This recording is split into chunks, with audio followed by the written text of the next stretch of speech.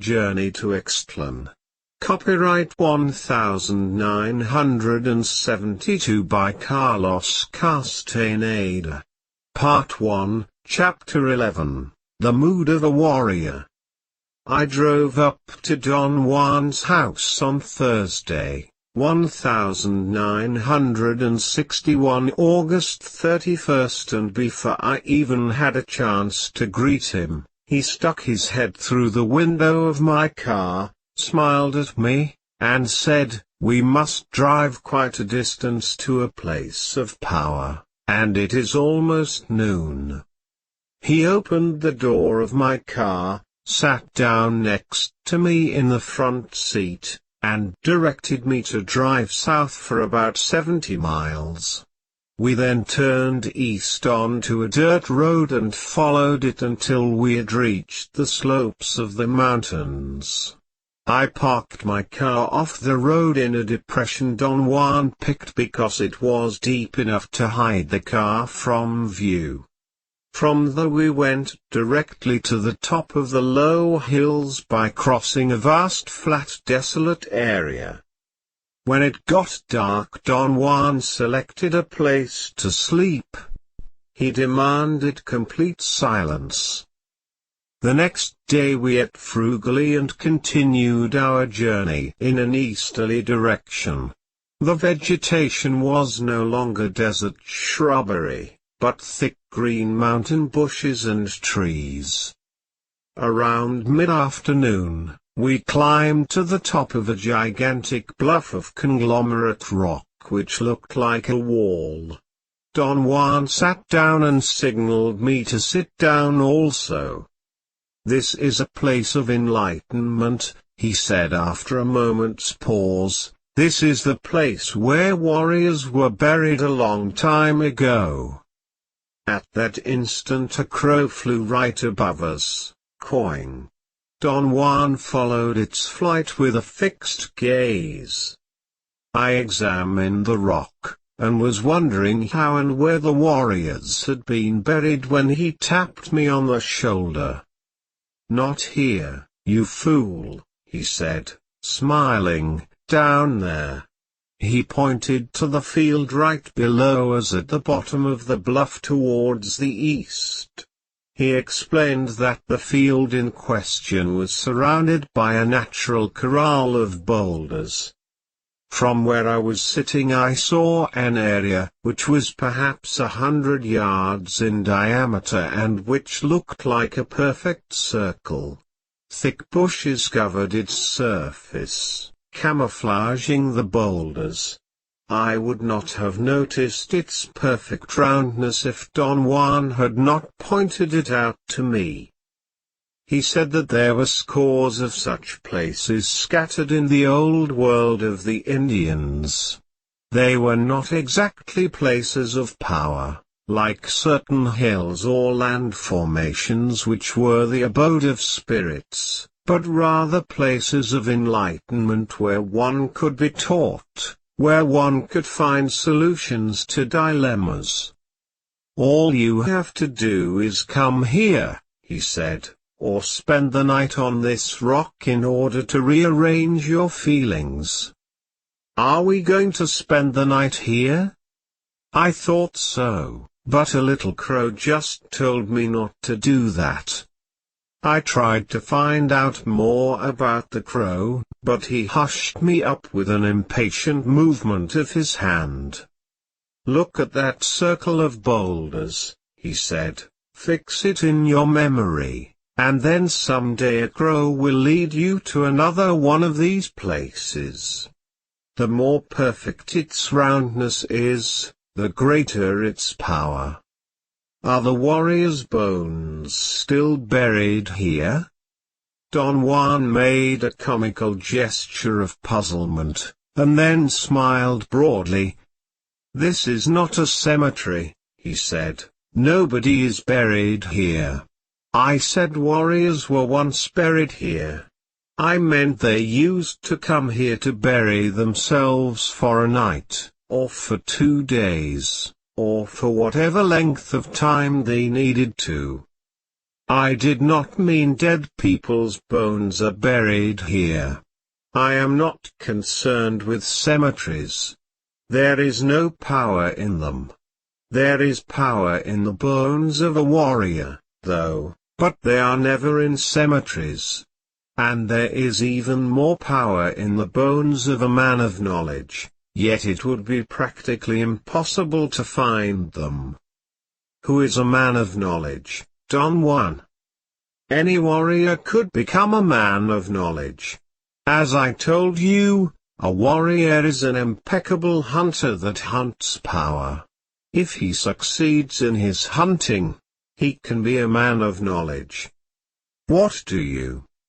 He stopped my question with a movement of his hand. He stood up, signaled me to follow, and began descending on the steep east side of the bluff.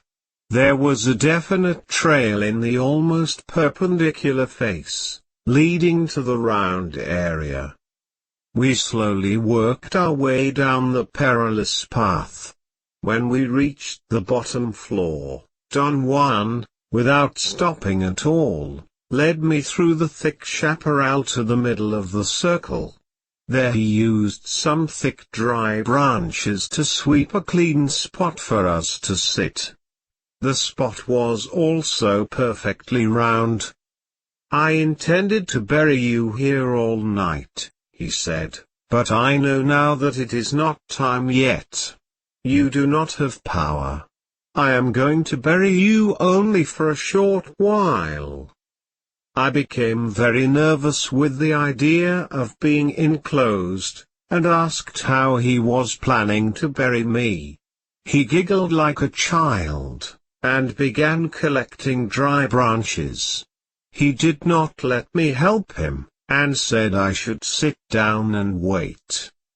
He threw the branches he was collecting inside the clean circle. Then he made me lie down with my head towards the east, put my jacket under my head, and made a cage around my body. He constructed it by sticking pieces of branches about 2.5 feet in length in the soft dirt. The branches, which ended in forks, served as supports for some long sticks that gave the cage a frame and the appearance of an open coffin. He closed the box-like cage by placing small branches and leaves over the long sticks, encasing me from the shoulders down. He let my head stick out with my jacket as a pillow. He then took a thick piece of dry wood and, using it as a digging stick, he loosened the dirt around me and covered the cage with it. The frame was so solid and the leaves were so well placed that no dirt came inside. I could move my legs freely, and I could actually slide in and out. Don Juan said that ordinarily a warrior would construct the cage, and then slip into it and seal it from the inside. How about the animals? I asked. Can they scratch the surface dirt and sneak into the cage and hurt the man? No, that is not a worry for a warrior. It is a worry for you because you have no power. A warrior, on the other hand, is guided by his unbending purpose and can fend off anything. No rat, or snake, or mountain lion could bother him. What do they bury themselves for, Don Juan? For enlightenment and for power. I experienced an extremely pleasant feeling of peace and satisfaction. The world at that moment seemed at ease. The quietness was exquisite and at the same time unnerving. I was not accustomed to that kind of silence. I tried to talk but he hushed me. After a while the tranquility of the place affected my mood. I began to think of my life and my personal history, and I experienced a familiar sensation of sadness and remorse. I told him that I did not deserve to be there, that his world was strong and fair, and I was weak, and that my spirit had been distorted by the circumstances of my life. He laughed and threatened to cover my head with dirt if I kept on talking in that vein. He said that I was a man. And like any man, I deserved everything that was a man's lot, joy, pain, sadness and struggle, and that the nature of one's acts was unimportant as long as one acted as a warrior.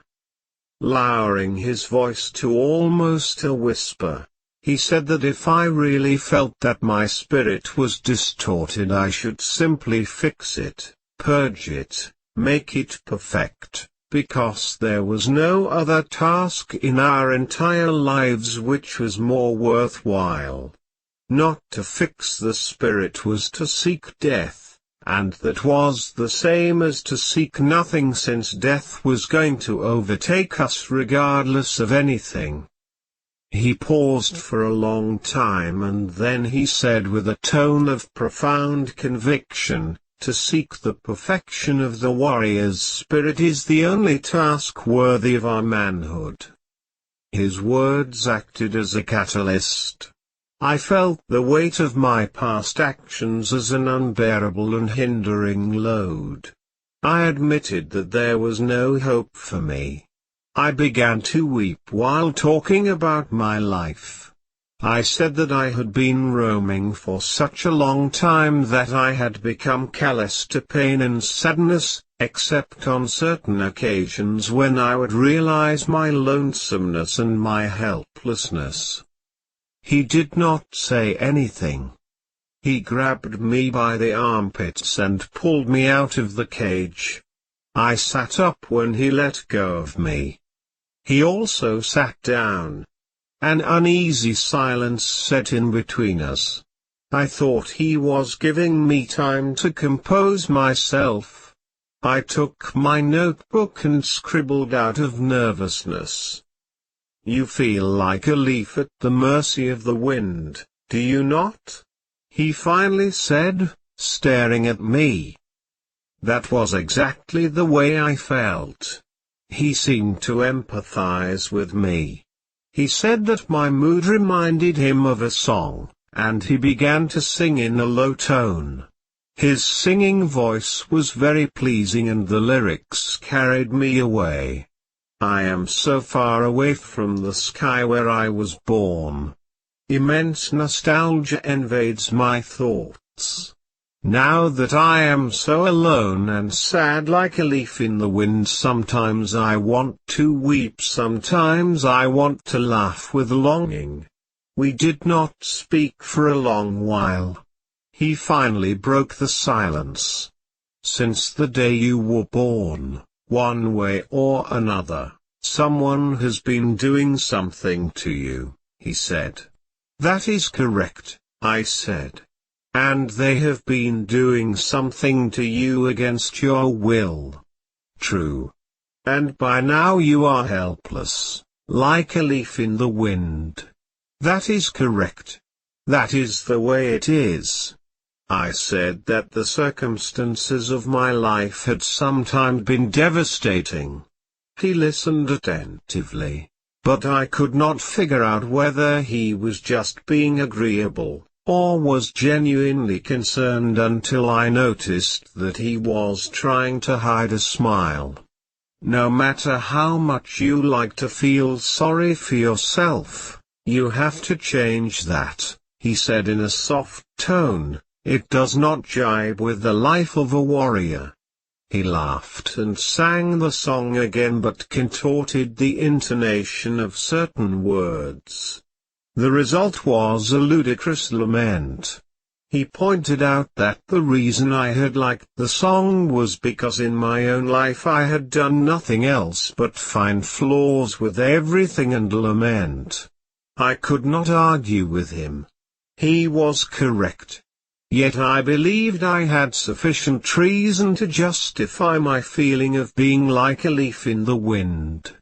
"The hardest thing in the world is to assume the mood of a warrior," he said. "It is of no use to be sad and complain, and feel justified in doing so, believing that someone is always doing something to us. Nobody is doing anything to anybody, much less to a warrior. You are here with me because you want to be here. You should have assumed full responsibility by now so that the idea that you are at the mercy of the wind would be inadmissible." He stood up and began to disassemble the cage. He scooped the dirt back to where he had gotten it from and carefully scattered all the sticks in the chaparral. Then he covered the clean circle with debris, leaving the area as if nothing had ever touched it. I commented on his proficiency. He said that a good hunter would know that we had been there no matter how careful he had been because the tracks of men could not be completely erased. He sat cross-legged and told me to sit down as comfortably as possible facing the spot where he had buried me, and to stay put until my mood of sadness had dissipated. A warrior buries himself in order to find power, not to weep with self-pity, he said. I attempted to explain, but he made me stop with an impatient movement of his head. He said that he had to pull me out of the cage in a hurry because my mood was intolerable, and he was afraid that the place would resent my softness and injure me. Self-pity does not jibe with power, he said. The mood of a warrior calls for control over himself and at the same time it calls for abandoning himself. How can that be? I asked. How can he control and abandon himself at the same time? It is a difficult technique, he said. He seemed to deliberate whether or not to continue talking. Twice he was on the verge of saying something, but he checked himself and smiled. You are not over your sadness yet, he said. You still feel weak and there is no point in talking about the mood of a warrior now. Almost an hour went by in complete silence. Then he abruptly asked me if I had succeeded in learning the dreaming techniques he had taught me. I had been practicing assiduously and had been able, after a monumental effort, to obtain a degree of control over my dreams. Don Juan had been very right in saying that one could interpret the exercises as being entertainment. For the first time in my life, I had been looking forward to going to sleep. I gave him a detailed report of my progress. It had been relatively easy for me to learn to sustain the image of my hands after I had learned to command myself to look at them. My visions, although not always of my own hands, would last a seemingly long time until I would finally lose control and would become immersed in ordinary unpredictable dreams. I had no volition whatsoever over when I would give myself the command to look at my hands, or to look at other items of the dreams. It would just happen. At a given moment I would remember that I had to look at my hands and then at the surroundings. There were nights, however, when I could not recall having done it at all. He seemed to be satisfied, and wanted to know what were the usual items I had been finding in my visions. I could not think of anything in particular, and I started elaborating on a nightmarish dream I had had the night before.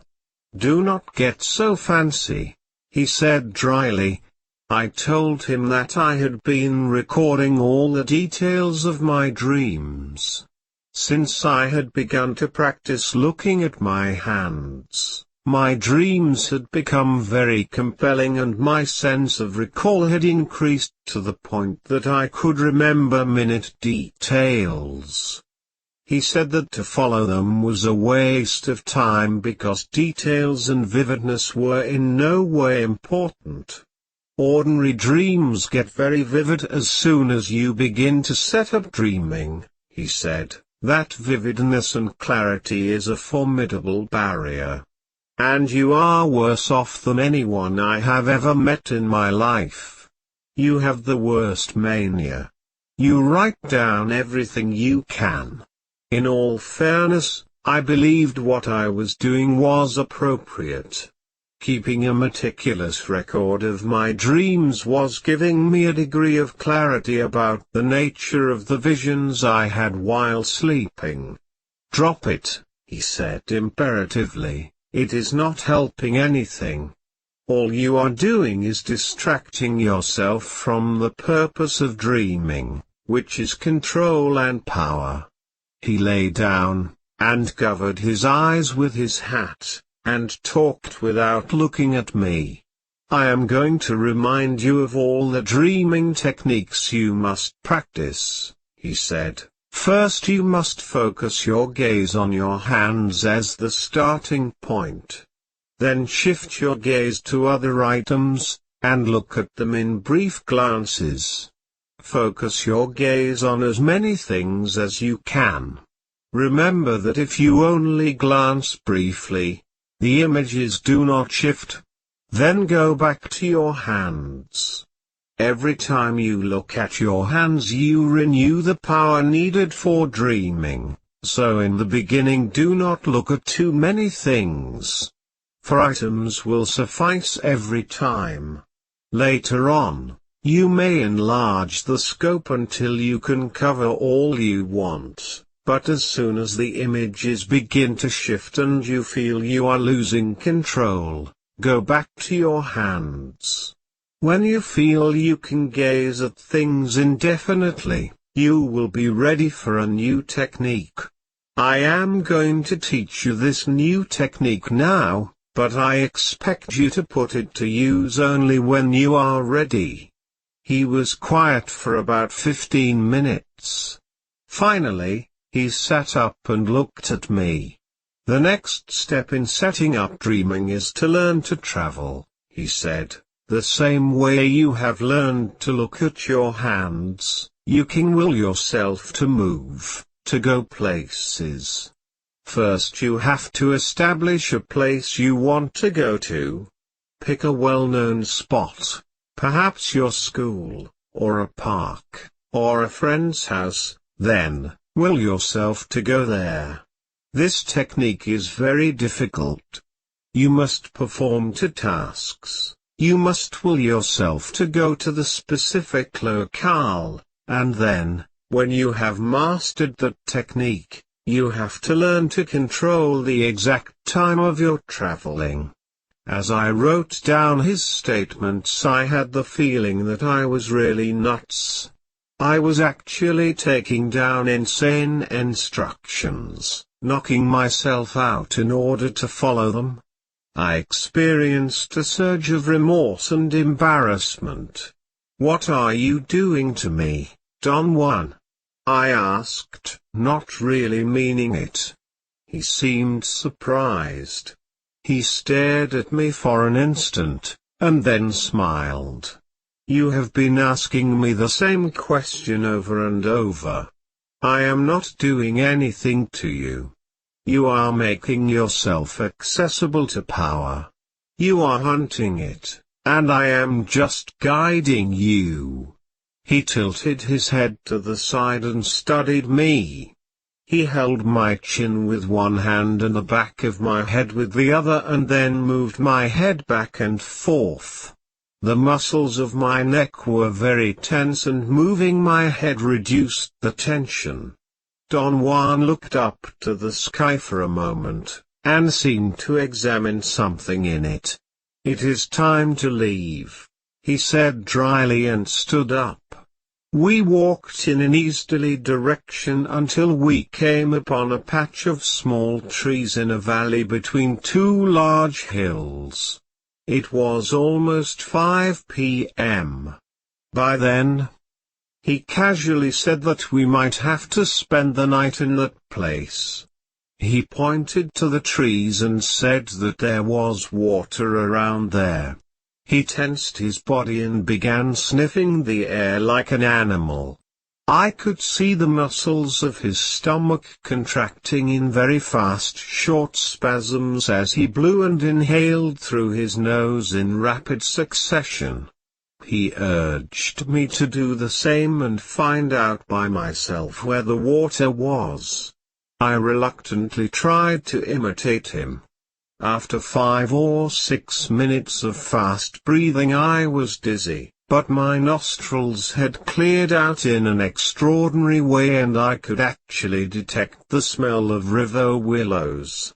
I could not tell where they were, however. Don Juan told me to rest for a few minutes and then he started me sniffing again. The second round was more intense. I could actually distinguish a whiff of river willow coming from my right. We headed in that direction and found, a good quarter of a mile away, a swamp-like spot with stagnant water. We walked around it to a slightly higher flat mesa. Above and around the mesa, the chaparral was very thick. This place is crawling with mountain lions and other smaller cats, Don Juan said casually, as if it were a commonplace observation. I ran to his side and he broke out laughing. Usually I would not come here at all, he said, but the crow pointed out this direction. There must be something special about it. Do we really have to be here, Don Juan? We do. Otherwise I would avoid this place. I had become extremely nervous. He told me to listen attentively to what he had to say. The only thing one can do in this place is hunt lions, he said, so I am going to teach you how to do that. There is a special way of constructing a trap for water rats that live around water holes. They serve as bait. The sides of the cage are made to collapse and very sharp spikes are put along the sides. The spikes are hidden when the trap is up and they do not affect anything unless something falls on the cage, in which case the sides collapse and the spikes pierce whatever hits the trap. I could not understand what he meant, but he made a diagram on the ground and showed me that if the side sticks of the cage were placed on pivot-like hollow spots on the frame, the cage would collapse onto either side if something pushed its stop. The spikes were pointed sharp slivers of hardwood which were placed all around the frame and fixed to it. Don Juan said that usually a heavy load of rocks was placed over a net of sticks, which were connected to the cage and hung way above it.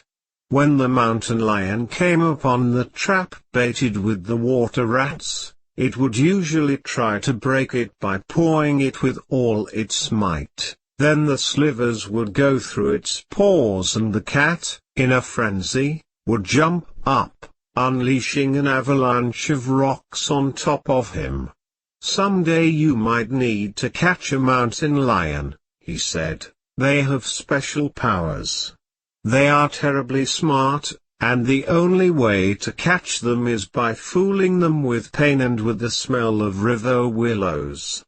With astounding speed and skill he assembled a trap. And after a long wait he caught 3 chubby squirrel-like rodents. He told me to pick a handful of willows from the edge of the swamp and made me rub my clothes with them. He did the same. Then, quickly and skillfully, he wove 2 simple carrying nets out of reeds, scooped up a large clump of green plants and mud from the swamp, and carried it back to the mesa where he concealed himself. In the meantime the squirrel-like rodents had begun to squeak very loudly. Don Juan spoke to me from his hiding place and told me to use the other carrying net, gather a good chunk of mud and plants, and climb to the lower branches of a tree near the trap where the rodents were. Don Juan said that he did not want to hurt the cat or the rodents, so he was going to hurl the mud at the lion if it came to the trap. He told me to be on the alert, and hit the cat with my bundle after he had in order to scare it away. He recommended I should be extremely careful not to fall out of the tree. His final instructions were to be so still that I would merge with the branches. I could not see where Don Juan was. The squealing of the rodents became extremely loud, and finally it was so dark that I could hardly distinguish the general features of the terrain. I heard a sudden and close sound of soft steps and a muffled cat-like exhalation, then a very soft growl, and the rodents ceased to squeak. It was right then that I saw the dark mass of an animal right under the tree where I was. Before I could even be sure that it was a mountain lion, it charged against the trap, but before the animal reached the cage, something hit it and made it recoil. I hurled my bundle, as Don Juan had told me to do. I missed, yet it made a very loud noise.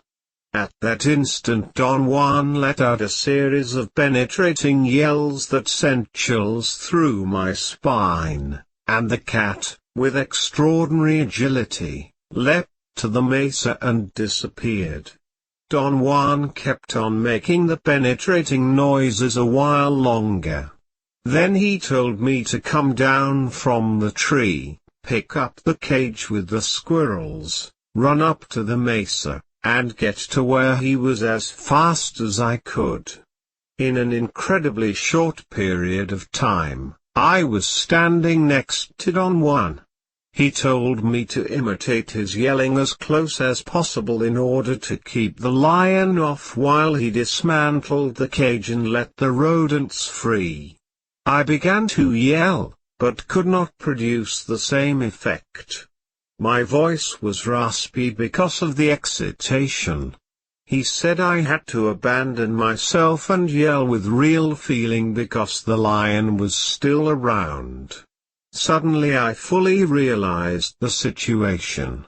The lion was real. I let out a magnificent series of piercing yells. Don Juan roared with laughter.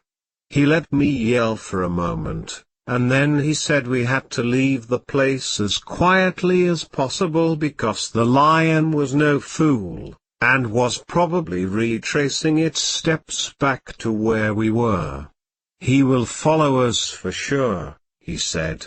No matter how careful we are, we will leave a trail as wide as the Pan American Highway. I walked very close to Don Juan.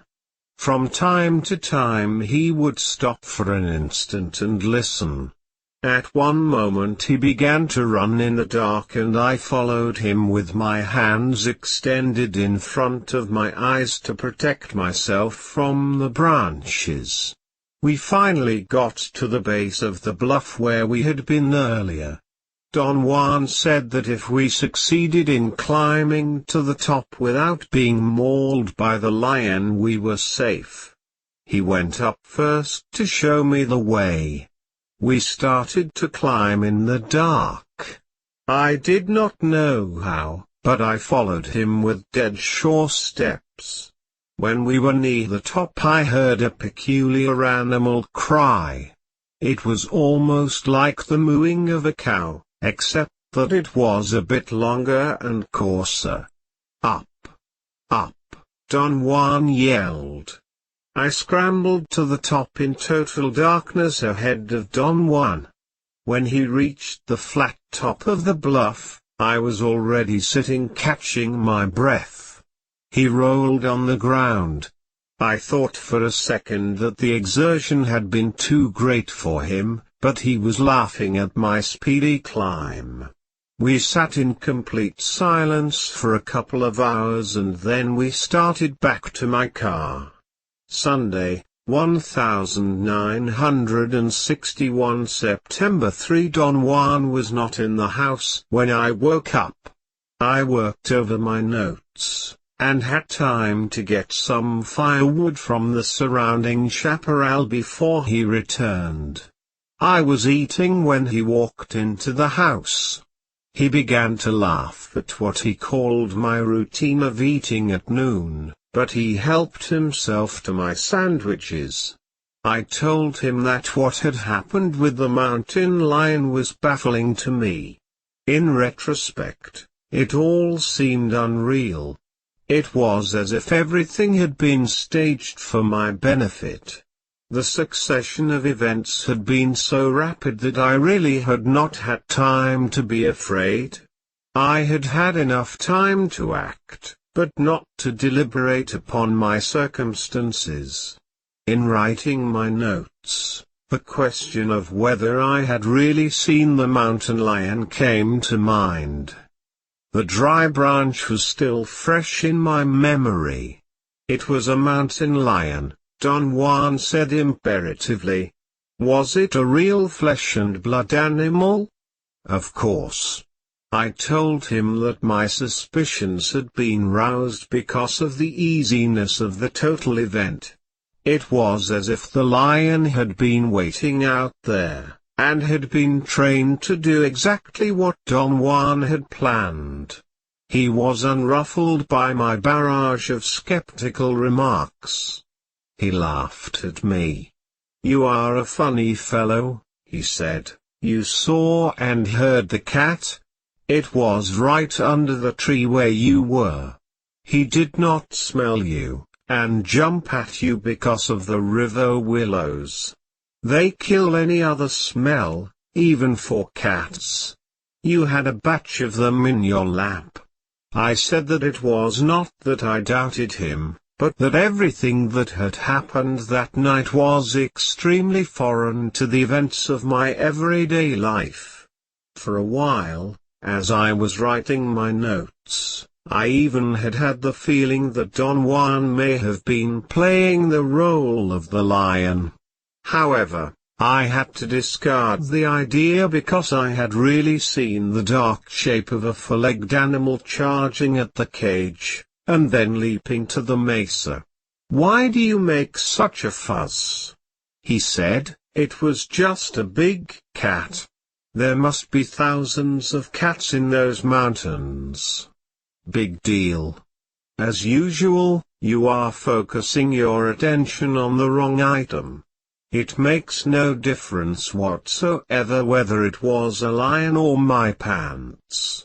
Your feelings at that moment were what counted. In my entire life I had never seen or heard a big wildcat on the prowl. When I thought of it, I could not get over the fact that I had been only a few feet away from one. Don Juan listened patiently while I went over the entire experience. "Why the awe for the big cat?" he asked with an inquisitive expression. "You have been close to most of the animals that live around here and you have never been so awed by them. Do you like cats?" "No, I do not." "Well, forget about it then. The lesson was not on how to hunt lions, anyway. What was it about?" The little crow pointed out that specific spot to me, and at that spot I saw the opportunity of making you understand how one acts while one is in the mood of a warrior. Everything you did last night was done within a proper mood. You were controlled, and at the same time abandoned when you jumped down from the tree to pick up the cage and run up to me. You were not paralyzed with fear. And then, near the top of the bluff when the lion let out a scream, you moved very well. I am sure you would not believe what you did if you looked at the bluff during the daytime. You had a degree of abandon, and at the same time you had a degree of control over yourself. You did not let go and wet your pants, and yet you let go and climbed that wall in complete darkness. You could have missed the trail and killed yourself. To climb that wall in darkness required that you had to hold on to yourself and let go of yourself at the same time. That is what I call the mood of a warrior. I said that whatever I had done that night was the product of my fear, and not the result of any mood of control and abandon. I know that, he said, smiling, and I wanted to show you that you can spur yourself beyond your limits if you are in the proper mood. A warrior makes his own mood. You did not know that. Fear got you into the mood of a warrior. But now that you know about it, anything can serve to get you into it. I wanted to argue with him, but my reasons were not clear. I felt an inexplicable sense of annoyance. It is convenient to always act in such a mood, he continued. It cuts through the crap and leaves one purified. It was a great feeling when you reached the top of the bluff, was it not? I told him that I understood what he meant. Yet I felt it would be idiotic to try to apply what he was teaching me to my everyday life. One needs the mood of a warrior for every single act, he said, otherwise one becomes distorted and ugly. There is no power in a life that lacks this mood. Look at yourself. Everything offends and upsets you. You whine and complain and feel that everyone is making you dance to their tune. You are a leaf at the mercy of the wind. There is no power in your fife. What an ugly feeling that must be. A warrior, on the other hand, is a hunter. He calculates everything. That is control. But once his calculations are over, he acts. He lets go. That is abandon. A warrior is not a leaf at the mercy of the wind. No one can push him. No one can make him do things against himself or against his better judgment. A warrior is tuned to survive, and he survives in the best of all possible fashions. I liked his stance, although I thought it was unrealistic. It seemed too simplistic for the complex world in which I lived. He laughed at my arguments and I insisted that the mood of a warrior could not possibly help me overcome the feeling of being offended, or actually being injured by the actions of my fellow men, as in the hypothetical case of being physically harassed by a cruel and malicious person placed in a position of authority. He roared with laughter and admitted the example was apropos. A warrior could be injured but not offended, he said. For a warrior there is nothing offensive about the acts of his fellow men as long as he himself is acting within the proper mood. Last night you were not offended by the lion. The fact that it chased us did not anger you. I did not hear you cursing it. Nor did I hear you say that he had no right to follow us. It could have been a cruel and malicious lion, for all you know. But that was not a consideration while you struggled to avoid it. The only thing that was pertinent was to survive. And that you did very well.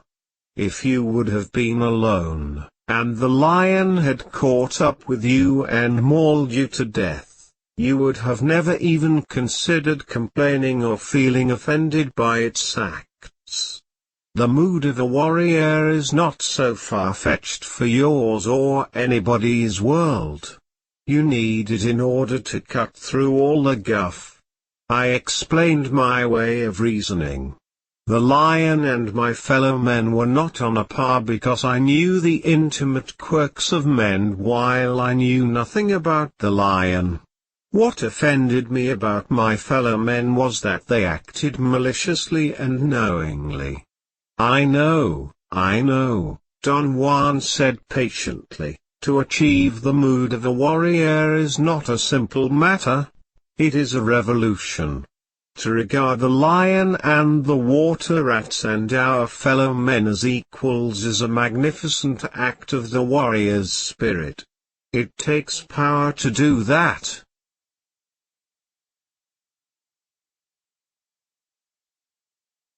Journey to Istlan.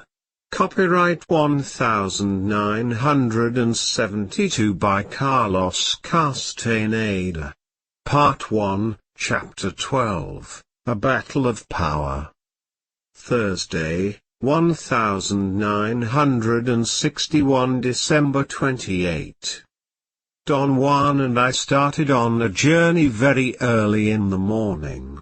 We drove south and then east to the mountains.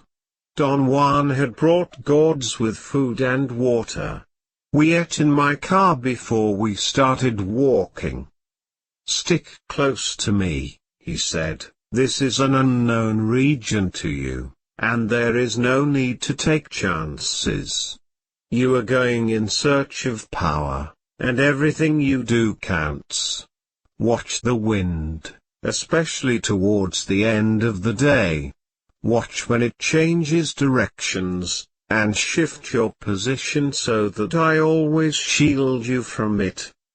"What are we going to do in these mountains, Don Juan?" "You are hunting power." "I mean, what are we going to do in particular?" "There is no plan when it comes to hunting power. Hunting power or hunting game is the same. A hunter hunts whatever presents itself to him.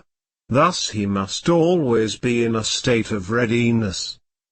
You know about the wind, and now you may hunt power in the wind by yourself. But there are other things you do not know about, which are, like the wind, the center of power at certain times, and at certain places. Power is a very peculiar affair," he said. "It is impossible to pin it down and say what it really is. It is a feeling that one has about certain things. Power is personal. It belongs to oneself alone. My benefactor, for instance, could make a person mortally ill by merely looking at him. Women would wane away after he had set eyes on them. Yet he did not make people sick all the time, but only when his personal power was involved." "How did he choose who to make sick?" "I do not know that. He did not know it himself. Power is like that. It commands you, and yet it obeys you. A hunter of power entraps it, and then stores it away as his personal finding. Thus, personal power grows, and you may have the case of a warrior who has so much personal power that he becomes a man of knowledge." "How does one store power, Don Juan?" "That again is another feeling. It depends on what kind of a person the warrior is. My benefactor was a man of violent nature. He stored power through that feeling. Everything he did was strong and direct. He left me a memory of something crushing through things. Everything that happened to him took place in that manner. I told him I could not understand how power was stored through a feeling. There is no way to explain it, he said after a long pause. You have to do it yourself. He picked up the gourds with food and fastened them to his back. He handed me a string with 8 pieces of dry meat strung on it and made me hang it from my neck. This is power food, he said. What makes it power food, Don Juan? It is the meat of an animal that had power. A deer, a unique deer. My personal power brought it to me. This meat will sustain us for weeks, months if need be. Chew little bits of it at a time, and chew it thoroughly. Let the power sink slowly into your body. We began to walk. It was almost 11 a.m. Don Juan reminded me once more of the procedure to follow. Watch the wind, he said, do not let it trip you. And do not let it make you tired. Chew your power food, and hide from the wind behind my body. The wind will not hurt me. We know each other very well. He led me to a trail that went straight to the high mountains. The day was cloudy and it was about to rain. I could see low rain clouds and fog up above in the mountains descending into the area where we were. We hiked in complete silence until about 3 o'clock in the afternoon. Chewing the dry meat was indeed invigorating. Watching for sudden changes in the direction of the wind became a mysterious affair to the point that my entire body seemed to sense changes before they actually happened. I had the feeling that I could detect waves of wind as a sort of pressure on my upper chest on my bronchial tubes. Every time I was about to feel a gust of wind, my chest and throat would itch. Don Juan stopped for a moment and looked around. He appeared to be orienting himself and then he turned to the right. I noticed that he was also chewing dry meat. I felt very fresh, and was not tired at all. The task of being aware of shifts in the wind had been so consuming that I had not been aware of time. We walked into a deep ravine and then up one side to a small plateau on the sheer side of an enormous mountain. We were quite high, almost to the top of the mountain. Don Juan climbed a huge rock at the end of the plateau and helped me up to it. The rock was placed in such a way as to look like a dome on top of precipitous walls. We slowly walked around it. Finally I had to move around the rock on my seat, holding onto the surface with my heels and hands. I was soaked in perspiration, and had to dry my hands repeatedly. From the other side I could see a very large, shallow cave near the top of the mountain. It looked like a hole that had been carved out of the rock. It was sandstone which had been weathered into a sort of balcony with 2 pillars. Don Juan said that we were going to camp there, and that it was a very safe place because it was too shallow to be a den for lions or any other predators, too open to be a nest for rats, and too windy for insects. He laughed and said that it was an ideal place for men since no other living creatures could stand it. He climbed up to it like a mountain goat. I marveled at his stupendous agility. I slowly dragged myself down the rock on my seat and then tried to run up the side of the mountain in order to reach the ledge. The last few yards completely exhausted me. I kiddingly asked Don Juan how old he really was. I thought that in order to reach the ledge the way he had done it, one had to be extremely fit and young. I am as young as I want to be, he said. This again is a matter of personal power. If you store power, your body can perform unbelievable feats. On the other hand, if you dissipate power, you will be a fat old man in no time at all. The length of the ledge was oriented along an east-west line. The open side of the balcony-like formation was to the south. I walked to the west end. The view was superb. The rain had circumvented us. It looked like a sheet of transparent material hung over the lowland. Don Juan said that we had enough time to build a shelter. He told me to make a pile of as many rocks as I could carry onto the ledge while he gathered some branches for a roof. In an hour he had built a wall about a foot thick on the east end of the ledge. It was about 2 feet long and 3 feet high. He wove and tied some bundles of branches he had collected and made a roof, securing it onto 2 long poles that ended in forks. There was another pole of the same length that was affixed to the roof itself and which supported it on the opposite side of the wall. The structure looked like a high table with 3 legs.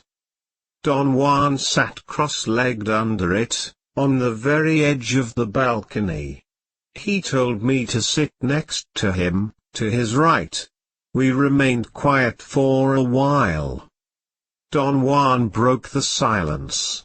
He said in a whisper that we had to act as if nothing was out of the ordinary. I asked if there was something in particular that I should do. He said that I should get busy writing and do it in such a way that it would be as if I were at my desk with no worries in the world except writing. At a given moment, he was going to nudge me and then I should look where he was pointing with his eyes. He warned me that no matter what I saw I should not utter a single word. Only he could talk with impunity because he was known to all the powers in those mountains.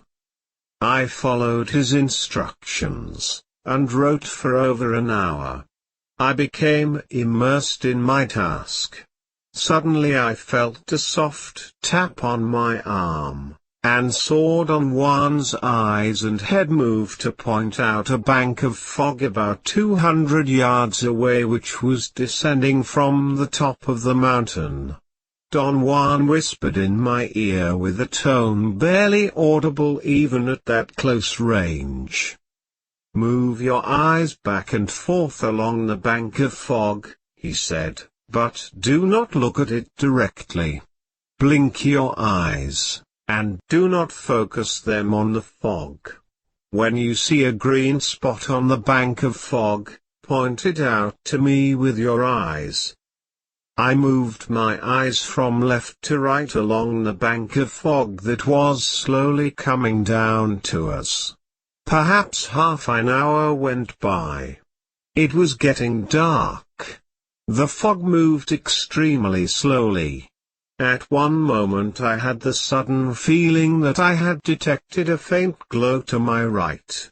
At first I thought that I had seen a patch of green shrubbery through the fog. When I looked at it directly I did not notice anything, but when I looked without focusing I could detect a vague greenish area. I pointed it out to Don Juan. He squinted his eyes and stared at it. "Focus your eyes on that spot," he whispered in my ear. "Look without blinking until you see." I wanted to ask what I was supposed to see, but he glared at me as if to remind me that I should not talk. I stared again. The bit of fog that had come down from above hung as if it were a piece of solid matter. It was lined up right at the spot where I had noticed the green tint.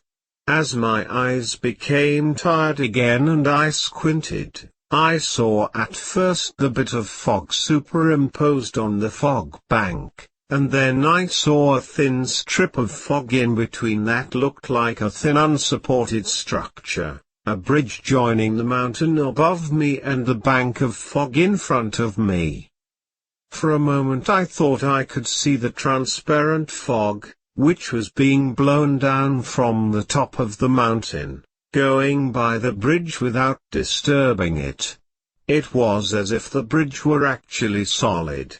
At one instant the mirage became so complete that I could actually distinguish the darkness of the part under the bridge proper, as opposed to the light sandstone color of its side.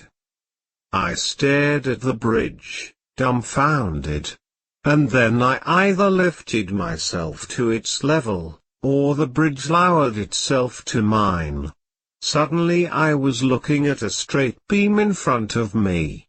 It was an immensely long, solid beam, narrow and without railings, but wide enough to walk on. Don Juan shook me by the arm vigorously. I felt my head bobbing up and down, and then I noticed that my eyes itched terribly. I rubbed them quite unconsciously. Don Juan kept on shaking me until I opened my eyes again. He poured some water from his gourd into the hollow of his hand and sprinkled my face with it. The sensation was very unpleasant. The coldness of the water was so extreme that the drops felt like sores on my skin. I noticed then that my body was very warm. I was feverish. Don Juan hurriedly gave me some water to drink, and then splashed water on my ears and neck. I heard a very loud, eerie and prolonged bird cry. Don Juan listened attentively for an instant and then pushed the rocks of the wall with his foot and collapsed the roof. He threw the roof into the shrubs and tossed all the rocks, one by one, over the side. He whispered in my ear, "Drink some water and chew your dry meat. We cannot stay here." That cry was not a bird. We climbed down the ledge and began to walk in an easterly direction.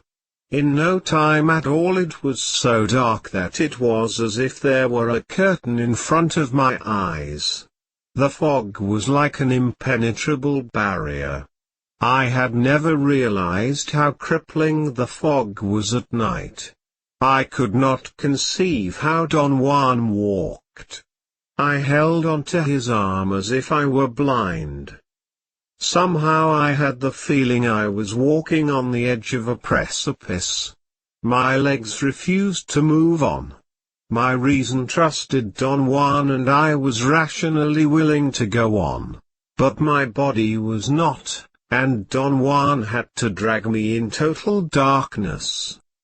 He must have known the terrain to ultimate perfection. He stopped at a certain point and made me sit down. I did not dare let go of his arm. My body felt, beyond the shadow of a doubt, that I was sitting on a barren dome-like mountain, and if I moved an inch to my right I would fall beyond the tolerance point into an abyss.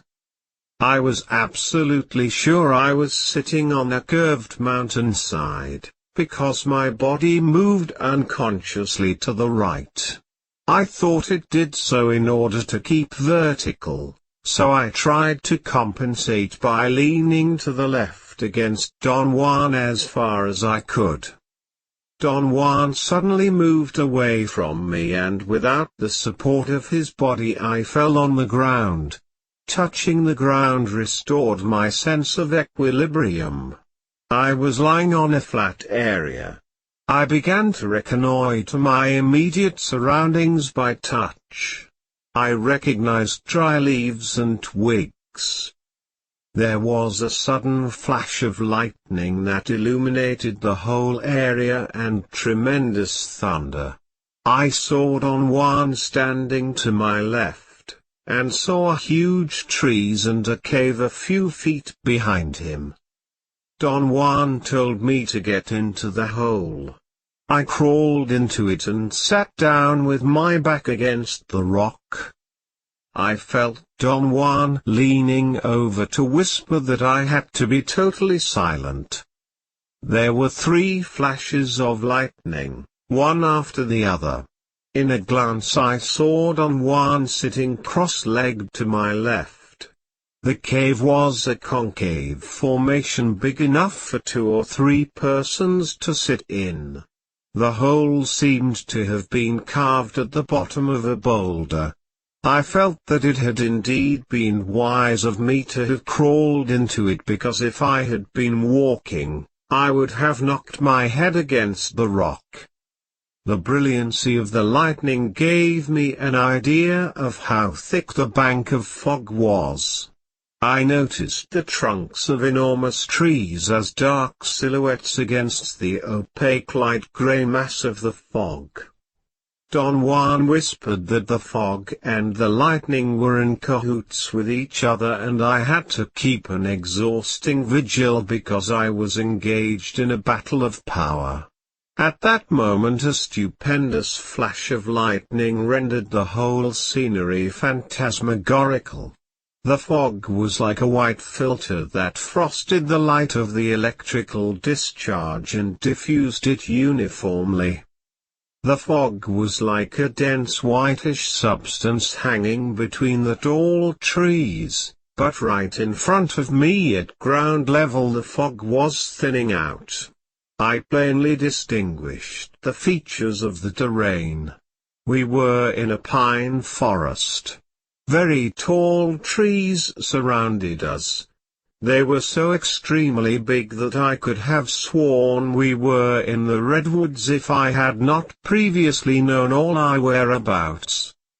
There was a barrage of lightning that lasted several minutes. Each flash made the features I had already observed more discernible. Right in front of me I saw a definite trail. There was no vegetation on it. It seemed to end in an area clear of trees.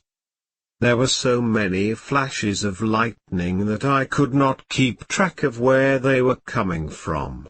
The scenery, however, had been so profusely illuminated that I felt much more at ease. My fears and uncertainties had vanished as soon as there had been enough light to lift the heavy curtain of darkness. So when there was a long pause between the flashes of lightning, I was no longer disoriented by the blackness around me. Don Juan whispered that I had probably done enough watching, and that I had to focus my attention on the sound of thunder. I realized, to my amazement, that I had not paid any attention to thunder at all, in spite of the fact that it had really been tremendous. Don Juan added that I should follow the sound, and look in the direction where I thought it came from. There were no longer barrages of lightning and thunder, but only sporadic flashes of intense light and sound. The thunder seemed to always come from my right. The fog was lifting, and since I was already accustomed to the pitch black, I could distinguish masses of vegetation. The lightning and thunder continued, and suddenly the whole right side opened up and I could see the sky. The electrical storm seemed to be moving towards my right. There was another flash of lightning and I saw a distant mountain to my extreme right. The light illuminated the background, silhouetting the bulky mass of the mountain. I saw trees on top of it. They looked like neat black cutouts superimposed on the brilliantly white sky. I even saw cumulus clouds over the mountains. The fog had cleared completely around us. There was a steady wind and I could hear the rustling of leaves in the big trees to my left. The electrical storm was too distant to illuminate the trees, but their dark masses remained discernible.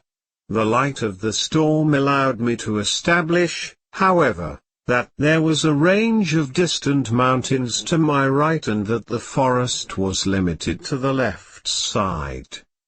It seemed that I was looking down into a dark valley which I could not see at all. The range over which the electrical storm was taking place was on the opposite side of the valley.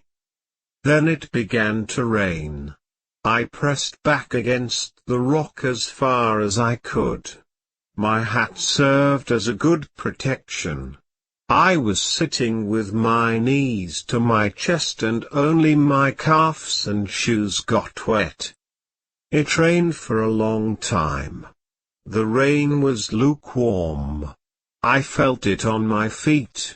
And then I fell asleep. The noises of birds woke me up. I looked around for Don Juan. He was not there. Ordinarily I would have pondered whether he had left me there alone, but the shock of seeing the surroundings nearly paralyzed me. I stood up. My legs were soaking wet, the brim of my hat was soggy and there was still some water in it that spilled over me. I was not in a cave at all, but under some thick bushes. I experienced a moment of unparalleled confusion. I was standing on a flat piece of land between two small dirt hills covered with bushes. There were no trees to my left and no valley to my right. Right in front of me, where I had seen the path in the forest, there was a gigantic bush. I refused to believe what I was witnessing. The incongruency of my two versions of reality made me grapple for any kind of explanation. It occurred to me that it was perfectly possible that I had slept so soundly that Don Juan might have carried me on his back to another place without waking me. I examined the spot where I had been sleeping. The ground there was dry, and so was the ground on the spot next to it, where Don Juan had been. I called him a couple of times, and then had an attack of anxiety and bellowed his name as loud as I could. He came out from behind some bushes. I immediately became aware that he knew what was going on. His smile was so mischievous that I ended up smiling myself. I did not want to waste any time in playing games with him. I blurted out what was the matter with me. I explained as carefully as possible every detail of my night-long hallucinations. He listened without interrupting. He could not, however, keep a serious face and started to laugh a couple of times, but he regained his composure right away. I asked for his comments 3 or 4 times. He only shook his head as if the whole affair was also incomprehensible to him. When I ended my account he looked at me and said, "You look awful. Maybe you need to go to the bushes." He cackled for a moment, and then added that I should take off my clothes and wring them out so they would dry. The sunlight was brilliant. There were very few clouds. It was a windy, brisk day. Don Juan walked away, telling me that he was going to look for some plants, and that I should compose myself and eat something, and not call him until I was calm and strong. My clothes were really wet. I sat down in the sun to dry.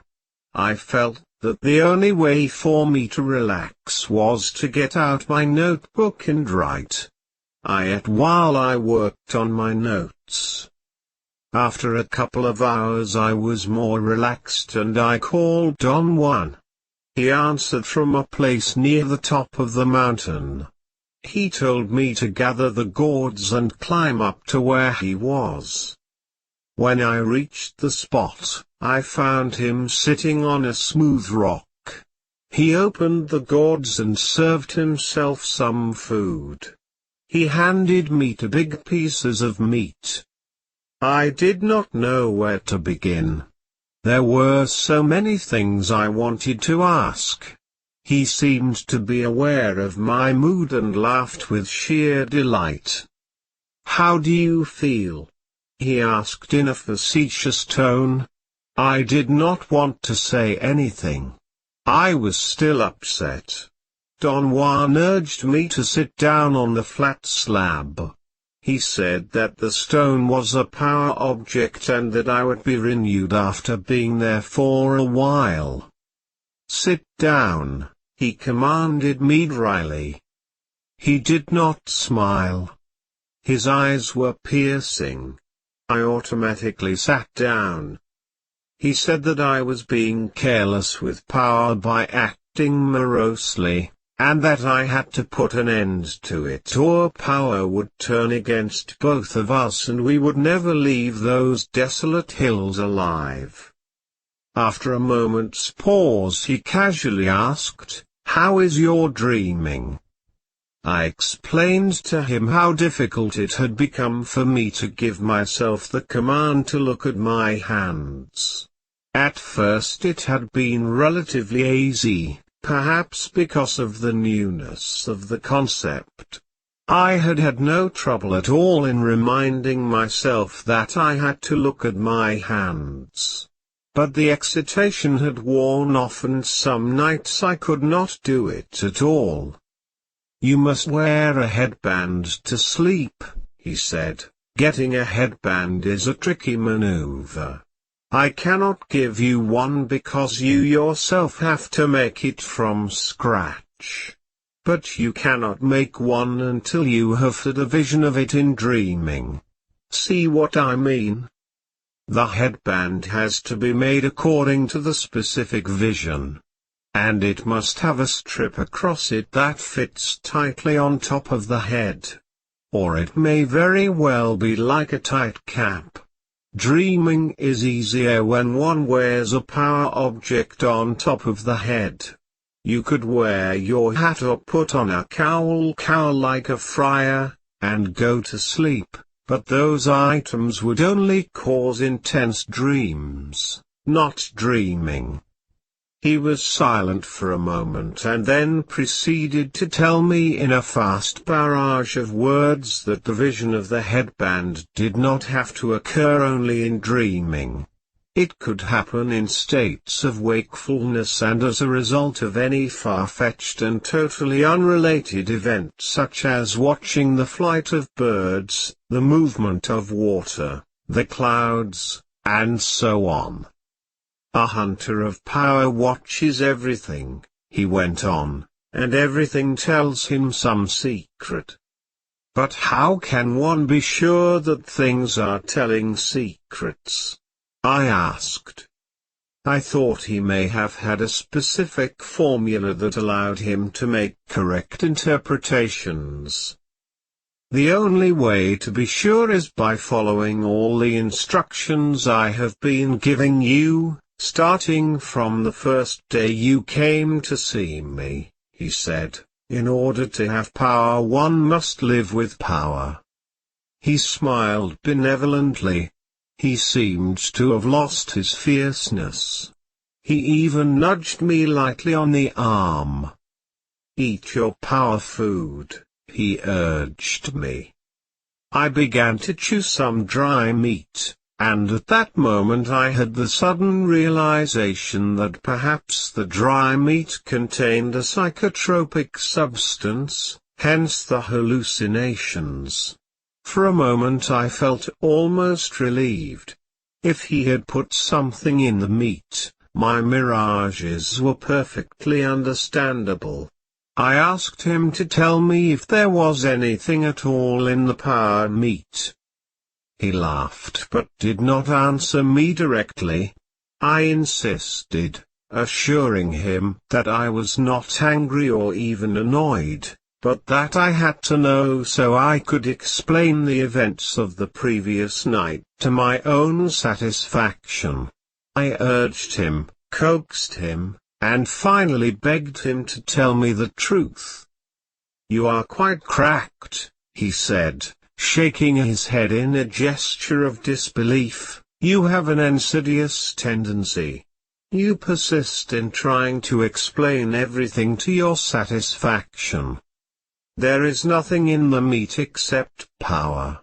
The power was not put there by me or by any other man but by power itself. It is the dry meat of a deer, and that deer was a gift to me in the same way a certain rabbit was a gift to you not too long ago. Neither you nor I put anything in the rabbit.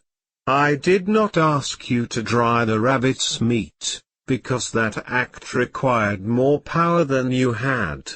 However, I did tell you to eat the meat. You did not eat much of it, because of your own stupidity. What happened to you last night was neither a joke nor a prank. You had an encounter with power. The fog, the darkness, the lightning, the thunder and the rain were all part of a great battle of power. You had the luck of a fool. A warrior would give anything to have such a battle. My argument was that the whole event could not be a battle of power because it had not been real. And what is real? Don Juan asked me very calmly. This, what we are looking at is real, I said, pointing to the surroundings. But so was the bridge you saw last night, and so was the forest and everything else. But if they were real, where are they now? They are here. If you had enough power, you could call them back. Right now you cannot do that because you think it is very helpful to keep on doubting and nagging. It is not, my friend. It is not. There are worlds upon worlds, right here in front of us. And they are nothing to laugh at. Last night if I had not grabbed your arm, you would have walked on that bridge whether you wanted to or not. And earlier I had to protect you from the wind that was seeking you out. What would have happened if you had not protected me?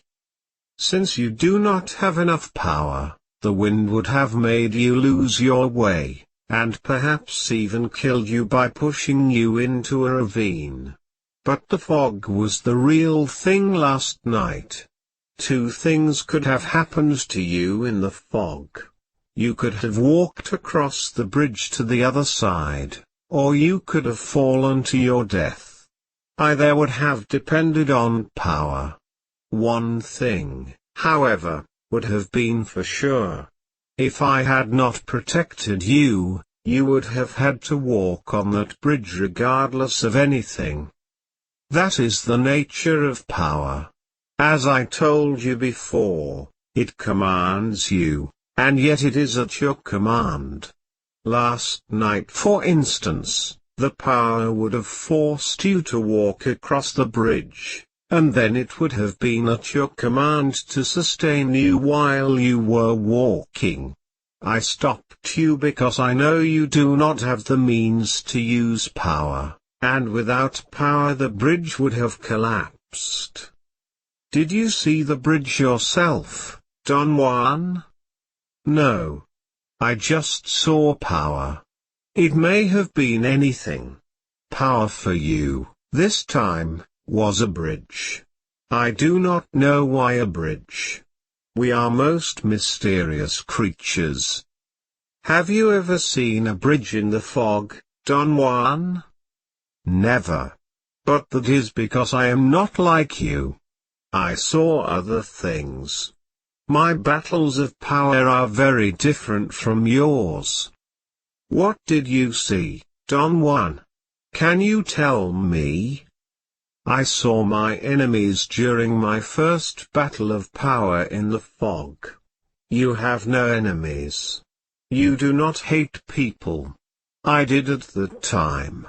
I indulged in hating people.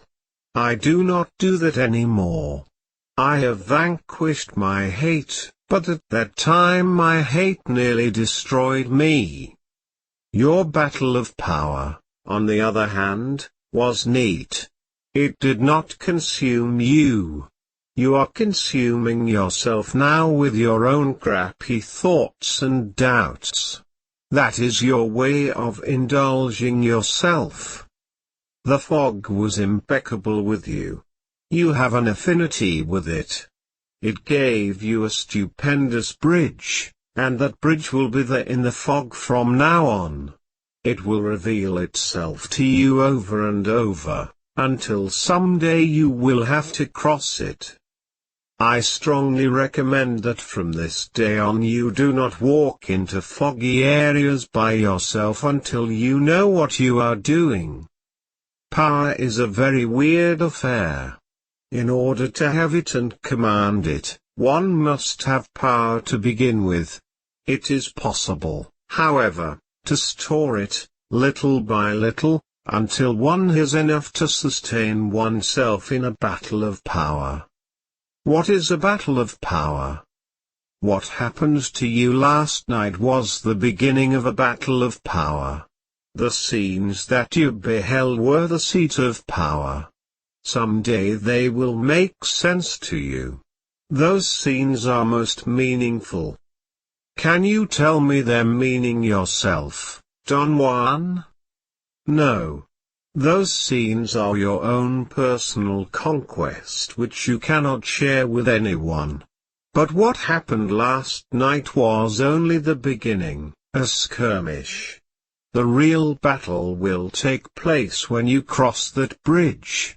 What is on the other side? Only you will know that. And only you will know what is at the end of that trail through the forest. But all that is something that may or may not happen to you. In order to journey through those unknown trails and bridges one must have enough power of one's own. What happens if one does not have enough power? Death is always waiting, and when the warrior's power wanes, death simply taps him. Thus, to venture into the unknown without any power is stupid. One will only find death. I was not really listening. I kept on playing with the idea that the dry meat may have been the agent that had caused the hallucinations. It appeased me to indulge in that thought. Do not tax yourself trying to figure it out, he said as if he were reading my thoughts. The world is a mystery. This, what you are looking at, is not all there is to it. There is much more to the world, so much more, in fact, that it is endless. So, when you are trying to figure it out, all you are really doing is trying to make the world familiar. You and I are right here, in the world that you call real, simply because we both know it. You do not know the world of power, therefore you cannot make it into a familiar scene. You know that I really cannot argue your point, I said, but my mind cannot accept it either. He laughed and touched my head lightly. You are really crazy, he said, but that is all right. I know how difficult it is to live like a warrior. If you would have followed my instructions and performed all the acts I have taught you, you would by now have enough power to cross that bridge. Enough power to see and to stop the world. But why should I want power, Don Juan? You cannot think of a reason now. However, if you would store enough power, the power itself will find you a good reason. Sounds crazy, does it not? Why did you want power yourself, Don Juan? I am like you. I did not want it. I could not find a reason to have it. I had all the doubts that you have and never followed the instructions I was given, or I never thought I did. Yet, in spite of my stupidity, I stored enough power, and one day my personal power made the world collapse. But why would anyone wish to stop the world? Nobody does, that is the point. It just happens. And once you know what it is like to stop the world, you realize there is a reason for it. You see, one of the arts of the warrior is to collapse the world for a specific reason, and then restore it again in order to keep on living. I told him that perhaps the surest way to help me would be to give me an example of a specific reason for collapsing the world. He remained silent for some time. He seemed to be thinking what to say. I cannot tell you that, he said. It takes too much power to know that. Someday you will live like a warrior in spite of yourself. Then perhaps you will have stored enough personal power to answer that question yourself. I have taught you nearly everything a warrior needs to know in order to start off in the world storing power by himself. Yet I know that you cannot do that, and I have to be patient with you. I know for a fact that it takes a lifelong struggle to be by oneself in the world of power. Don Juan looked at the sky and the mountains. The sun was already on its descent towards the west, and rain clouds were rapidly forming on the mountains. I did not know the time. I had forgotten to wind my watch. I asked Don Juan if he could tell the time of the day, and he had such an attack of laughter that he rolled off the slab into the bushes. He stood up and stretched his arms, yawning. It is early, he said. We must wait until the fog gathers on top of the mountain, and then you must stand alone on this slab, and thank the fog for its favors. Let it come and envelop you. I will be nearby to assist, if need be. Somehow the prospect of staying alone in the fog terrified me. I felt idiotic for reacting in such an irrational manner. You cannot leave these desolate mountains without saying your thanks, he said in a firm tone. A warrior never turns his back to power without atoning for the favors received. He lay down on his back with his hands behind his head and covered his face with his hat. How should I wait for the fog? I asked. What should I do? Write, he said through his hat, but do not close your eyes, or turn your back to it. I tried to write, but I could not concentrate. I stood up and moved around restlessly. Don Juan lifted his hat and looked at me with an air of annoyance. Sit down, he ordered me. He said that the battle of power had not yet ended, and that I had to teach my spirit to be impassive. Nothing of what I did should betray my feelings unless I wanted to remain trapped in those mountains. He sat up and moved his hand in a gesture of urgency. He said that I had to act as if nothing was out of the ordinary because places of power, such as the one in which we were, had the potential of draining people who were disturbed. And thus one could develop strange and injurious ties with the locale. Those ties anchor a man to a place of power, sometimes for a lifetime, he said, and this is not the place for you. You did not find it yourself. So tighten your belt and do not lose your pants. His admonitions worked like a spell on me. I wrote 4 hours without interruption. Don Juan went back to sleep and did not wake up until the fog was perhaps 100 yards away, descending from the top of the mountain. He stood up and examined the surroundings. I looked around without turning my back. The fog had already invaded the lowlands, descending from the mountains to my right. On my left side the scenery was clear. The wind, however, seemed to be coming from my right and was pushing the fog into the lowlands as if to surround us. Don Juan whispered that I should remain impassive, standing where I was without closing my eyes, and that I should not turn around until I was completely surrounded by the fog. Only then was it possible to start our descent. He took cover at the foot of some rocks a few feet behind me. The silence in those mountains was something magnificent and at the same time awesome. The soft wind that was carrying the fog gave me the sensation that the fog was hissing in my ears. Big chunks of fog came downhill like solid clumps of whitish matter rolling down on me. I smelled the fog. It was a peculiar mixture of a pungent and fragrant smell.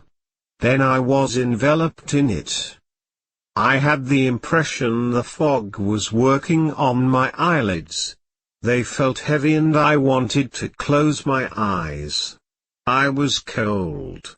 My throat itched and I wanted to cough but I did not dare.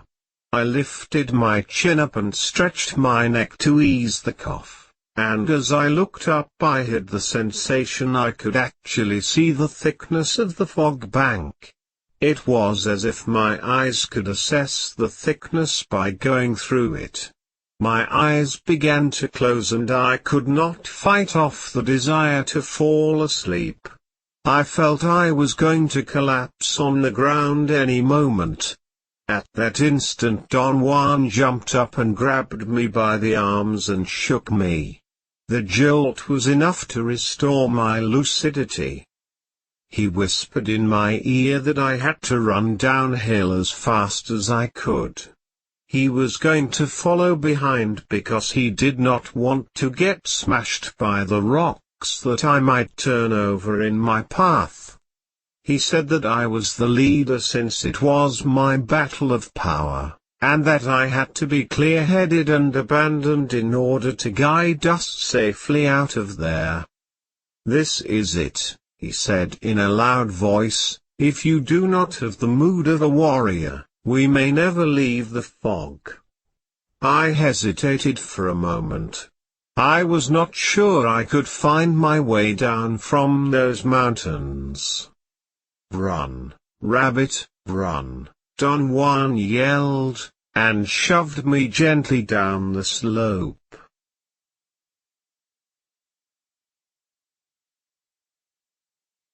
Journey to Istlan. Copyright 1972 by Carlos Castaneda. Part 1, Chapter 13, A Warrior's Last Stand. Sunday, 1960 to January 28. Around 10 a.m. Don Juan walked into his house. He had left at the crack of dawn. I greeted him. He chuckled, and in a clowning mood he shook hands with me and greeted me ceremoniously. "We are going to go on a little trip," he said. "You are going to drive us to a very special place in search of power." He unfolded 2 carrying nets, placed 2 gourds filled with food in each of them, tied them with a thin rope, and handed me a net. We leisurely drove north some 400 miles. Then we left the Pan American Highway, and took a gravel road towards the west. My car seemed to have been the only car on the road for hours. As we kept on driving, I noticed that I could not see through my windshield.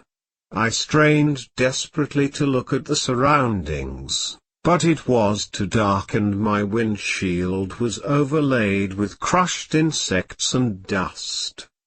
I told Don Juan that I had to stop to clean my windshield.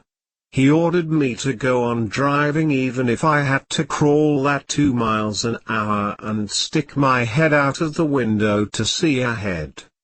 He said that we could not stop until we had reached our destination. At a certain place he told me to turn to the right. It was so dark and dusty that even the headlights did not help much. I drove off the road with great trepidation. I was afraid of the soft shoulders, but the dirt was packed. I drove for about 100 yards at the lowest possible speed, and held the door open to look out. Finally Don Juan told me to stop. He said that I had parked right behind a huge rock that would shield my car from view. I got out of the car and walked around guided by the headlights. I wanted to examine the surroundings because I had no idea where I was, but Don Juan turned off the lights. He said loudly that there was no time to waste, and that I should lock my car so we could start on our way. He handed me my net with gourds. It was so dark that I stumbled and nearly dropped them.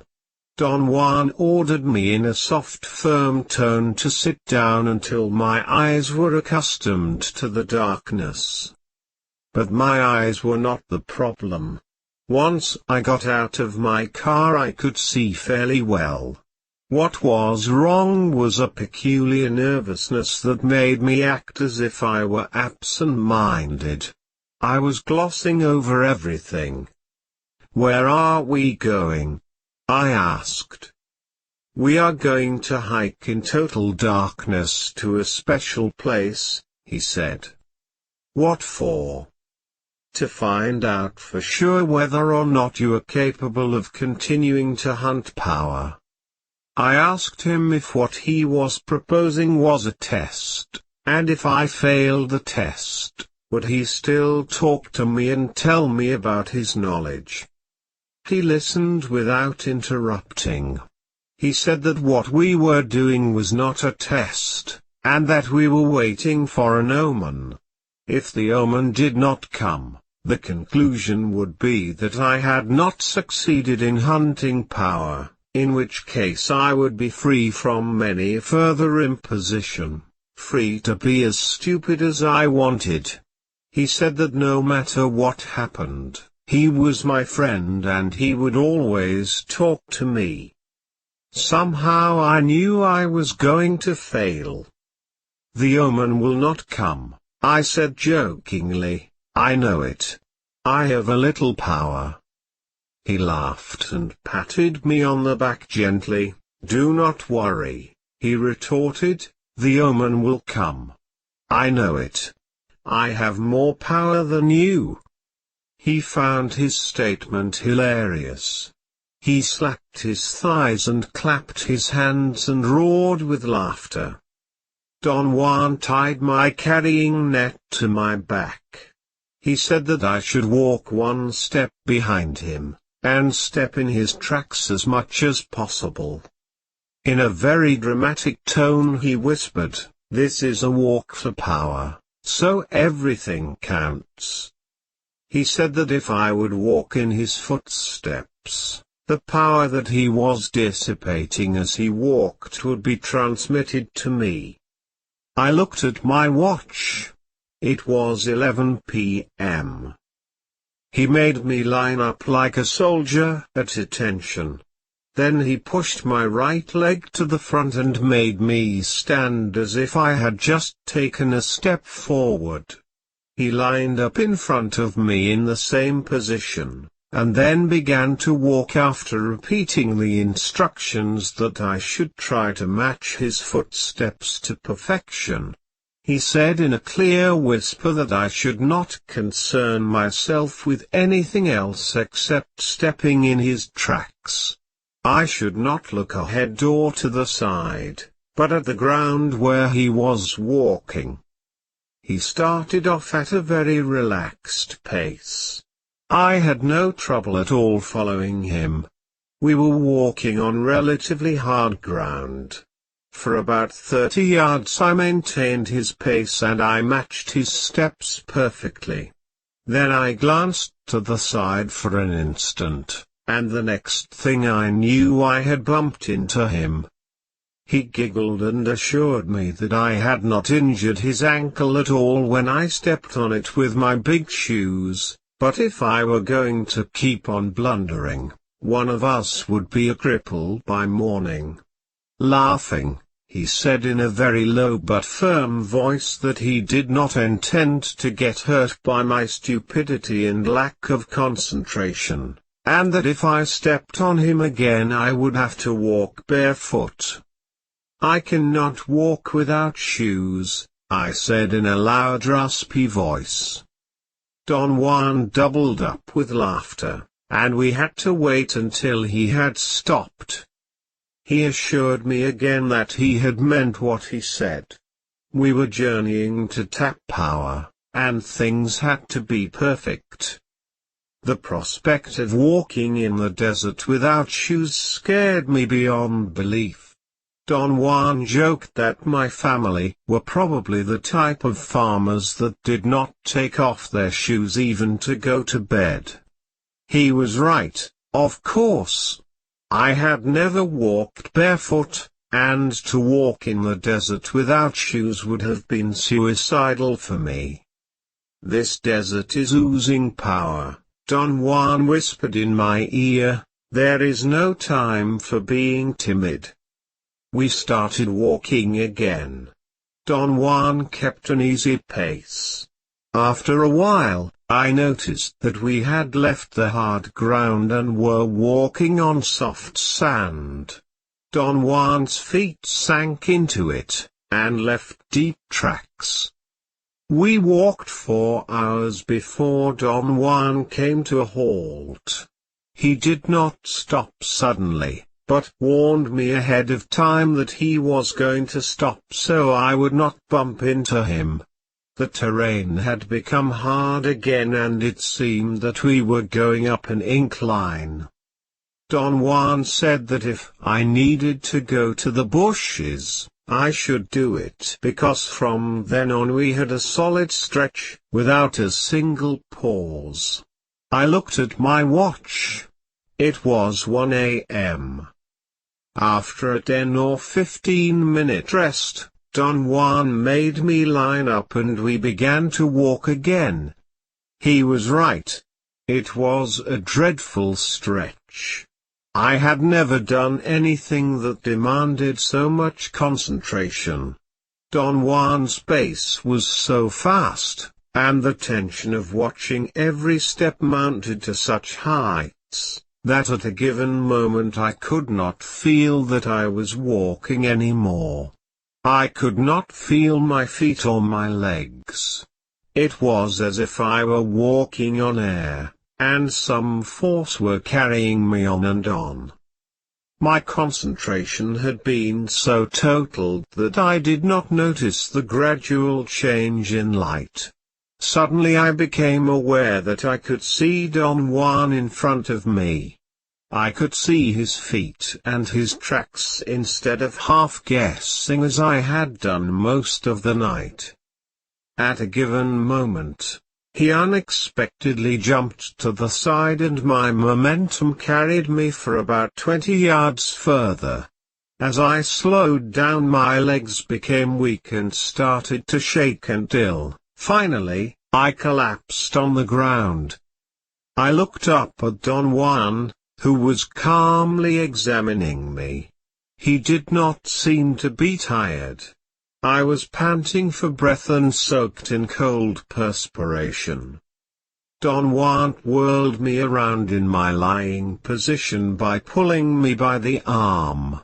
He said that if I wanted to regain my strength, I had to lie with my head towards the east.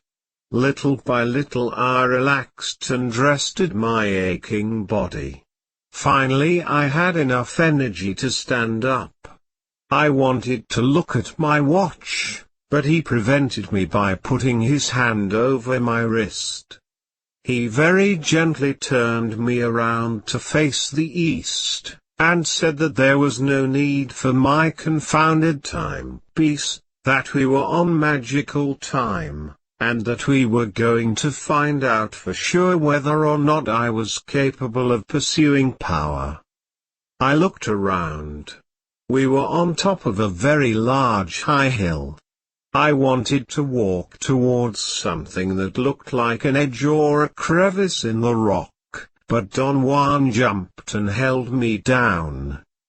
He ordered me imperatively to stay on the place I had fallen until the sun had come out from behind some black mountain peaks a short distance away.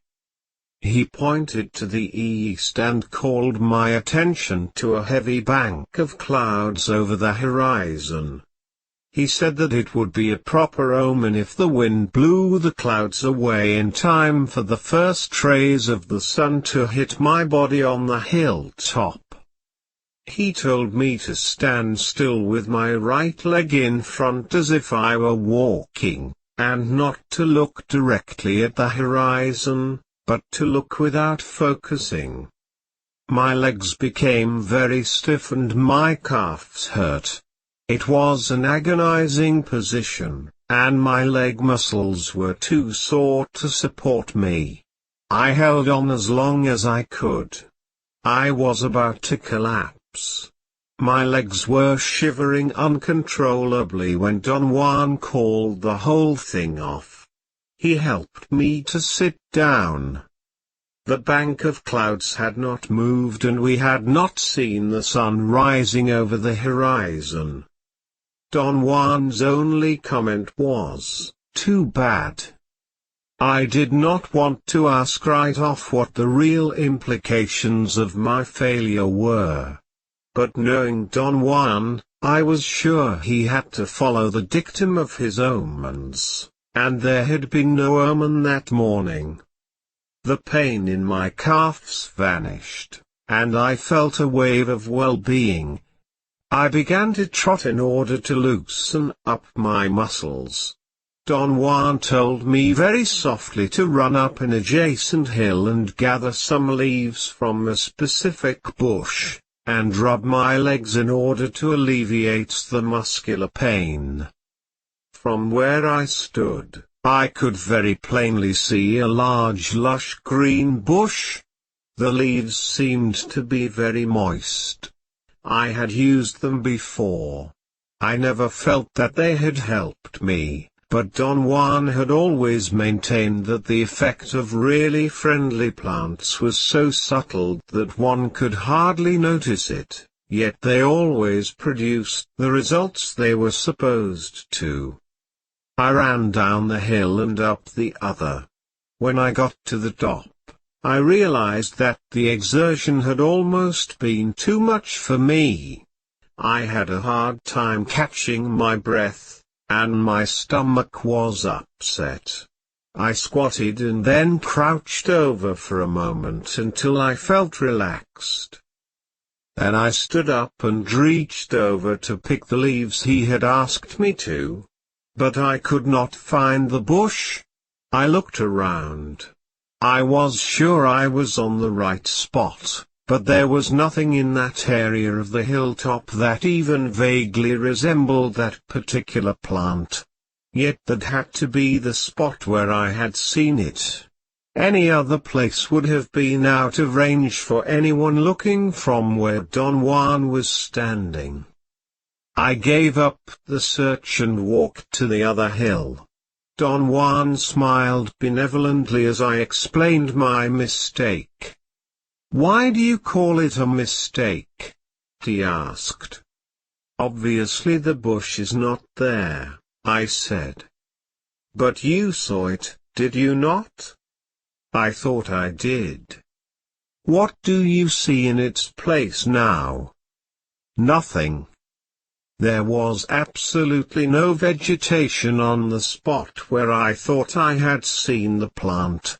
I attempted to explain what I had seen as a visual distortion, a sort of mirage. I had really been exhausted. Because of my exhaustion, I may have easily believed I was seeing something that I expected to be there, but which was not there at all.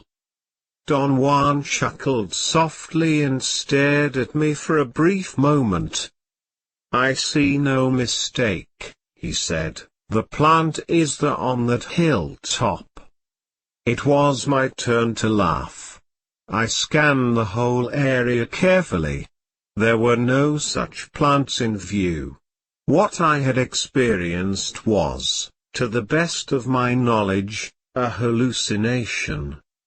Don Juan very calmly began to descend the hill, and signaled me to follow.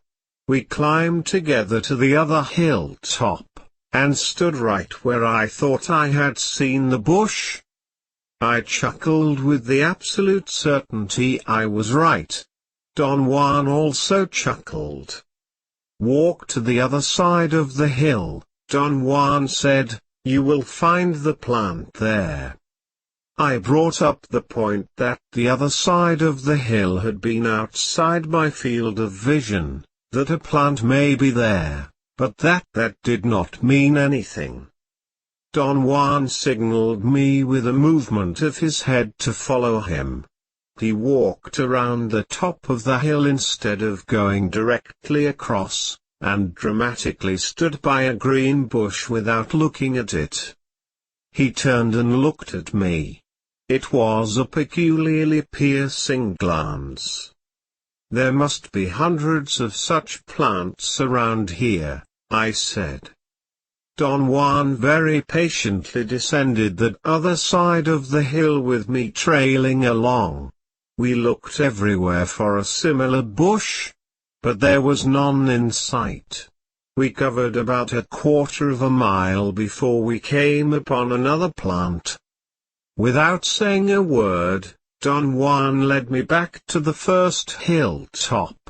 We stood there for a moment and then he guided me on another excursion to look for the plant but in the opposite direction. We combed the area and found two more bushes, perhaps a mile away. They had grown together and stuck out as a patch of intense rich green more lush than all the other surrounding bushes. Don Juan looked at me with a serious expression. I did not know what to think of it. This is a very strange omen, he said. We returned to the first hilltop, making a wide detour in order to approach it from a new direction. He seemed to be going out of his way to prove to me that there were very few such plants around there. We did not find any of them on our way. When we reached the hilltop we sat down in complete silence. Don Juan untied his gourds. You will feel better after eating, he said. He could not hide his delight. He had a beaming grin as he patted me on the head. I felt disoriented. The new developments were disturbing, but I was too hungry and tired to really ponder upon them. After eating I felt very sleepy. Don Juan urged me to use the technique of looking without focusing in order to find a suitable spot to sleep on the hilltop where I had seen the bush. I selected one. He picked up the debris from the spot, and made a circle with it the size of my body. Very gently he pulled some fresh branches from the bushes and swept the area inside the circle. He only went through the motions of sweeping, He did not really touch the ground with the branches. He then removed all the surface rocks from the area inside the circle and placed them in the center after meticulously sorting them by size into 2 piles of equal number. "What are you doing with those rocks?" I asked. "They are not rocks," he said, "they are strings. They will hold your spot suspended." He took the smaller rocks and marked the circumference of the circle with them. He spaced them evenly, and with the aid of a stick, he secured each rock firmly in the ground as if he were a mason. He did not let me come inside the circle, but told me to walk around and watch what he did. He counted 18 rocks, and followed a counterclockwise direction. "Now run down to the bottom of the hill and wait," he said, "and I will come to the edge and see if you are standing in the appropriate spot." "What are you going to do?" "I am going to toss each of these strings to you," he said, pointing to the pile of bigger rocks. "And you have to place them in the ground at the spot I will indicate in the same manner I have placed the other ones. You must be infinitely careful. When one is dealing with power, one has to be perfect. Mistakes are deadly here. Each of these is a string that could kill us if we leave it around loose, so you simply cannot make any mistakes. You must fix your gaze on the spot where I will throw the string. If you get distracted by anything at all, the string will become an ordinary rock, and you will not be able to tell it apart from the other rocks lying around." I suggested that it would be easier if I carried the strings downhill one at a time.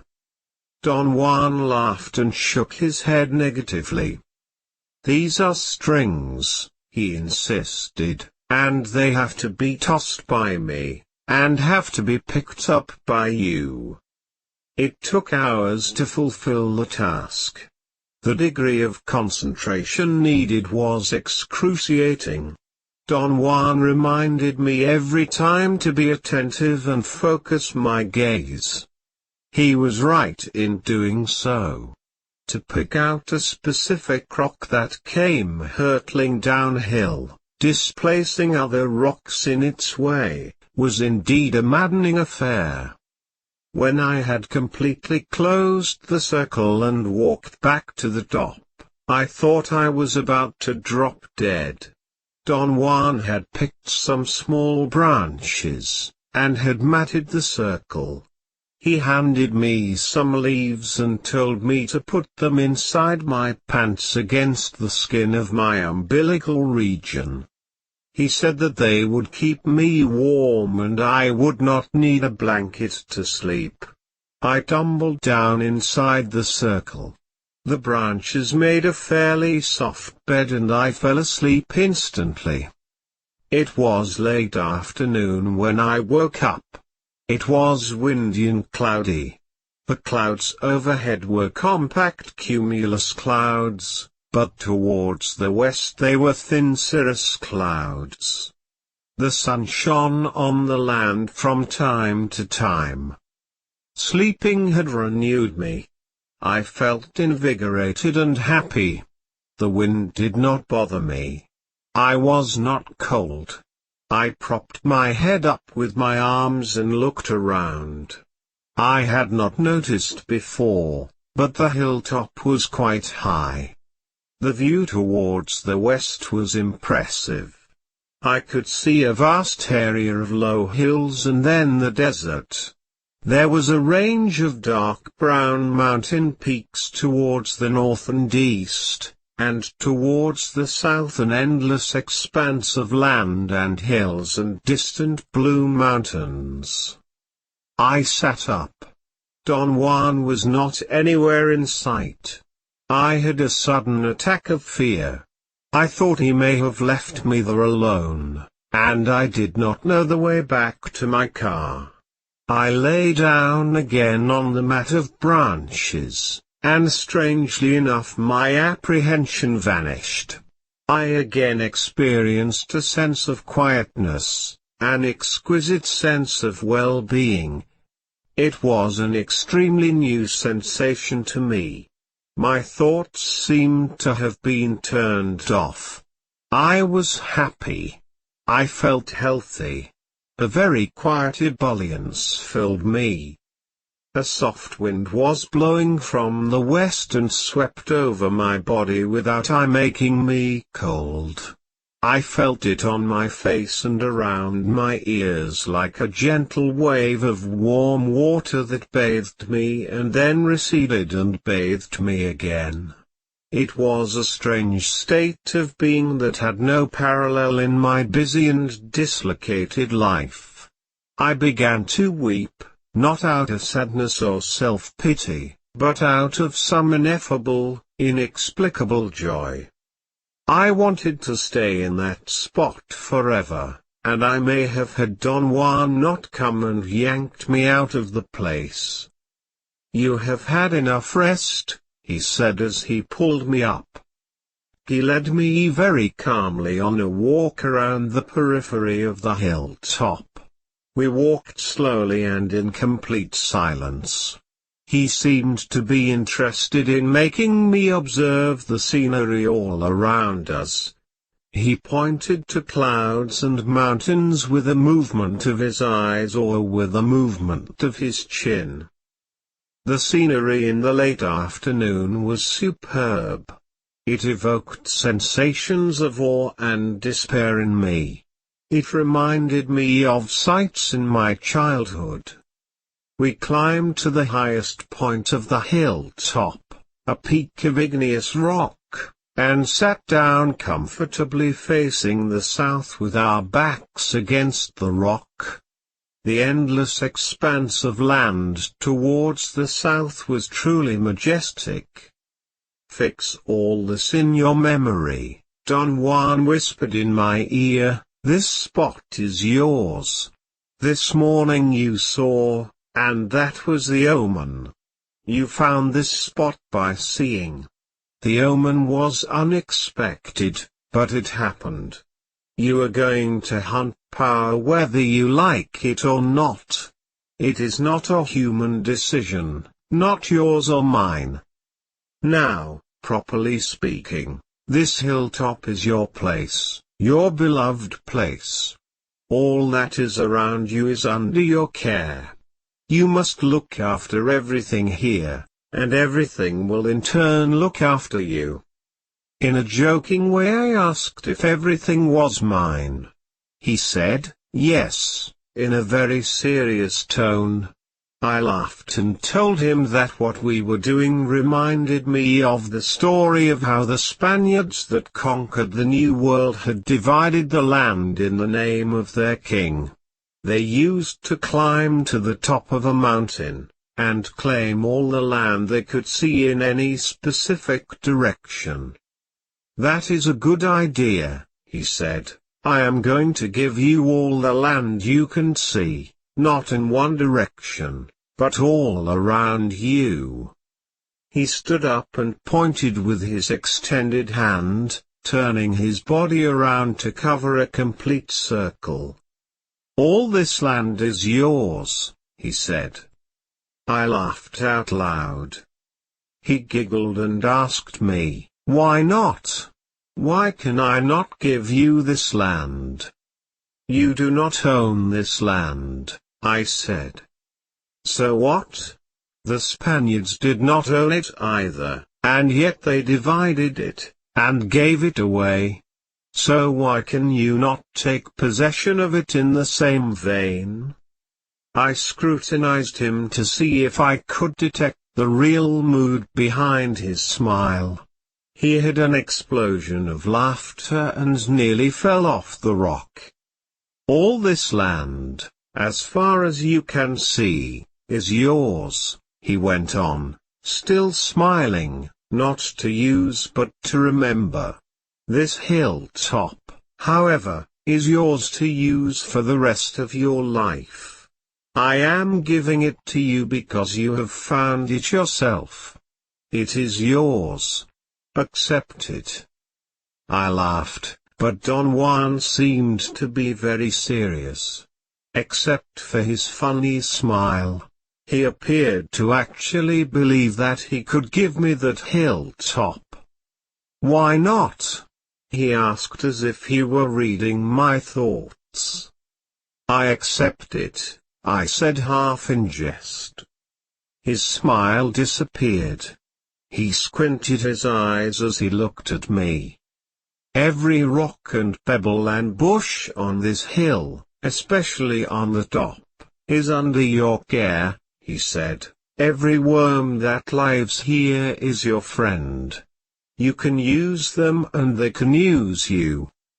We remained silent for a few minutes. My thoughts were unusually scarce. I vaguely felt that his sudden change of mood was foreboding to me, but I was not afraid or apprehensive. I just did not want to talk anymore. Somehow, words seemed to be inaccurate and their meanings difficult to pinpoint. I had never felt that way about talking, and upon realizing my unusual mood I hurriedly began to talk. "But what can I do with this hill, Don Juan?" "Fix every feature of it in your memory. This is the place where you will come in dreaming. This is the place where you will meet with powers, where secrets will someday be revealed to you. You are hunting power and this is your place. The place where you will store your resources. It does not make sense to you now. So let it be a piece of nonsense for the time being." We climbed down the rock, and he led me to a small bowl-like depression on the west side of the hilltop. We sat down and ate there. Undoubtedly there was something indescribably pleasant for me on that hilltop. Eating, like resting, was an unknown exquisite sensation. The light of the setting sun had a rich, almost copperish, glow, and everything in the surroundings seemed to be dabbed with a golden hue. I was given totally to observing the scenery. I did not even want to think. Don Juan spoke to me almost in a whisper. He told me to watch every detail of the surroundings, no matter how small or seemingly trivial, especially the features of the scenery that were most prominent in a westerly direction. He said that I should look at the sun without focusing on it until it had disappeared over the horizon. The last minutes of light, right before the sun hit a blanket of low clouds or fog, were, in a total sense, magnificent. It was as if the sun were inflaming the earth, kindling it like a bonfire. I felt a sensation of redness in my face. "Stand up," Don Juan shouted as he pulled me up. He jumped away from me, and ordered me in an imperative but urging voice to trot on the spot where I was standing. As I jogged on the same spot, I began to feel a warmth invading my body. It was a copperish warmth. I felt it in my palate and in the roof of my eyes. It was as if the top part of my head were burning with a cool fire that radiated a copperish glow. Something in myself made me trot faster and faster, as the sun began to disappear. At a given moment I truly felt I was so light that I could have flown away. Don Juan very firmly grabbed my right wrist. The sensation caused by the pressure of his hand brought back a sense of sobriety and composure. I plunked down on the ground and he sat down by me. After a few minutes' rest, he quietly stood up, tapped me on the shoulder, and signaled me to follow him. We climbed back again to the peak of igneous rock where we had sat before. The rock shielded us from the cold wind. Don Juan broke the silence. "It was a fine omen," he said. "How strange. It happened at the end of the day. You and I are so different. You are more a creature of the night. I prefer the young brilliancy of the morning, or rather the brilliancy of the morning sun seeks me, but it shies away from you. On the other hand, the dying sun bathed you. Its flames scorched you without burning you. How strange. Why is it strange? I have never seen it happen. The omen, when it happens, has always been in the realm of the young sun. Why is it that way, Don Juan?" "This is not the time to talk about it," he said cuttingly. "Knowledge is power. It takes a long time to harness enough power to even talk about it."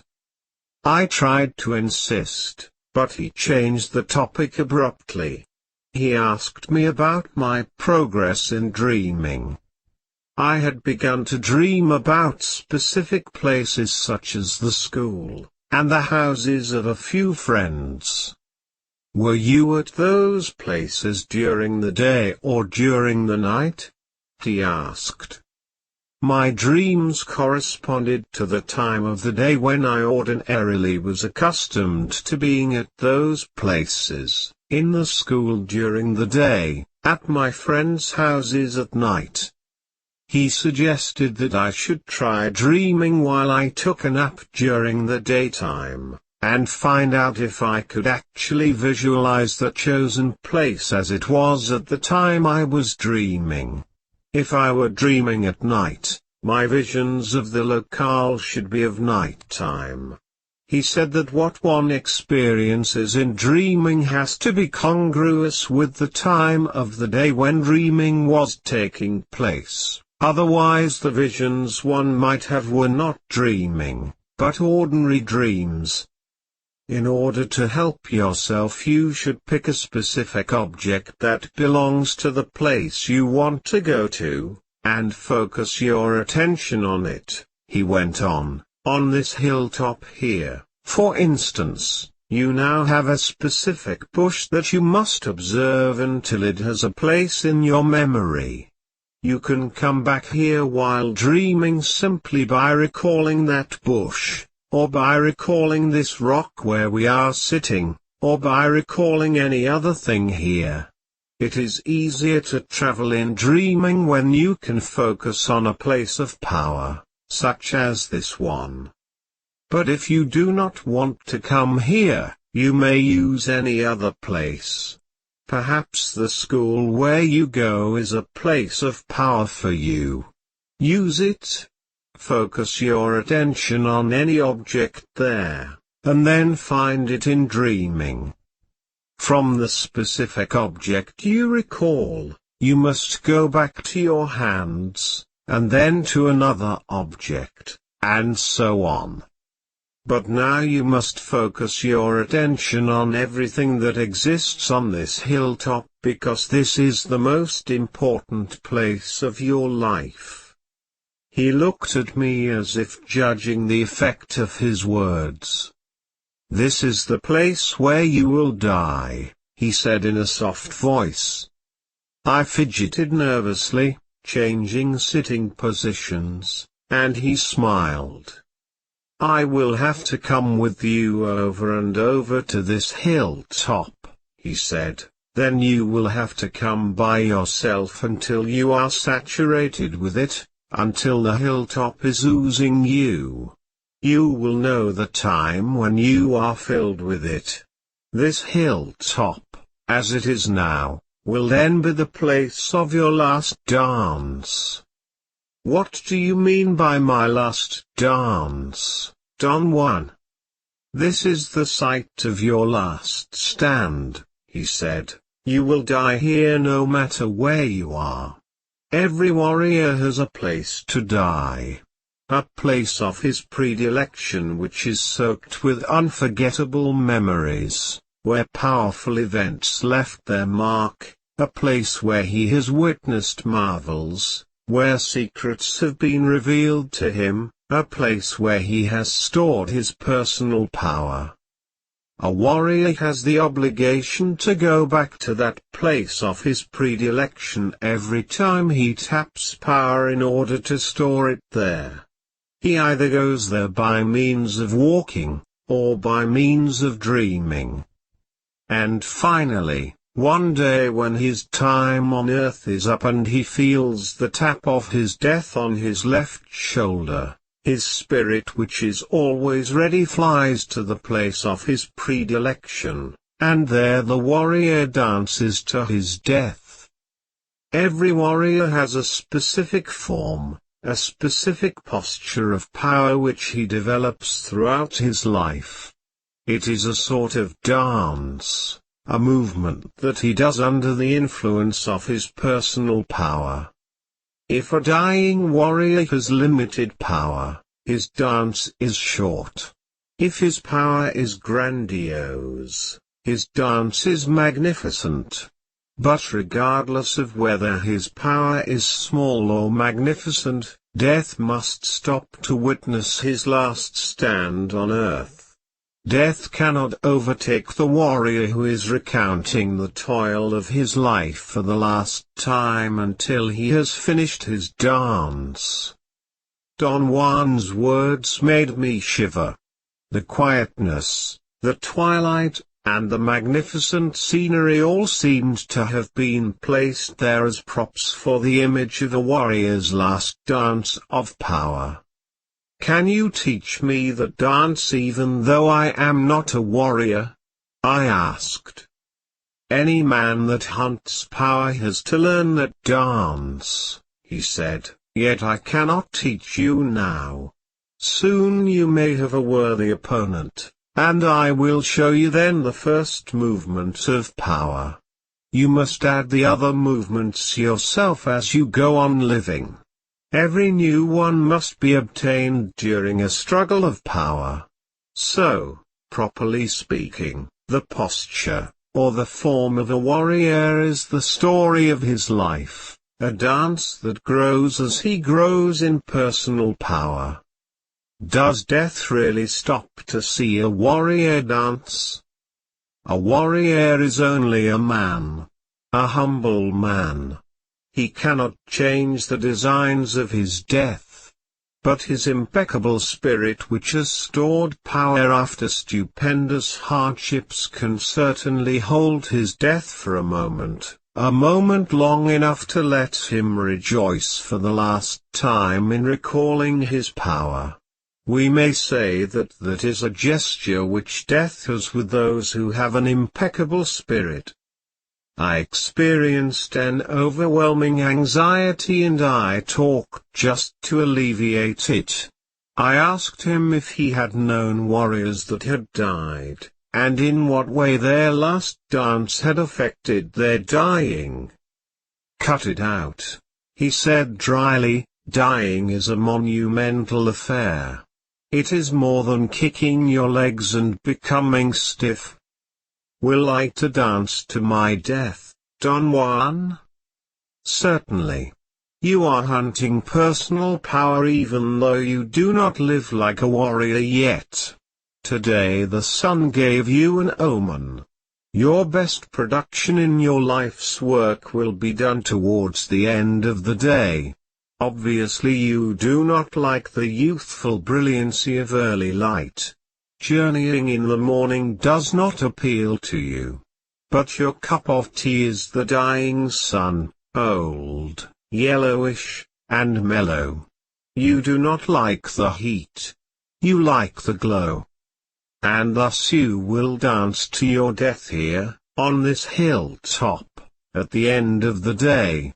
And in your last dance, you will tell of your struggle, of the battles you have won, and of those you have lost. You will tell of your joys and bewilderments upon encountering personal power.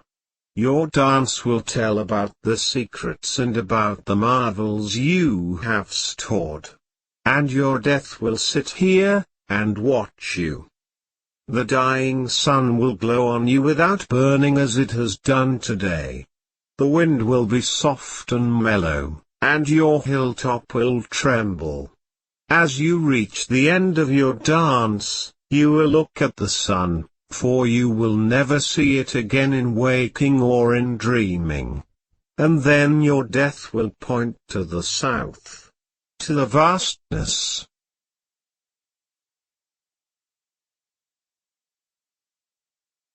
Journey to Istlan.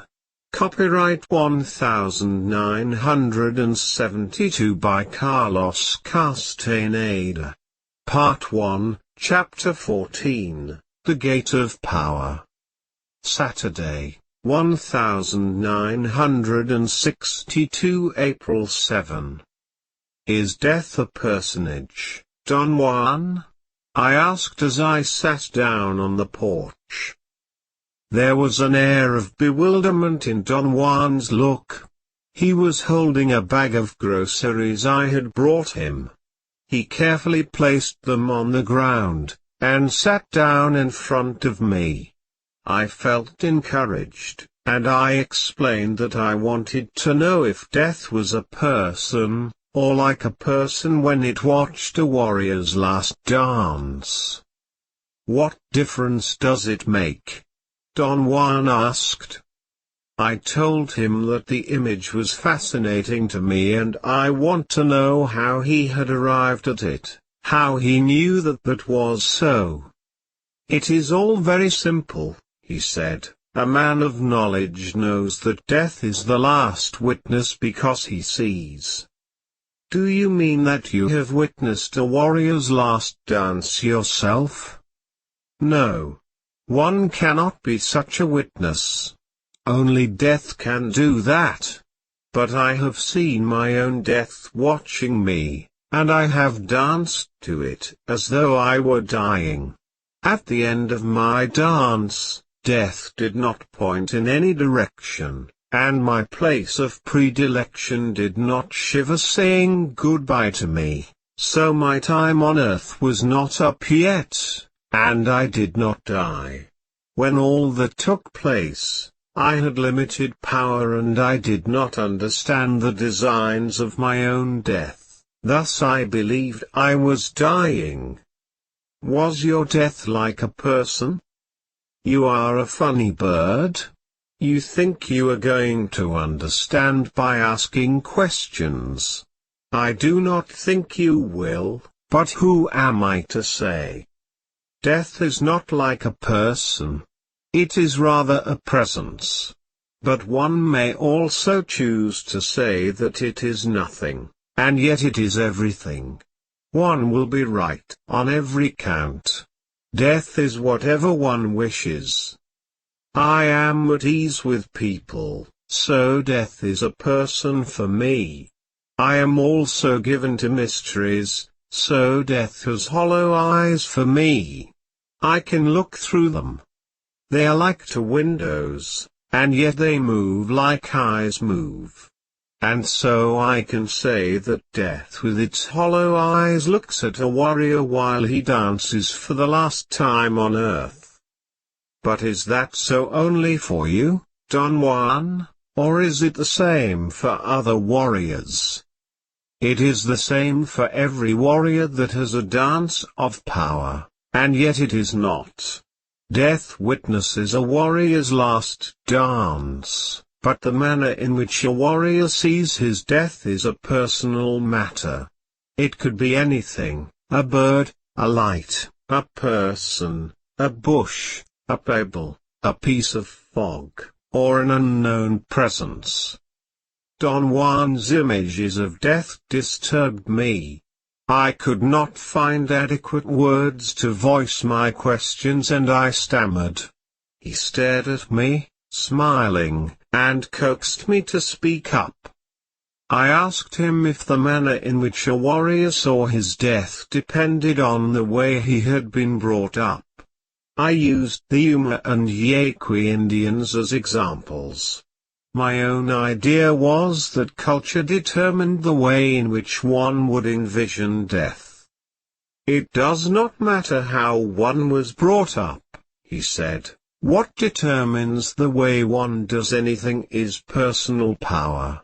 A man is only the sum of his personal power, and that sum determines how he lives and how he dies. What is personal power? Personal power is a feeling, he said, something like being lucky. Or one may call it a mood. Personal power is something that one acquires regardless of one's origin. I already have told you that a warrior is a hunter of power, and that I am teaching you how to hunt and store it. The difficulty with you, which is the difficulty with all of us, is to be convinced. You need to believe that personal power can be used, and that it is possible to store it, but you have not been convinced so far.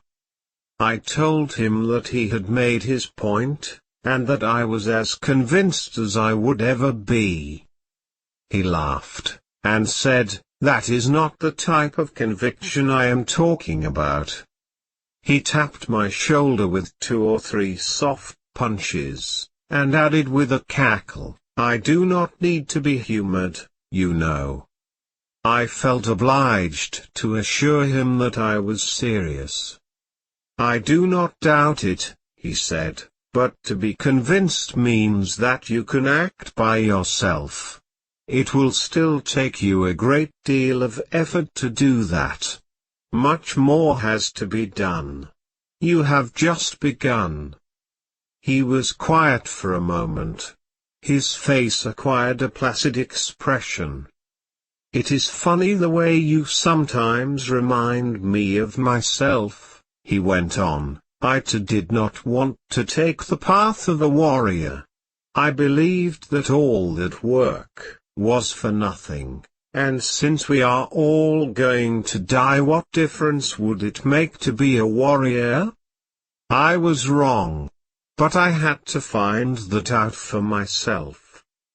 Whenever you do realize that you are wrong, and that it certainly makes a world of difference, you can say that you are convinced. Then you can proceed by yourself, and by yourself you may even become a man of knowledge. I asked him to explain what he meant by a man of knowledge. A man of knowledge is one who has followed truthfully the hardships of learning, he said, a man who has, without rushing or faltering, gone as far as he can in unraveling the secrets of personal power. He discussed the concept in brief terms and then discarded it as a topic of conversation, saying that I should only be concerned with the idea of storing personal power. "That is incomprehensible," I protested. "I cannot really figure out what you are driving at." "Hunting power is a peculiar event," he said. "It first has to be an idea, then it has to be set up, step by step, and then, bingo! It happens." "How does it happen?" Don Juan stood up. He began stretching his arms and arching his back like a cat. His bones, as usual, made a series of cracking sounds. "Let us go," he said, "we have a long journey ahead of us." "But there are so many things I want to ask you," I said. "We are going to a place of power," he said as he stepped inside his house. "Why do you not save your questions for the time we are there? We may have an opportunity to talk." I thought we were going to drive, so I stood up and walked to my car. But Don Juan called me from the house. and told me to pick up my net with gourds. He was waiting for me at the edge of the desert chaparral behind his house. "We have to hurry up," he said. We reached the lower slopes of the western Sierra Madre Mountains around 3 p.m. It had been a warm day, but towards the late afternoon the wind became cold. Don Juan sat down on a rock, and signaled me to do likewise. "What are we going to do here this time, Don Juan?" "You know very well that we are here to hunt power." "I know that. But what are we going to do here in particular?" "You know that I do not have the slightest idea." "Do you mean that you never follow a plan?" "Hunting power is a very strange affair," he said. "There is no way to plan it ahead of time. That is what is exciting about it. A warrior proceeds as if he had a plan, though, because he trusts his personal power. He knows for a fact that it will make him act in the most appropriate fashion." I pointed out that his statements were somehow contradictory. If a warrior already had personal power, why was he hunting for it? Don Juan raised his brows, made a gesture of faint disgust, and said, "You are the one who is hunting personal power, and I am the warrior who already has it. You asked me if I had a plan, and I said that I trust my personal power to guide me and that I do not need to have a plan." We remained quiet for a moment, and then began walking again. The slopes were very steep, and climbing them was very difficult and extremely tiring for me. On the other hand, there seemed to be no end to Don Juan's stamina. He did not run nor hurry. His walking was steady and tireless. I noticed that Don Juan was not perspiring even after having climbed an enormous and almost vertical slope.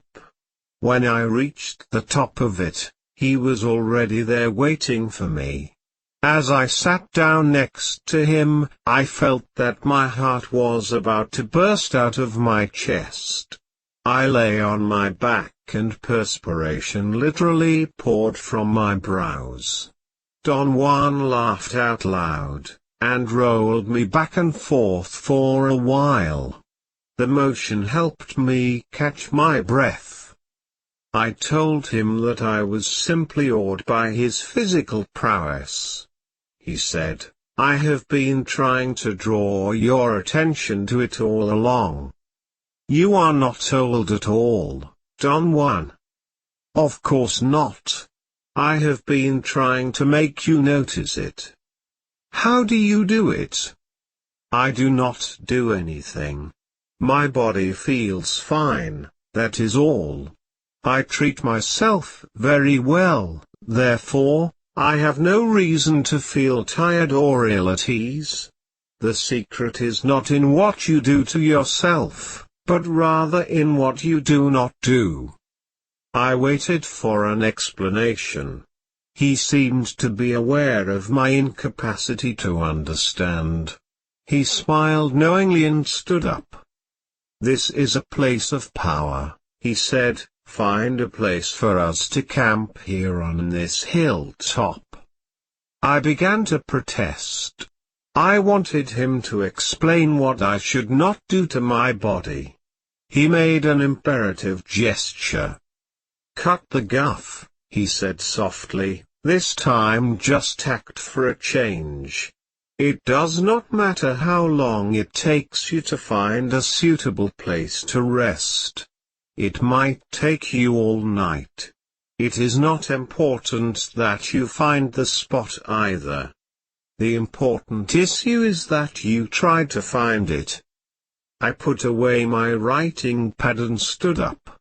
Don Juan reminded me, as he had done countless times whenever he had asked me to find a resting place, that I had to look without focusing on any particular spot, squinting my eyes until my view was blurred. I began to walk, scanning the ground with my half-closed eyes. Don Juan walked a few feet to my right and a couple of steps behind me. I covered the periphery of the hilltop first. My intention was to work my way in a spiral to the center. But once I had covered the circumference of the hilltop, Don Juan made me stop. He said I was letting my preference for routines take over. In a sarcastic tone, he added that I was certainly covering the whole area systematically but in such a stagnant way that I would not be able to perceive the suitable place. He added that he himself knew where it was, so there was no chance for improvisations on my part. What should I be doing instead? I asked. Don Juan made me sit down. He then plucked a single leaf from a number of bushes and gave them to me. He ordered me to lie down on my back and loosen my belt and place the leaves against the skin of my umbilical region. He supervised my movements and instructed me to press the leaves against my body with both hands. He then ordered me to close my eyes and warned me that if I wanted perfect results, I should not lose hold of the leaves, nor open my eyes, nor try to sit up when he shifted my body to a position of power. He grabbed me by the right armpit and swirled me around. I had an invincible desire to peek through my eyelids, but Don Juan put his hand over my eyes. He commanded me to concern myself only with the feeling of warmth that was going to come from the leaves. I lay motionless for a moment, and then I began to feel a strange heat emanating from the leaves. I first sensed it with the palms of my hands. Then the warmth extended to my abdomen, and finally it literally invaded my entire body. In a matter of minutes my feet were burning up with a heat that reminded me of times when I had had a high temperature. I told Don Juan about the unpleasant sensation and my desire to take off my shoes. He said that he was going to help me stand up, that I should not open my eyes until he told me to, and that I should keep pressing the leaves to my stomach until I had found the suitable spot to rest. When I was on my feet, he whispered in my ear that I should open my eyes, and that I should walk without a plan, letting the power of the leaves pull me and guide me. I began to walk aimlessly. The heat of my body was uncomfortable. I believed I was running a high temperature and I became absorbed in trying to conceive by what means Don Juan had produced it. Don Juan was walking behind me, and he suddenly let out a scream that nearly paralyzed me. He explained, laughing, that abrupt noises scare away unpleasant spirits. I squinted my eyes, and walked back and forth for about half an hour. In that time the uncomfortable heat of my body turned into a pleasurable warmth. I experienced a sensation of lightness as I paced up and down the hilltop. I felt disappointed, however. I had somehow expected to detect some kind of visual phenomenon, but there were no changes whatsoever in the periphery of my field of vision, no unusual colors, or glare, or dark masses. I finally became tired of squinting my eyes and opened them.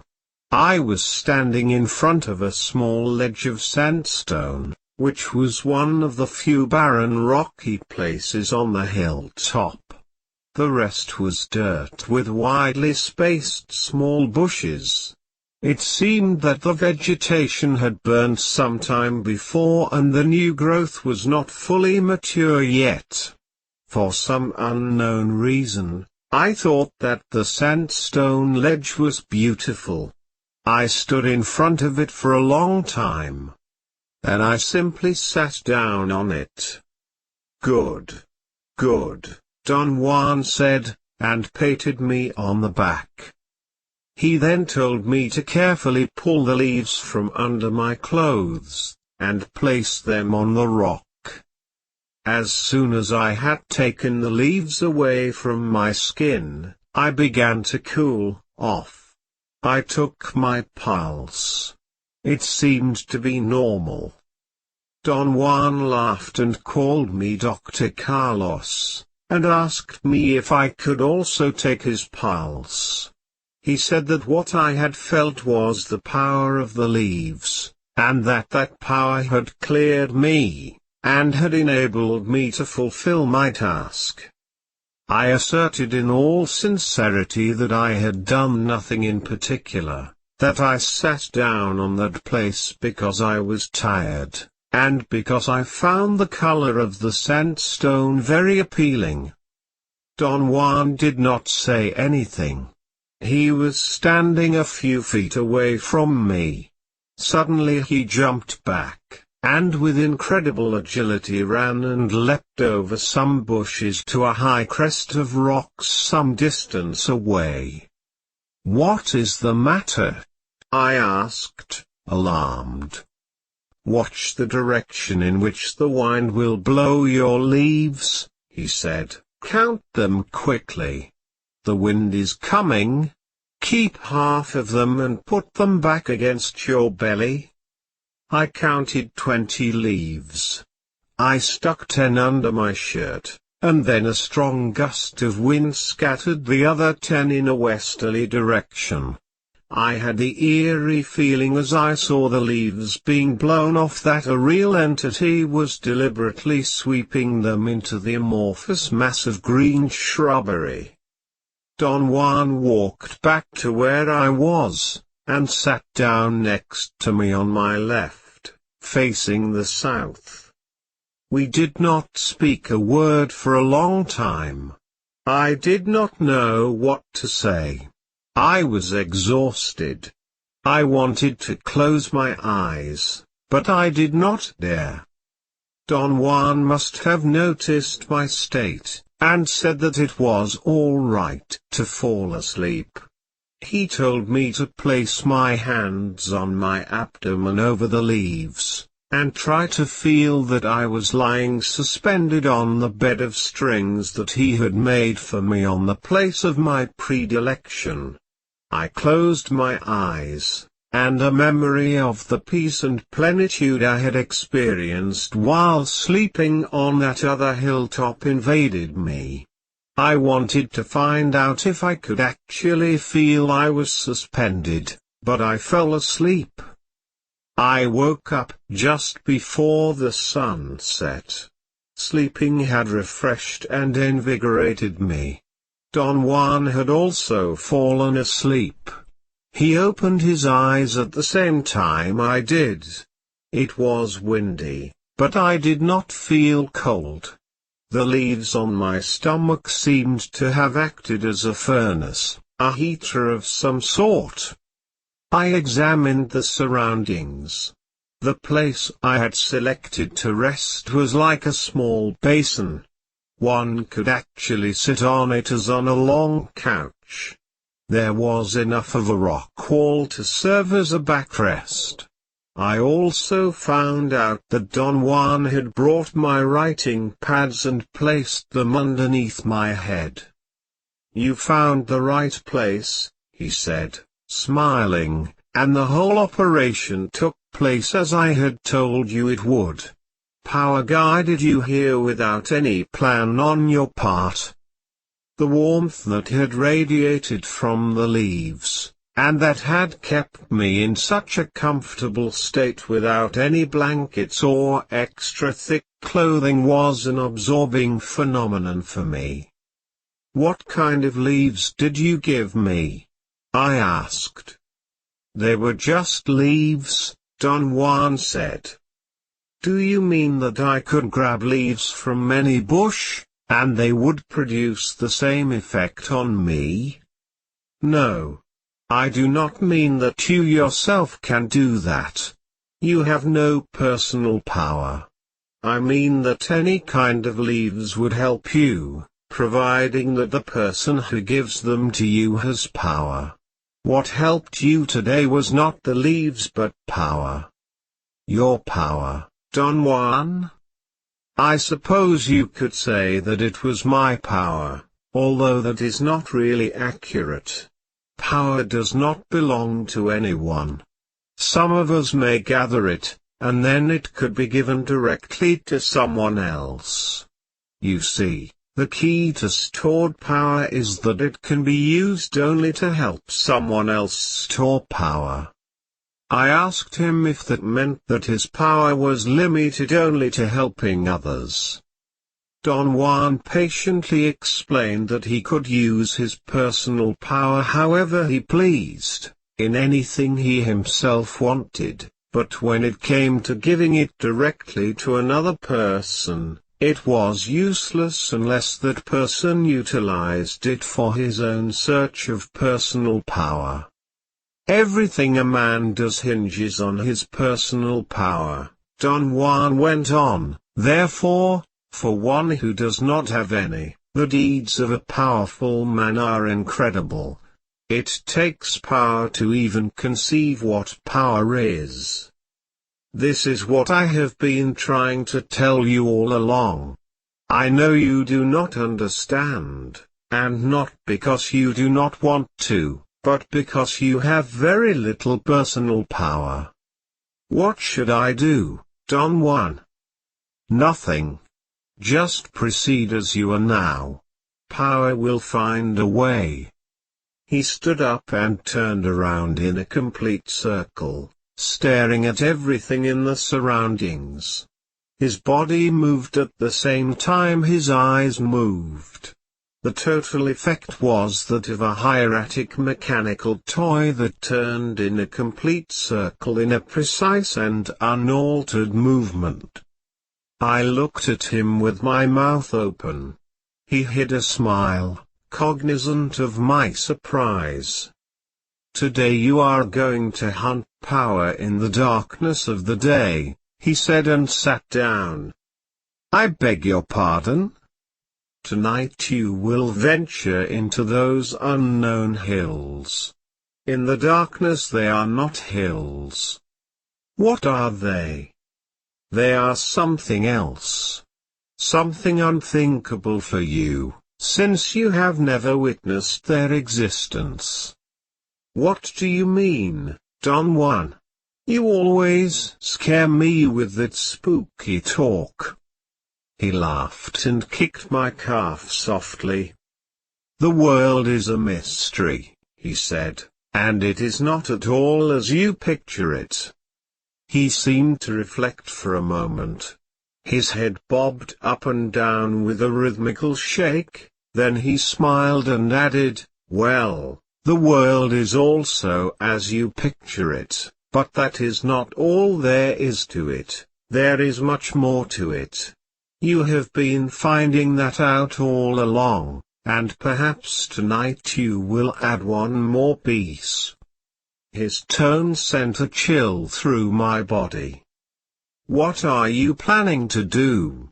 I asked. "I do not plan anything. All is decided by the same power that allowed you to find this spot." Don Juan got up and pointed to something in the distance. I assumed that he wanted me to stand up and look. I tried to jump to my feet, but before I had fully stood up, Don Juan pushed me down with great force. "I did not ask you to follow me," he said in a severe voice. Then he softened his tone and added, "You are going to have a difficult time tonight, and you will need all the personal power you can muster. Stay where you are and save yourself for later." He explained that he was not pointing at anything, but just making sure that certain things were out there. He assured me that everything was all right, and said that I should sit quietly and get busy because I had a lot of time to write before total darkness set in the land. His smile was contagious and very comforting. "But what are we going to do, Don Juan?"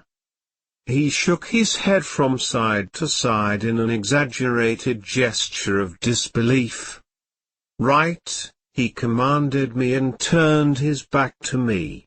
There was nothing else for me to do. I worked on my notes until it was too dark to write. Don Juan maintained the same position all the time I was working. He seemed to be absorbed in staring into the distance towards the west. But as soon as I stopped, he turned to me and said in a joking tone that the only ways to shut me up were to give me something to eat, or make me write, or put me to sleep. He took a small bundle from his knapsack, and ceremoniously opened it. It contained pieces of dry meat. He handed me a piece, took another for himself, and began to chew on it. He casually informed me that it was power food which both of us needed on that occasion. I was too hungry to think about the possibility that the dry meat may have contained a psychotropic substance. We ate in complete silence until there was no more meat. By the time it was quite dark, Don Juan stood up and stretched his arms and back. He suggested I should do the same. He said it was a good practice to stretch the entire body after sleeping, sitting, or walking. I followed his advice, and some of the leaves I had kept under my shirt slid through the legs of my pants. I wondered if I should try to pick them up, but he said to forget about it, that there was no longer any need for them, and that I should let them fall as they might. Then Don Juan came very close to me and whispered in my right ear that I was supposed to follow him at very close range and imitate everything he did. He said that we were safe on the spot where we stood because we were, so to speak, at the edge of the night.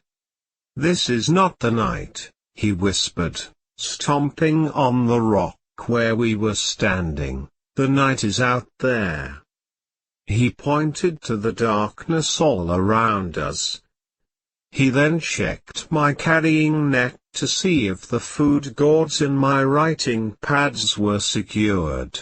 In a soft voice he said that a warrior always made sure that everything was in proper order, not because he believed that he was going to survive the ordeal he was about to undertake, but because that was part of his impeccable behavior. Instead of making me feel relieved, his admonitions created the complete certainty that my doom was approaching. I wanted to weep. Don Juan was, I was sure, completely aware of the effect of his words. "Trust your personal power," he said in my ear. "That is all one has in this whole mysterious world." He pulled me gently and we started to walk. He took the lead a couple of steps ahead of me. I followed him with my eyes fixed on the ground. Somehow I did not dare to look around, and focusing my sight on the ground made me feel strangely calm. It almost mesmerized me. After a short walk Don Juan stopped. He whispered that total darkness was near, and that he was going to get ahead of me, but was going to give me his position by imitating the cry of a specific small owl. He reminded me that I already knew that his particular imitation was raspy at the beginning and then it became as mellow as the cry of a real owl. He warned me to be deadly aware of other owl cries which did not bear that mark. By the time Don Juan finished giving me all those instructions, I was practically panic-stricken. I grabbed him by the arm, and would not let go. It took 2 or 3 minutes for me to calm myself enough so that I could articulate my words. A nervous ripple ran along my stomach and abdomen, and kept me from talking coherently. In a calm, soft voice he urged me to get hold of myself because the darkness was like the wind, an unknown entity at large that could trick me if I was not careful. And I had to be perfectly calm in order to deal with it. You must let yourself go so your personal power will merge with the power of the night, he said in my ear. He said he was going to move ahead of me, and I had another attack of irrational fear. This is insane, I protested.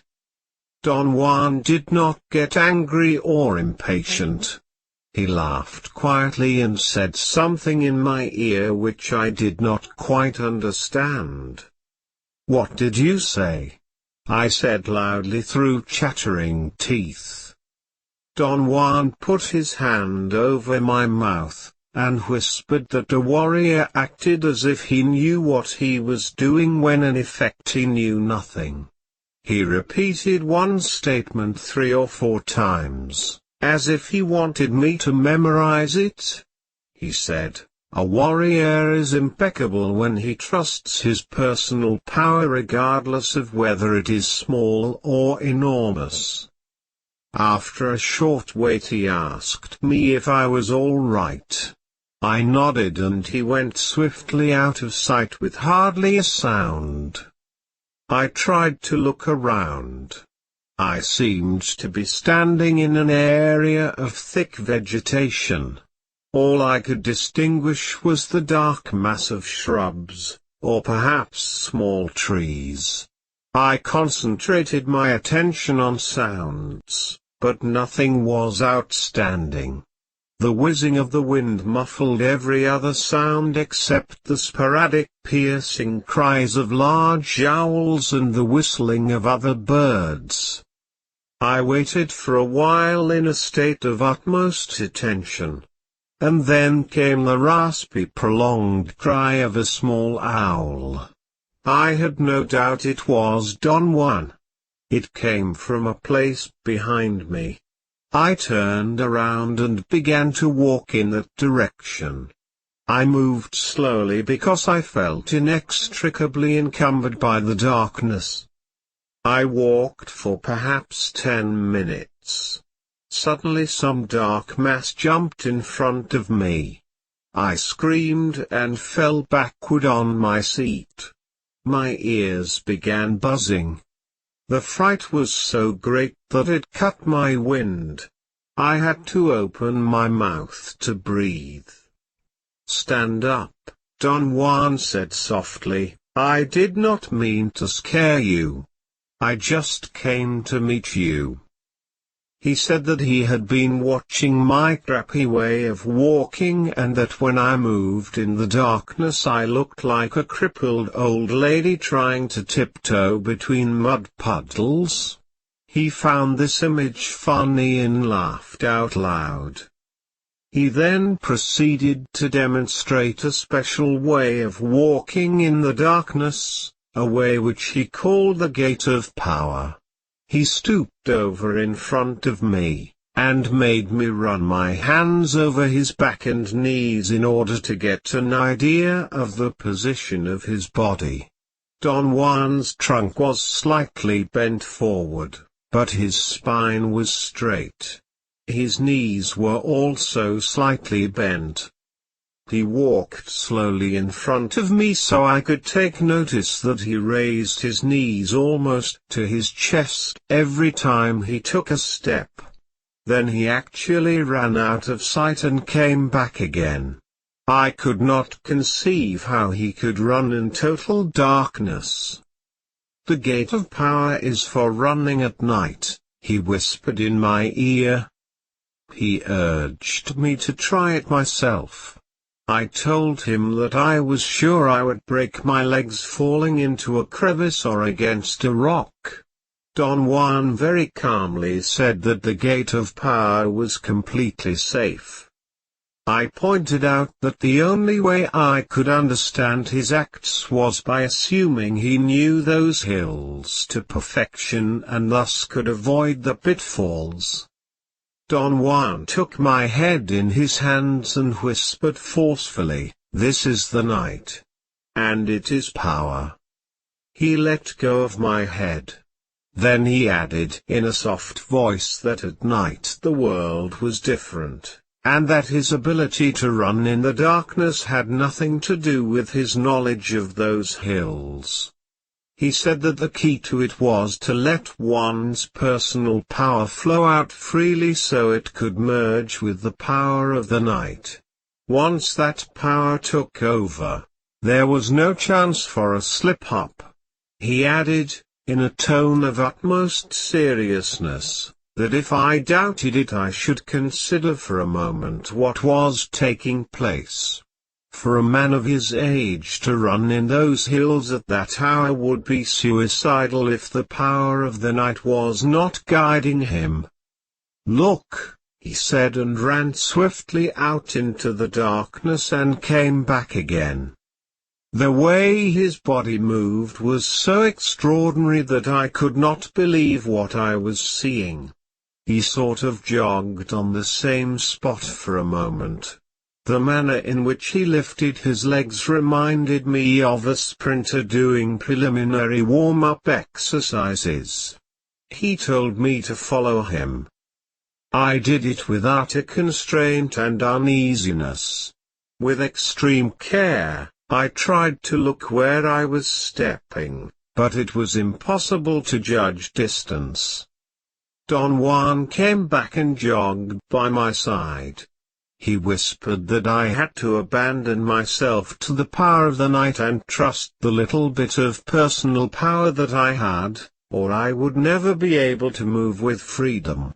The darkness was encumbering only because I relied on my sight for everything I did, not knowing that another way to move was to let power be the guide. I tried various times without success. I simply could not let go.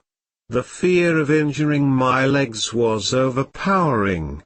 Don Juan ordered me to keep on moving in the same spot, and to try to feel as if I were actually using the gate of power. He said that he was going to run ahead, and that I should wait for his owl's cry. He disappeared in the darkness before I could say anything. I closed my eyes at times and jogged on the same spot with my knees and trunk bent for perhaps an hour. Little by little my tension began to ease up until I was fairly comfortable. Then I heard Don Juan's cry. I ran 5 or 6 yards in the direction where the cry came from, trying to abandon myself, as Don Juan had suggested. But stumbling into a bush immediately brought back my feelings of insecurity. Don Juan was waiting for me and corrected my posture. He insisted I should first curl my fingers against my palms, stretching out the thumb and index of each hand. He said that, in his opinion, I was just indulging myself in my feelings of inadequacy, since I knew for a fact that I could always see fairly well no matter how dark the night was if I did not focus on anything but kept scanning the ground right in front of me. He said the gate of power was similar to finding a place to rest. Both entailed a sense of abandon, and a sense of trust. The gate of power required that one keep the eyes on the ground directly in front, because even a glance to either side would produce an alteration in the flow of movement. He explained that bending the trunk forward was necessary in order to lower the eyes, and the reason for lifting the knees up to the chest was because the steps had to be very short and safe. He warned me that I was going to stumble a great deal at first, but he assured me that with practice I could run as swiftly and as safely as I could in the daytime. For hours I tried to imitate his movements and get into the mood he recommended. He would very patiently jog on the same spot in front of me, or he would take off in a short run, and return to where I was so I could see how he moved.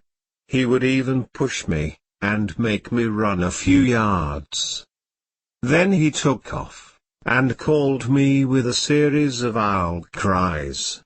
In some inexplicable way I moved with an unexpected degree of self-confidence. To my knowledge, I had done nothing to warrant that feeling. But my body seemed to be cognizant of things without thinking about them.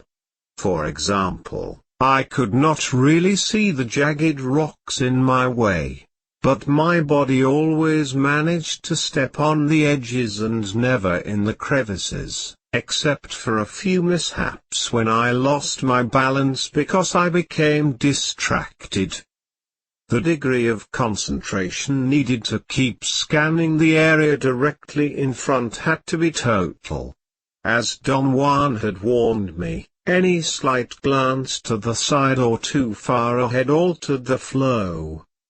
I located Don Juan after a long search.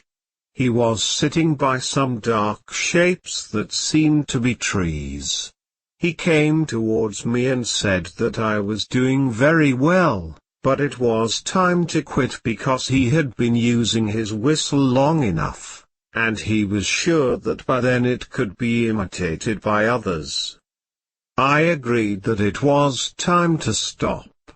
I was nearly exhausted by my attempts. I felt relieved and asked him who would imitate his cry. Powers, allies, spirits, who knows? He said in a whisper. He explained that those entities of the night usually made very melodious sounds, but were at a great disadvantage in reproducing the raspiness of human cries or bird whistlings. He cautioned me to always stop moving if I ever heard such a sound, and to keep in mind all he had said because at some other time I might need to make the proper identification.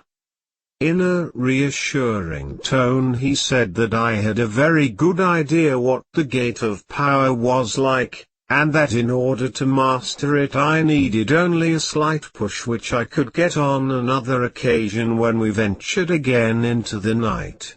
He patted me on the shoulder and announced that he was ready to leave. "Let us get out of here," he said, and began running. "Wait! Wait!" I screamed frantically. "Let us walk." Don Juan stopped, and took off his hat. "Golly," he said in a tone of perplexity, "we are in a fix. You know that I cannot walk in the dark. I can only run.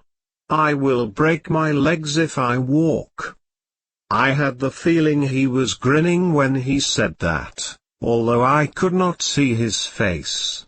He added in a confidential tone that he was too old to walk, and that the little bit of the gate of power that I had learned that night had to be stretched to meet the occasion.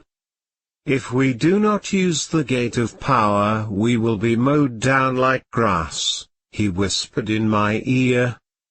"By whom?" "There are things in the night that act on people," he whispered in a tone that sent chills through my body. He said that it was not important that I keep up with him because he was going to give repeated signals of 4 owl cries at a time so I could follow him. I suggested that we should stay in those hills until dawn and then leave.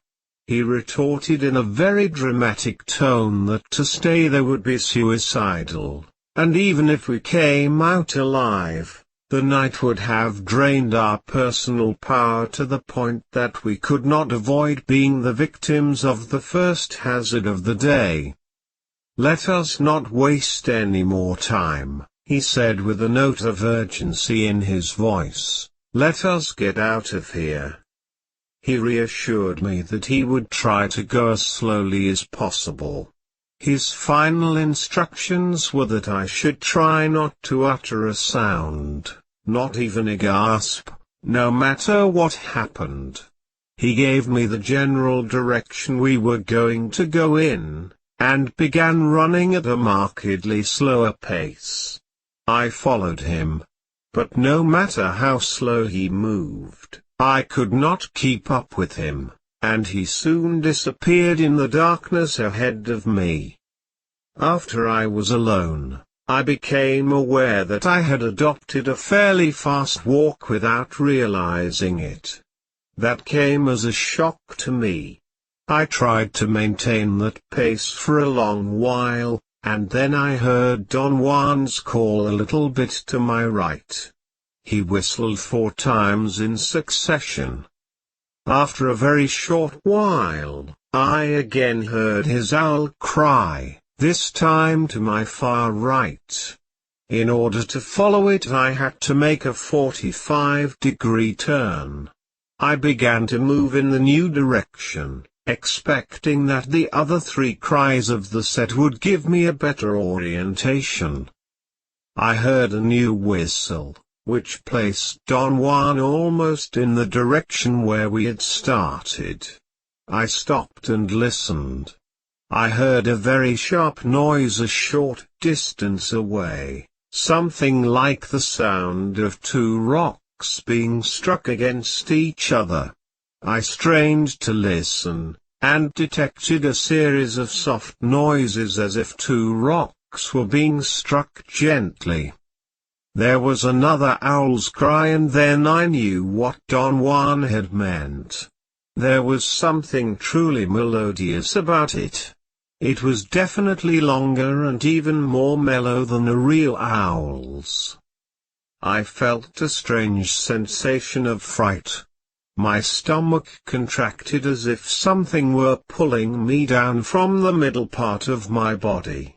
I turned around and started to semi-jog in the opposite direction. I heard a faint owl cry in the distance. There was a rapid succession of 3 more cries. They were Don Juan's. I ran in their direction. I felt that he must have then been a good 1/4 of a mile away, and if he kept up that pace, I would soon be inextricably alone in those hills. I could not understand why Don Juan would run ahead, when he could have run around me if he needed to keep that pace. I noticed then that there seemed to be something moving with me to my left. I could almost see it in the extreme periphery of my visual field. I was about to panic, but a sobering thought crossed my mind. I could not possibly see anything in the dark. I wanted to stare in that direction, but I was afraid to lose my momentum. Another owl cry jolted me out of my deliberations. It came from my left. I did not follow it because it was without a doubt the most sweet and melodious cry I had ever heard.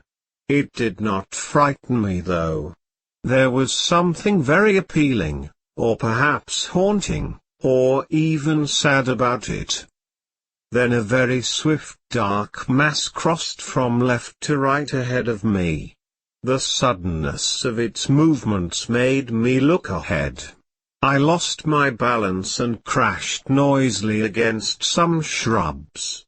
I fell down on my side, and then I heard the melodious cry a few steps to my left. I stood up, but before I could start moving forward again, there was another cry more demanding and compelling than the first. It was as if something there wanted me to stop and listen.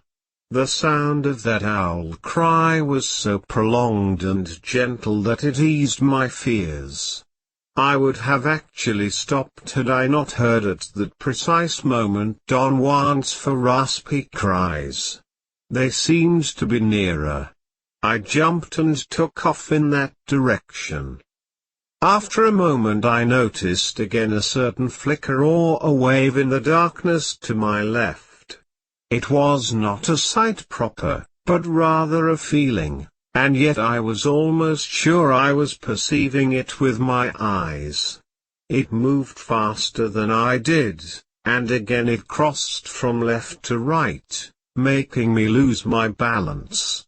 This time I did not fall down, and strangely enough not falling down annoyed me. I suddenly became angry, and the incongruency of my feelings threw me into true panic. I tried to accelerate my pace. I wanted to give out an owl cry myself to let Don Juan know where I was, but I did not dare to disobey his instructions. At that moment some gruesome thing came to my attention. There was actually something like an animal to my left, almost touching me. I jumped involuntarily and veered to my right. The fright almost suffocated me. I was so intensely gripped by fear that there were no thoughts in my mind as I moved in the darkness as fast as I could. My fear seemed to be a bodily sensation that had nothing to do with my thoughts. I found that condition very unusual. In the course of my life, my fears had always been mounted on an intellectual matrix and had been engendered by threatening social situations, or by people behaving towards me in dangerous ways. This time, however, my fear was a true novelty. It came from an unknown part of the world, and hit me in an unknown part of myself. I heard an owl cry very close and slightly to my left. I could not catch the details of its pitch, but it seemed to be Don Juan's. It was not melodious. I slowed down. Another cry followed. The raspiness of Don Juan's whistles was there, so I moved faster. A third whistle came from a very short distance away. I could distinguish a dark mass of rocks or perhaps trees. I heard another owl's cry and I thought that Don Juan was waiting for me because we were out of the field of danger. I was almost at the edge of the darker area when a fifth cry froze me on the spot. I strained to see ahead into the dark area, but a sudden rustling sound to my left made me turn around in time to notice a black object, blacker than the surroundings, rolling or sliding by my side. I gasped and jumped away. I heard a clicking sound as if someone were smacking his lips, and then a very large dark mass lurched out of the darker area. It was square, like a door, perhaps 8 to 10 feet high. The suddenness of its appearance made me scream. For a moment my fright was all out of proportion, but a second later I found myself awesomely calm, staring at the dark shape. My reactions were as far as I was concerned, another total novelty. Some part of myself seemed to pull me towards the dark area with an eerie insistence, while another part of me resisted. It was as if I wanted to find out for sure on the one hand, and on the other I wanted to run hysterically out of there. I barely heard Don Juan's owl cries. They seemed to be very close by and they seemed to be frantic. They were longer and raspier as though he was whistling while he ran towards me.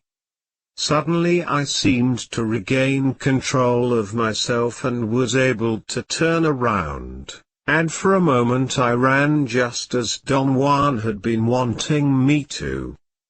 "Don Juan," I shouted when I found him. He put his hand on my mouth, and signaled me to follow. We both jogged at a very comfortable pace until we came to the sandstone ledge where we had been before. We sat in absolute silence on the ledge for about an hour until dawn. Then we ate food from the gourds. Don Juan said that we had to remain on the ledge until midday, and we were not going to sleep at all, but were going to talk as if nothing was out of the ordinary. He asked me to relate in detail everything that had happened to me from the moment he had left me. When I concluded my narration he stayed quiet for a long time. He seemed to be immersed in deep thought.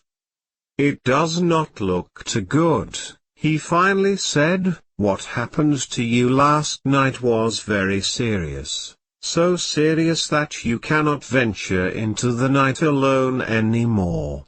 From now on the entities of the night will not leave you alone." "What happened to me last night, Don Juan?" "You stumbled on some entities which are in the world, and which act on people. You know nothing about them because you have never encountered them. Perhaps it would be more proper to call them entities of the mountains. They do not really belong to the night. I call them entities of the night because one can perceive them in the darkness with greater ease. They are here around us at all times. In daylight, however, it is more difficult to perceive them simply because the world is familiar to us, and that which is familiar takes precedence. In the darkness, on the other hand, everything is equally strange, and very few things take precedence, so we are more susceptible to those entities at night. But are they real, Don Juan? Of course.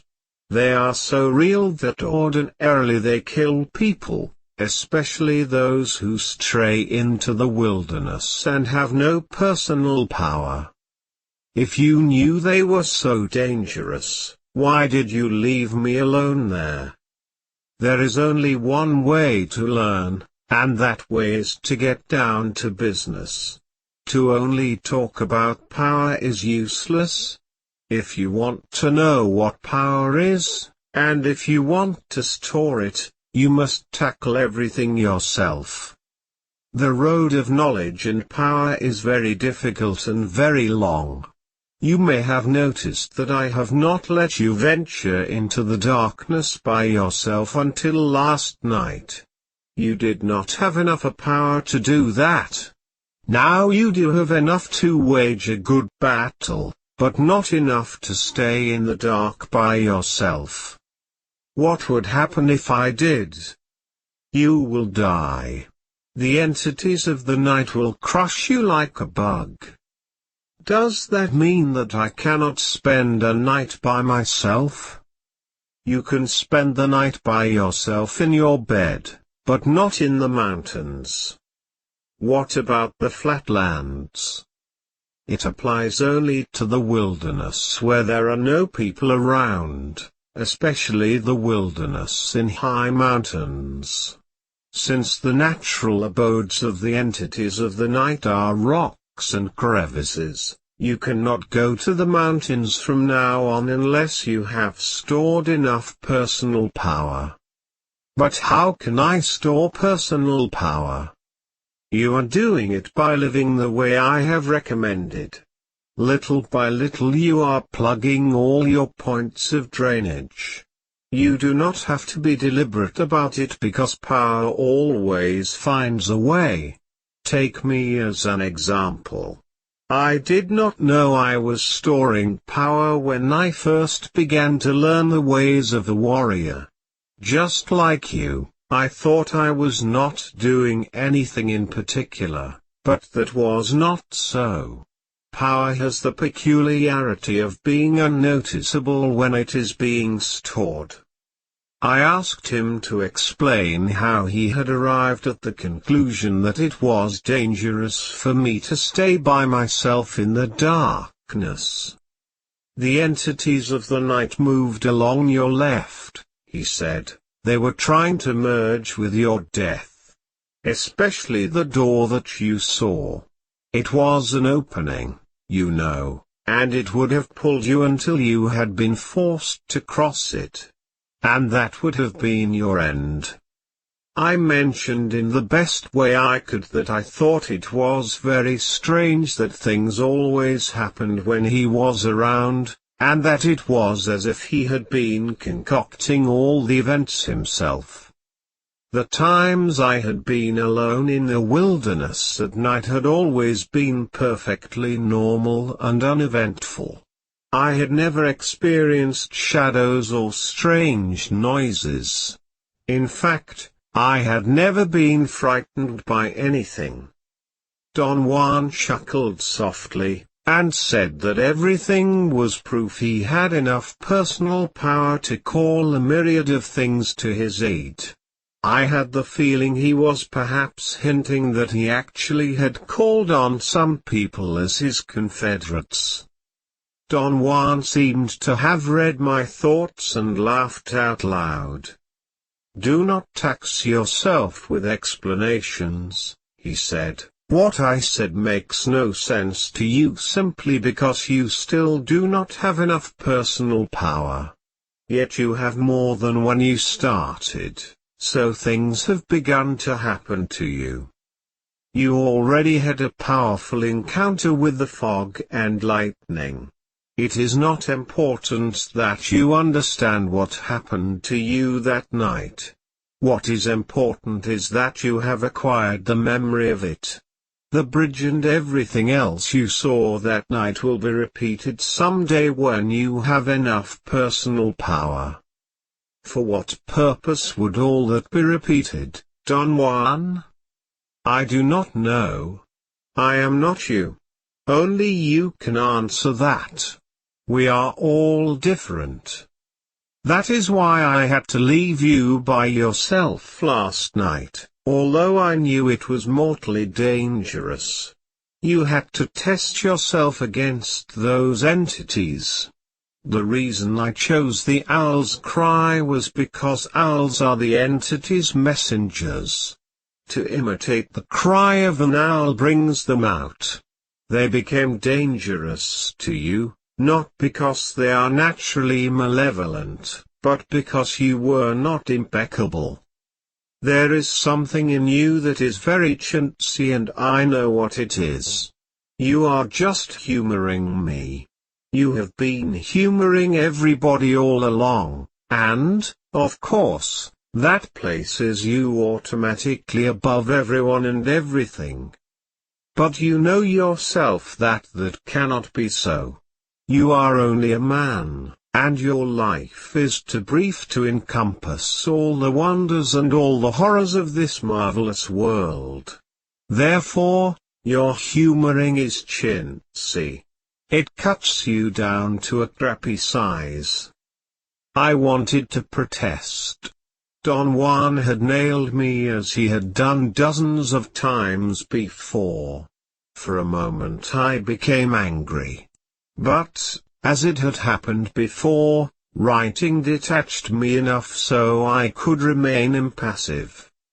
"I think I have a cure for it," Don Juan went on after a long interval. Even you would agree with me if you could remember what you did last night.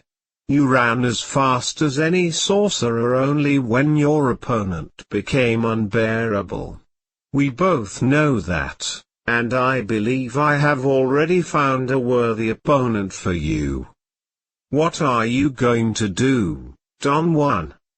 He did not answer. He stood up and stretched his body. He seemed to contract every muscle. He ordered me to do the same. You must stretch your body many times during the day, he said. The more times the better, but only after a long period of work or a long period of rest. What kind of opponent are you going to find for me? I asked. Unfortunately, only our fellow men are our worthy opponents, he said. Other entities have no volition of their own, and one must go to meet them and lure them out. Our fellow men, on the contrary, are relentless.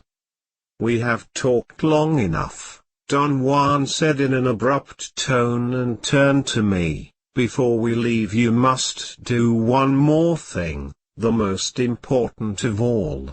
I am going to tell you something right now to set your mind at ease about why you are here. The reason you keep on coming to see me is very simple. Every time you have seen me your body has learned certain things, even against your desire, and finally your body now needs to come back to me to learn more. Let us say that your body knows that it is going to die, even though you never think about it.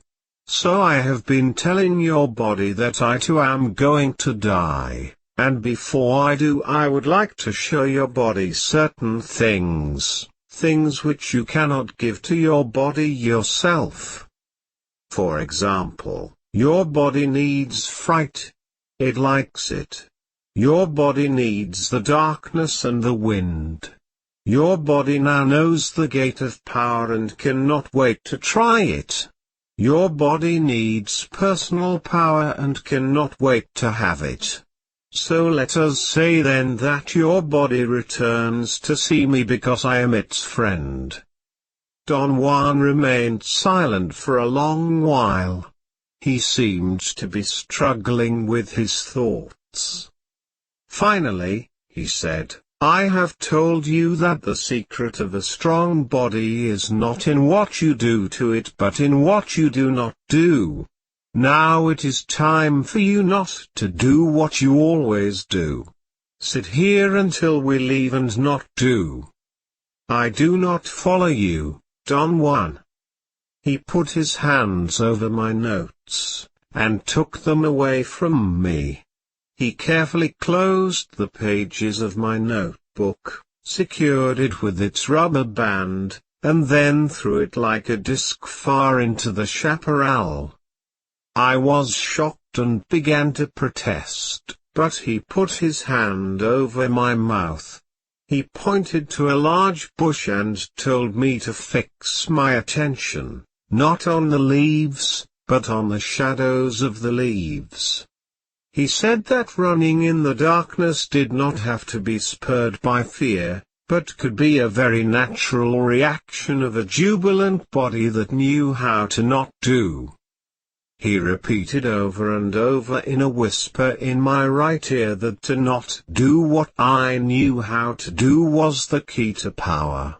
In the case of looking at a tree, what I knew how to do was to focus immediately on the foliage. The shadows of the leaves, or the spaces in between the leaves were never my concern. His last admonitions were to start focusing on the shadows of the leaves on one single branch and then eventually work my way to the whole tree, and not to let my eyes go back to the leaves because the first deliberate step to storing personal power was to allow the body to not do. Perhaps it was because of my fatigue or my nervous excitation, but I became so immersed in the shadows of the leaves that by the time Don Juan stood up I could almost group the dark masses of shadows as effectively as I normally grouped the foliage.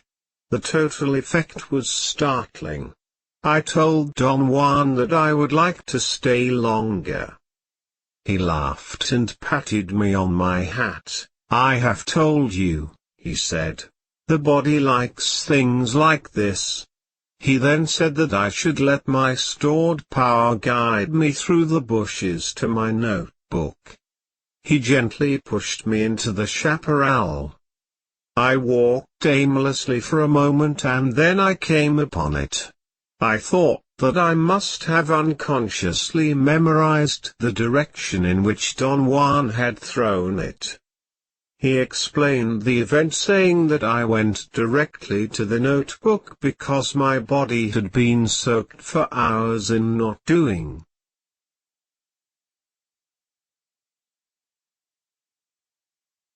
Journey to Istlan. Copyright 1972 by Carlos Castaneda. Part 1, Chapter 15, Not Doing. Wednesday, 1962 April 11. Upon returning to his house, Don Juan recommended that I work on my notes as if nothing had happened to me, and that I not mention or even be concerned with any of the events I had experienced. After a day's rest he announced that we had to leave the area for a few days because it was advisable to put distance between us and those entities. He said that they had affected me deeply, although I was not noticing their effect yet because my body was not sensitive enough. In a short while, however, I would fall seriously ill if I did not go to my place of predilection to be cleansed and restored. We left before dawn and drove north. After an exhausting drive and a fast hike, we arrived at the hilltop in the late afternoon. Don Juan, as he had done before, covered the spot where I had once slept with small branches and leaves. Then he gave me a handful of leaves to put against the skin of my abdomen, and told me to lie down and rest. He fixed another place for himself slightly to my left, about 5 feet away from my head, and he also lay down. In a matter of minutes, I began to feel an exquisite warmth and a sense of supreme well-being. It was a sense of physical comfort, a sensation of being suspended in midair. I could fully agree with Don Juan's statement that the bed of strings would keep me floating. I commented on the unbelievable quality of my sensory experience. Don Juan said in a factual tone that the bed was made for that purpose. "I cannot believe that this is possible," I exclaimed. Don Juan took my statement literally and scolded me. He said he was tired of my acting as an ultimately important being that has to be given proof over and over that the world is unknown and marvelous. I tried to explain that a rhetorical exclamation had no significance. He retorted, that if that were so, I could have chosen another statement. It seemed that he was seriously annoyed with me. I sat up halfway and began to apologize, but he laughed, and imitating my manner of speaking suggested a series of hilarious rhetorical exclamations I could have used instead. I ended up laughing at the calculated absurdity of some of his proposed alternatives. He giggled and in a soft tone reminded me that I should abandon myself to the sensation of floating. The soothing feeling of peace and plenitude that I experienced in that mysterious place aroused some deeply buried emotions in me. I began to talk about my life. I confessed that I had never respected or liked anybody, not even myself, and that I had always felt I was inherently evil, and thus my attitude towards others was always veiled with a certain bravado and daring. True, Don Juan said, you do not like yourself at all. He cackled and told me that he had been seeing while I talked. His recommendation was that I should not have remorse for anything I had done because to isolate one's acts as being mean, or ugly, or evil was to place an unwarranted importance on the self. I moved nervously and the bed of leaves made a rustling sound. Don Juan said that if I wanted to rest I should not make my leaves feel agitated, and that I should imitate him and lie without making a single movement. He added that in his seeing he had come across one of my moods.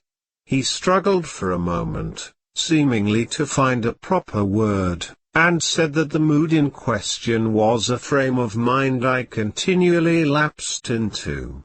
He described it as a sort of trapdoor that opened at unexpected times and swallowed me. I asked him to be more specific. He replied that it was impossible to be specific about seeing. Before I could say anything else he told me I should relax, but not fall asleep, and be in a state of awareness for as long as I could. He said that the bed of strings was made exclusively to allow a warrior to arrive at a certain state of peace and well-being. In a dramatic tone Don Juan stated that well-being was a condition one had to groom, a condition one had to become acquainted with in order to seek it. You do not know what well-being is because you have never experienced it, he said. I disagreed with him. But he continued arguing that well-being was an achievement one had to deliberately seek. He said that the only thing I knew how to seek was a sense of disorientation, ill-being, and confusion. He laughed mockingly and assured me that in order to accomplish the feat of making myself miserable I had to work in a most intense fashion, and that it was absurd I had never realized I could work just the same in making myself complete and strong. The trick is in what one emphasizes, he said. We either make ourselves miserable, or we make ourselves strong. The amount of work is the same. I closed my eyes and relaxed again and began to feel I was floating. For a short while it was as if I were actually moving through space, like a leaf. Although it was utterly pleasurable, the feeling somehow reminded me of times when I had become sick and dizzy and would experience a sensation of spinning. I thought perhaps I had eaten something bad. I heard Don Juan talking to me, but I did not really make an effort to listen. I was trying to make a mental inventory of all the things I had eaten that day, but I could not become interested in it. It did not seem to matter. Watch the way the sunlight changes, he said. His voice was clear. I thought it was like water, fluid and warm. The sky was totally free of clouds towards the west and the sunlight was spectacular. Perhaps the fact that Don Juan was cueing me made the yellowish glow of the afternoon sun truly magnificent. Let that glow kindle you, Don Juan said. Before the sun goes down today you must be perfectly calm and restored because tomorrow, or the day after, You are going to learn not doing. Learn not doing what? I asked. Never mind now, he said. Wait until we are in those lava mountains. He pointed to some distant, jagged, dark, menacing-looking peaks towards the north. Thursday, 1962 April 12. We reached the high desert around the lava mountains in the late afternoon. In the distance the dark brown lava mountains looked almost sinister. The sun was very low on the horizon, and shone on the western face of the solidified lava, tinting its dark brownness with a dazzling array of yellow reflections. I could not keep my eyes away. Those peaks were truly mesmerizing. By the end of the day, the bottom slopes of the mountains were in sight. There was very little vegetation on the high desert. All I could see were cacti and a kind of tall grass that grew in tufts. Don Juan stopped to rest.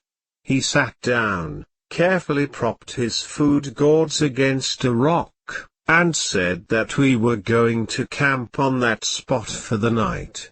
He had picked a relatively high place. From where I stood I could see quite a distance away all around us. It was a cloudy day and the twilight quickly enveloped the area. I became involved in watching the speed with which the crimson clouds on the west faded into a uniform thick dark gray. Don Juan got up and went to the bushes. By the time he came back, the silhouette of the lava mountains was a dark mass. He sat down next to me, and called my attention to what seemed to be a natural formation on the mountains towards the northeast. It was a spot which had a color much lighter than its surroundings. While the whole range of lava mountains looked uniformly dark brown in the twilight, the spot he was pointing at was actually yellowish or dark beige. I could not figure out what it could be. I stared at it for a long time. It seemed to be moving. I fancied it to be pulsating. When I squinted my eyes it actually rippled as if the wind were moving it. Look at it fixedly, Don Juan commanded me. At one moment, after I had maintained my stare for quite a while, I felt that the whole range of mountains was moving towards me. That feeling was accompanied by an unusual agitation in the pit of my stomach. The discomfort became so acute that I stood up. "Sit down," Don Juan yelled, but I was already on my feet. From my new point of view, the yellowish formation was lower on the side of the mountains. I sat down again without taking my eyes away, and the formation shifted to a higher place. I stared at it for an instant, and suddenly I arranged everything into the correct perspective. I realized that what I had been looking at was not in the mountains at all but was really a piece of yellowish-green cloth hanging from a tall cactus in front of me. I laughed out loud and explained to Don Juan that the twilight had helped to create an optical illusion. He got up and walked to the place where the piece of cloth was hanging, took it down, folded it, and put it inside his pouch. "What are you doing that for?" I asked. "Because this piece of cloth has power," he said casually. "For a moment you were doing fine with it and there is no way of knowing what may have happened if you had remained seated." Friday, 1962 April 13. At the crack of dawn we headed for the mountains. They were surprisingly far away. By midday we walked into one of the canyons. There was some water in shallow pools. We sat to rest in the shade of a hanging cliff. The mountains were clumps of a monumental lava flow. The solidified lava had weathered over the millennia, into a porous dark brown rock. Only a few sturdy weeds grew between the rocks and in the cracks. Looking up at the almost perpendicular walls of the canyon, I had a weird sensation in the pit of my stomach. The walls were hundreds of feet high, and gave me the feeling that they were closing in on me. The sun was almost overhead, slightly towards the southwest. "Stand here," Don Juan said, and he maneuvered my body until I was looking towards the sun. He told me to look fixedly at the mountain walls above me. The sight was stupendous. The magnificent height of the lava flow staggered my imagination. I began to wonder what a volcanic upheaval it must have been. I looked up and down the sides of the canyon various times. I became immersed in the richness of color in the rock wall. There were specks of every conceivable hue. There were patches of light gray moss or lichen in every rock. I looked right above my head, and noticed that the sunlight was producing the most exquisite reflections, when it hit the brilliant specks of the solidified lava. I stared at an area in the mountains where the sunlight was being reflected. As the sun moved, the intensity diminished, then it faded completely. I looked across the canyon, and saw another area of the same exquisite light refractions. I told Don Juan what was happening, and then I spotted another area of light, and then another in a different place, and another, until the whole canyon was blotched with big patches of light. I felt dizzy. Even if I closed my eyes I could still see the brilliant lights.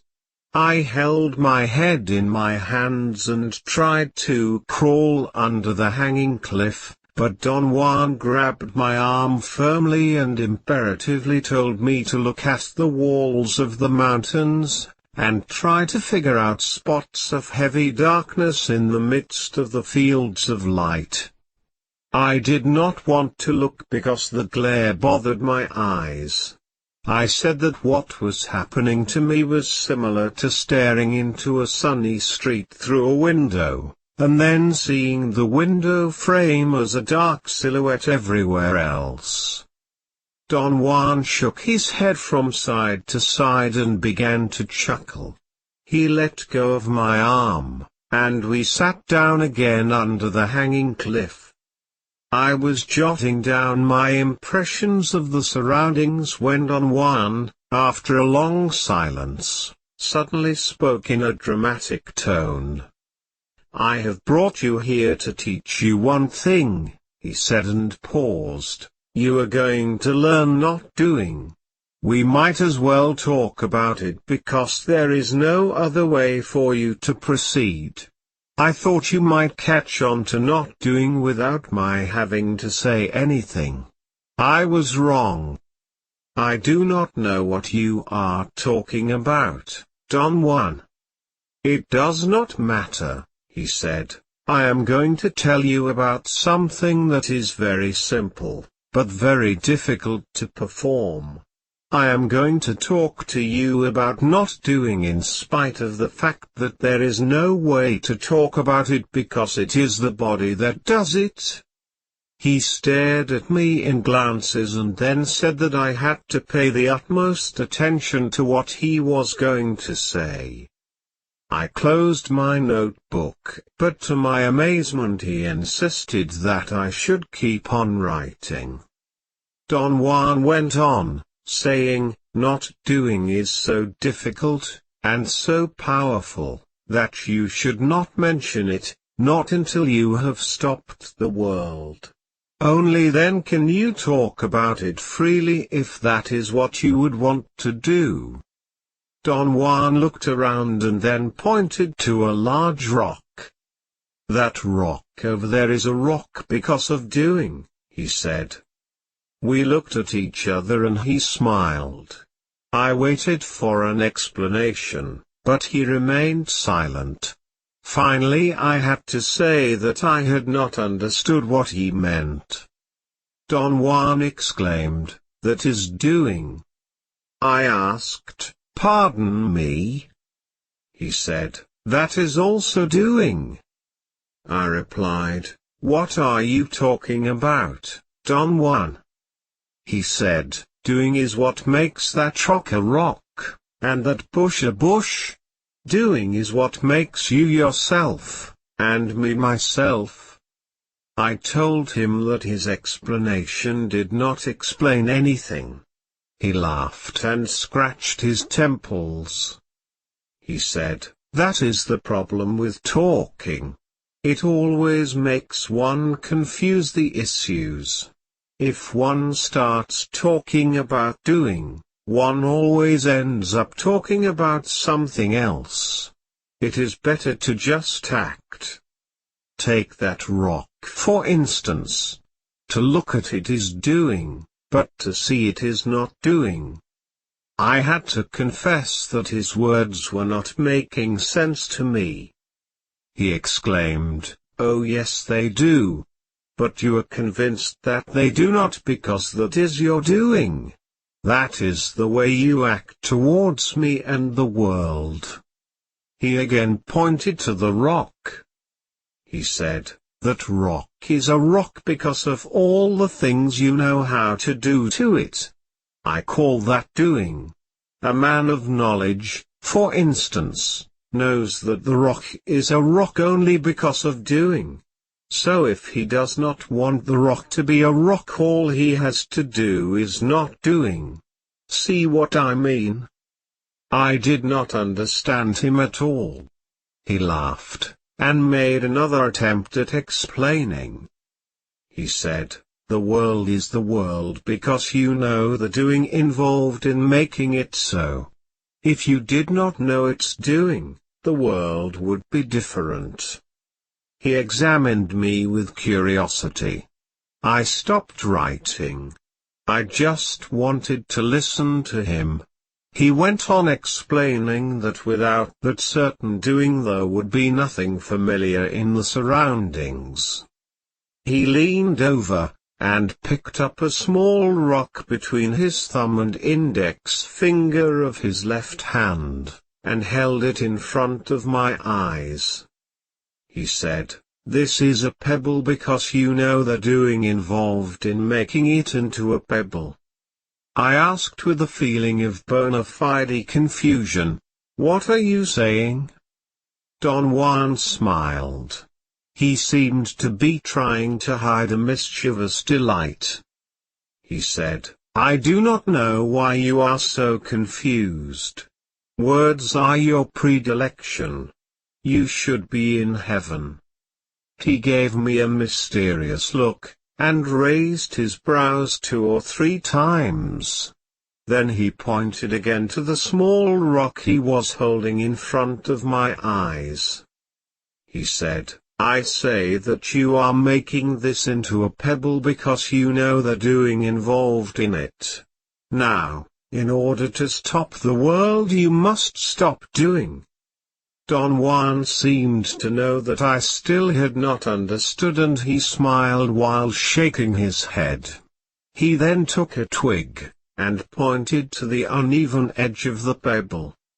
He went on, saying, "In the case of this little rock, the first thing which doing does to it is to shrink it to this size. So the proper thing to do, which a warrior does if he wants to stop the world, is to enlarge a little rock, or any other thing, by not doing." He stood up and placed the pebble on a boulder and then asked me to come closer and examine it. He told me to look at the holes and depressions in the pebble and try to pick out the minute detail in them. He said that if I could pick out the detail, the holes and depressions would disappear and I would understand what not doing meant. "This damn pebble is going to drive you crazy today," he said. I must have had a look of bewilderment on my face. He looked at me and laughed uproariously. Then he pretended to get angry with the pebble, and hit it 2 or 3 times with his hat. I urged him to clarify his point. I argued that it was possible for him to explain anything he wanted to if he made an effort. He gave me a sly glance and shook his head as if the situation were hopeless. "Sure, I can explain anything," he said, laughing, "but could you understand it?" I was taken aback by his insinuation. "Doing makes you separate the pebble from the larger boulder," he continued. "If you want to learn not doing, let us say that you have to join them." He pointed to the small shadow that the pebble cast on the boulder, and said that it was not a shadow but a glue which bound them together. He then turned around and walked away, saying that he was coming back to check on me later. I stared at the pebble for a long time. I could not focus my attention on the minute detail in the holes and depressions, but the tiny shadow that the pebble cast on the boulder became a most interesting point. Don Juan was right. It was like a glue. It moved and shifted. I had the impression it was being squeezed from underneath the pebble. When Don Juan returned, I related to him what I had observed about the shadow. He said, "That is a good beginning. A warrior can tell all kinds of things from the shadows."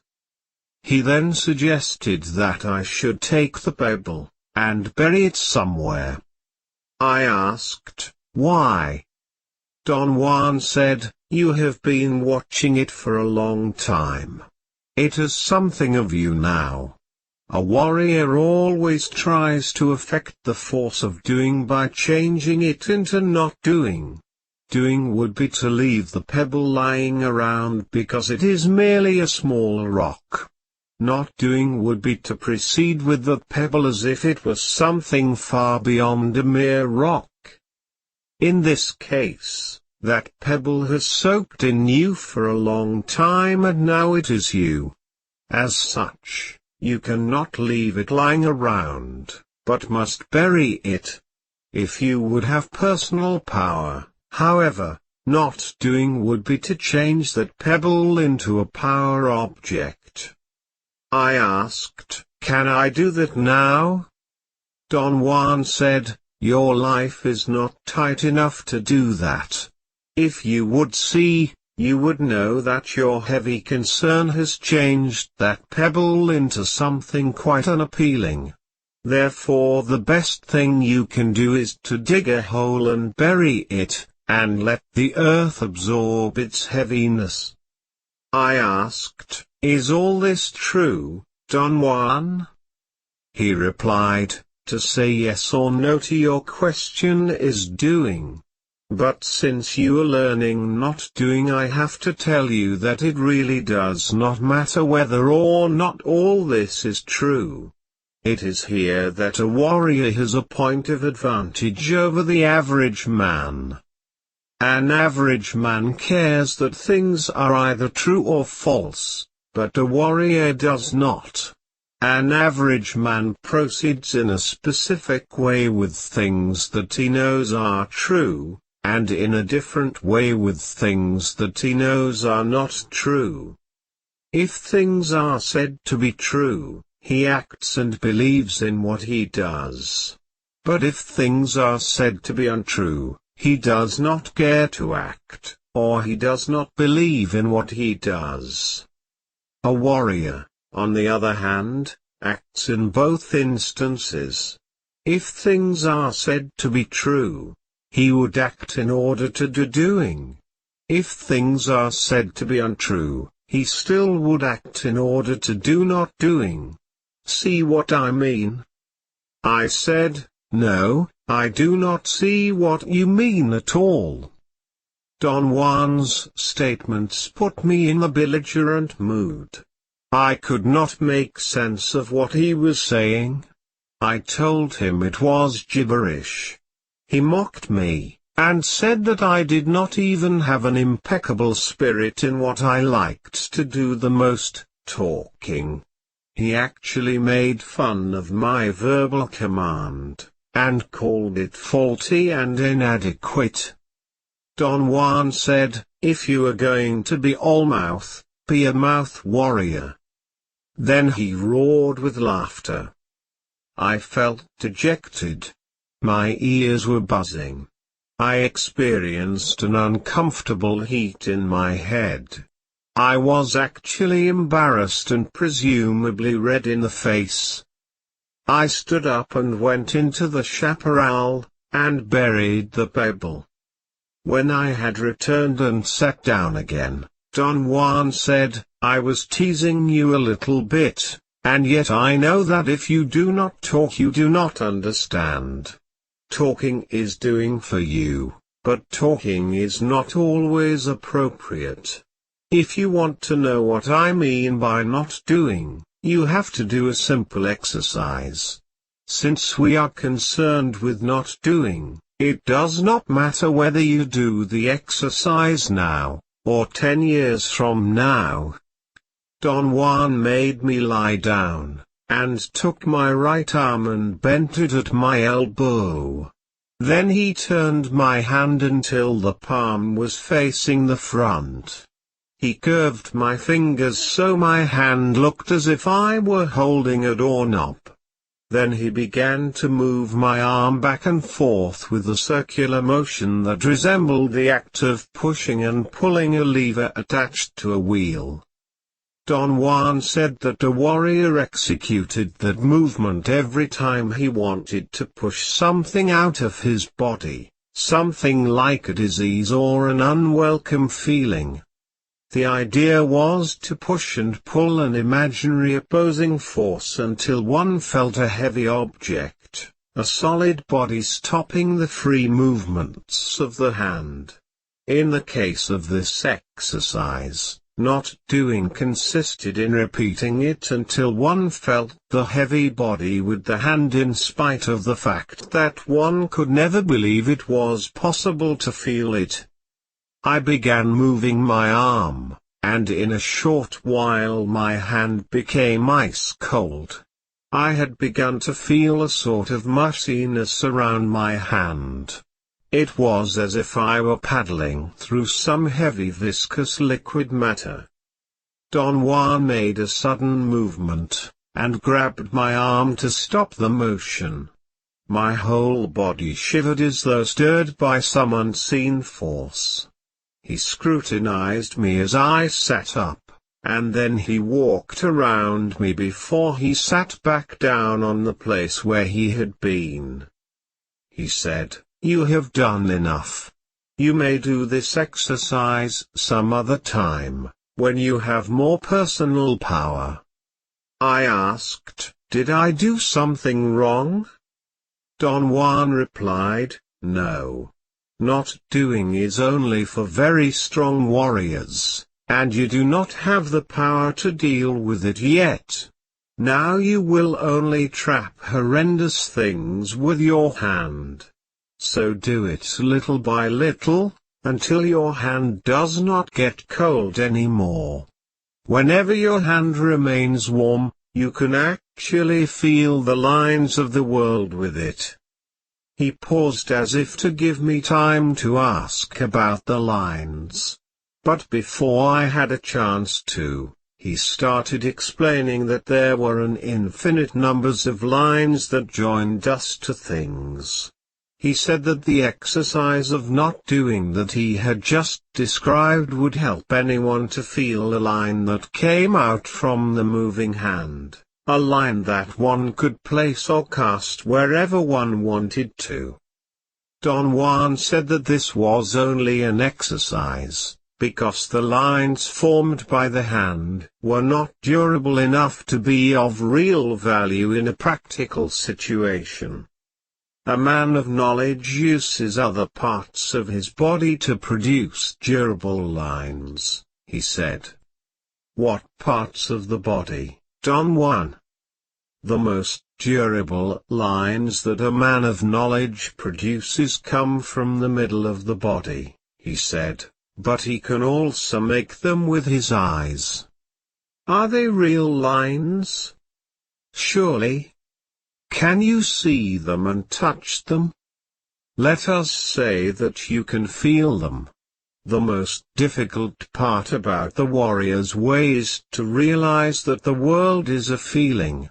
When one is not doing, one is feeling the world, and one feels the world through its lines. He paused and examined me with curiosity. He raised his brows and opened his eyes and then blinked. The effect was like the eyes of a bird blinking. Almost immediately I felt a sensation of discomfort and queasiness. It was actually as if something was applying pressure to my stomach.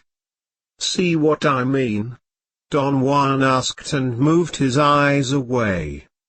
I mentioned that I felt nauseated and he replied in a matter-of-fact tone that he knew it, and that he was trying to make me feel the lines of the world with his eyes. I could not accept the claim that he himself was making me feel that way. I voiced my doubts. I could hardly conceive the idea that he was causing my feeling of nausea since he had not in any physical way impinged on me. Not doing is very simple but very difficult, he said. It is not a matter of understanding it, but rather of mastering it. Seeing, of course, is the final accomplishment of a man of knowledge. And seeing is attained only when one has stopped the world through the technique of not doing. I smiled involuntarily. I had not understood what he meant. When one does something with people, he said, the concern should be only with presenting the case to their bodies. That is what I have been doing with you so far, letting your body know. Who cares whether or not you understand? But that is unfair, Don Juan. I want to understand everything. Otherwise, coming here would be a waste of my time.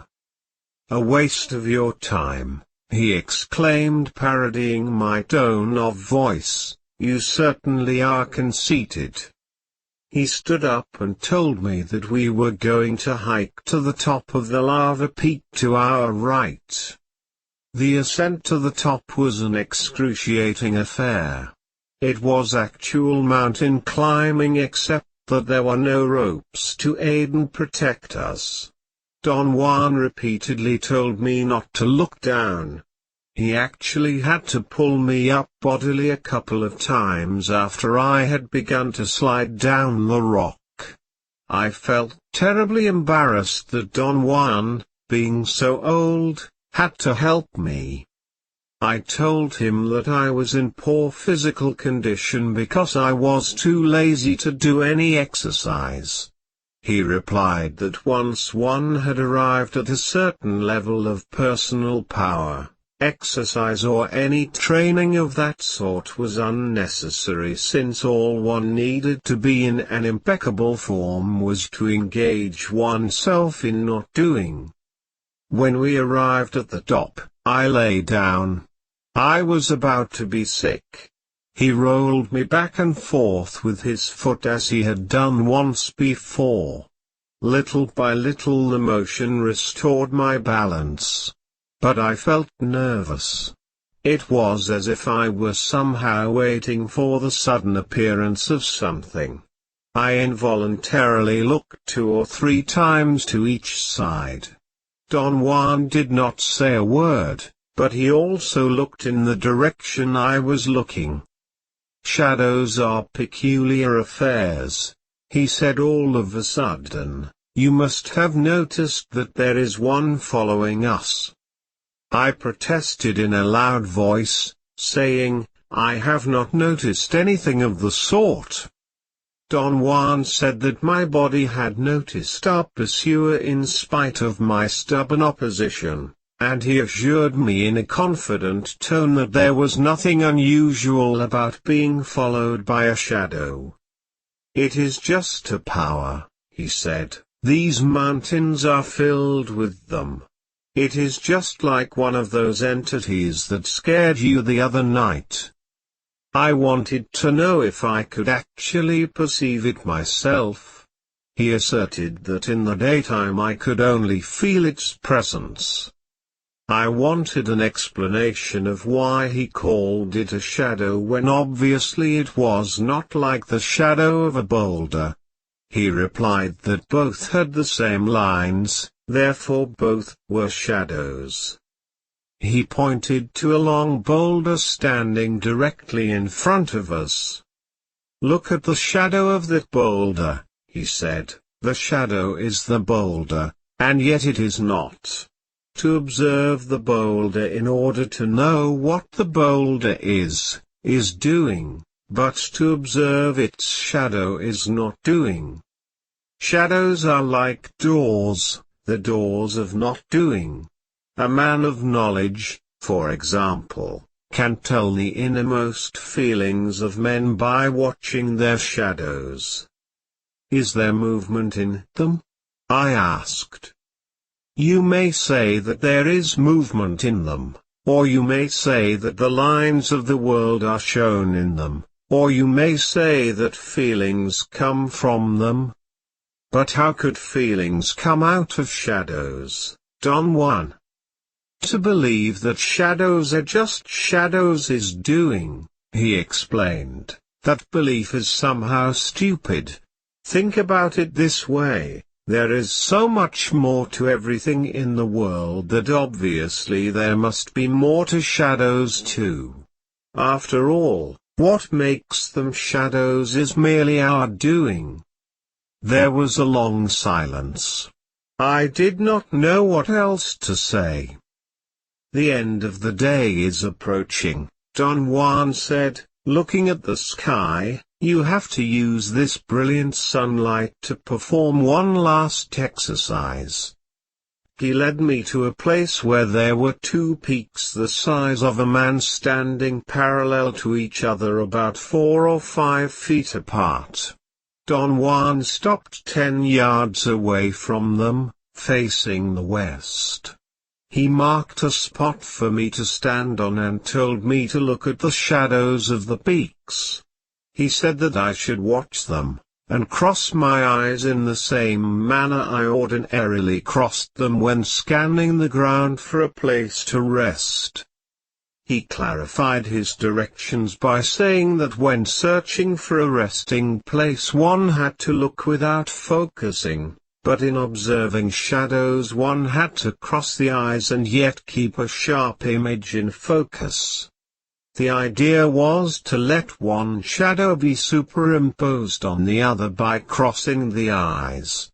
He explained that through that process one could ascertain a certain feeling which emanated from shadows.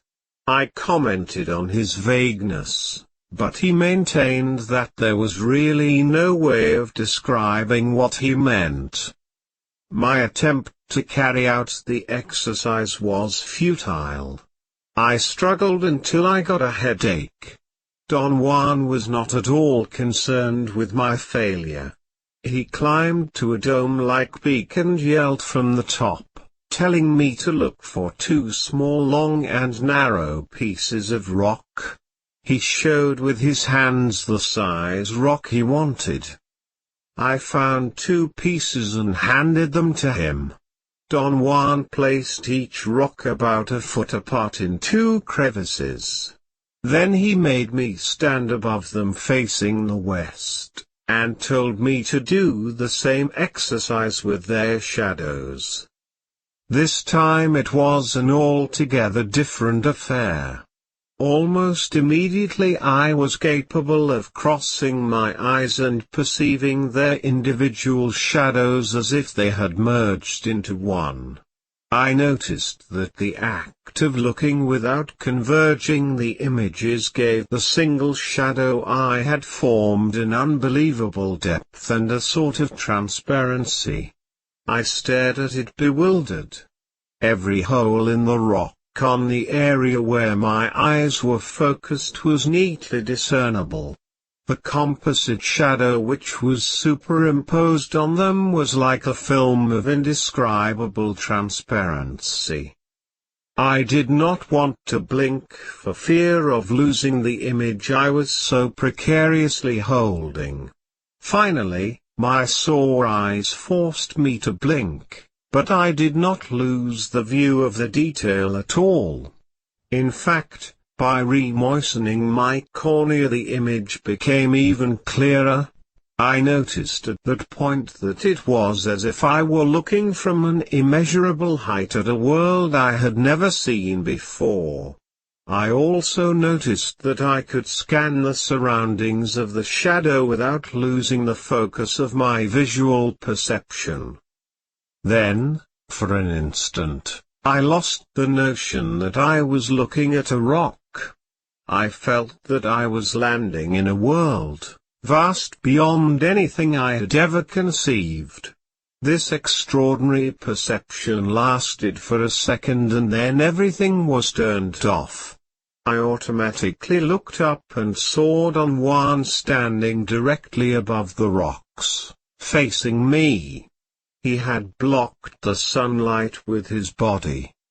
I described the unusual sensation I had had, and he explained that he had been forced to interrupt it because he saw that I was about to get lost in it. He added that it was a natural tendency for all of us to indulge ourselves when feelings of that nature occurred, and that by indulging myself in it I had almost turned not doing into my old familiar doing. He said that what I should have done was to maintain the view without succumbing to it because in a way that doing was a manner of succumbing. I complained that he should have told me beforehand what to expect and what to do. But he pointed out that he had no way of knowing whether or not I would succeed in merging the shadows. I had to confess I was more mystified than ever about not doing. Don Juan's comments were that I should be satisfied with what I had done because for once I had proceeded correctly, that by reducing the world I had enlarged it, and that, although I had been far from feeling the lines of the world, I had correctly used the shadow of the rocks as a door into not doing.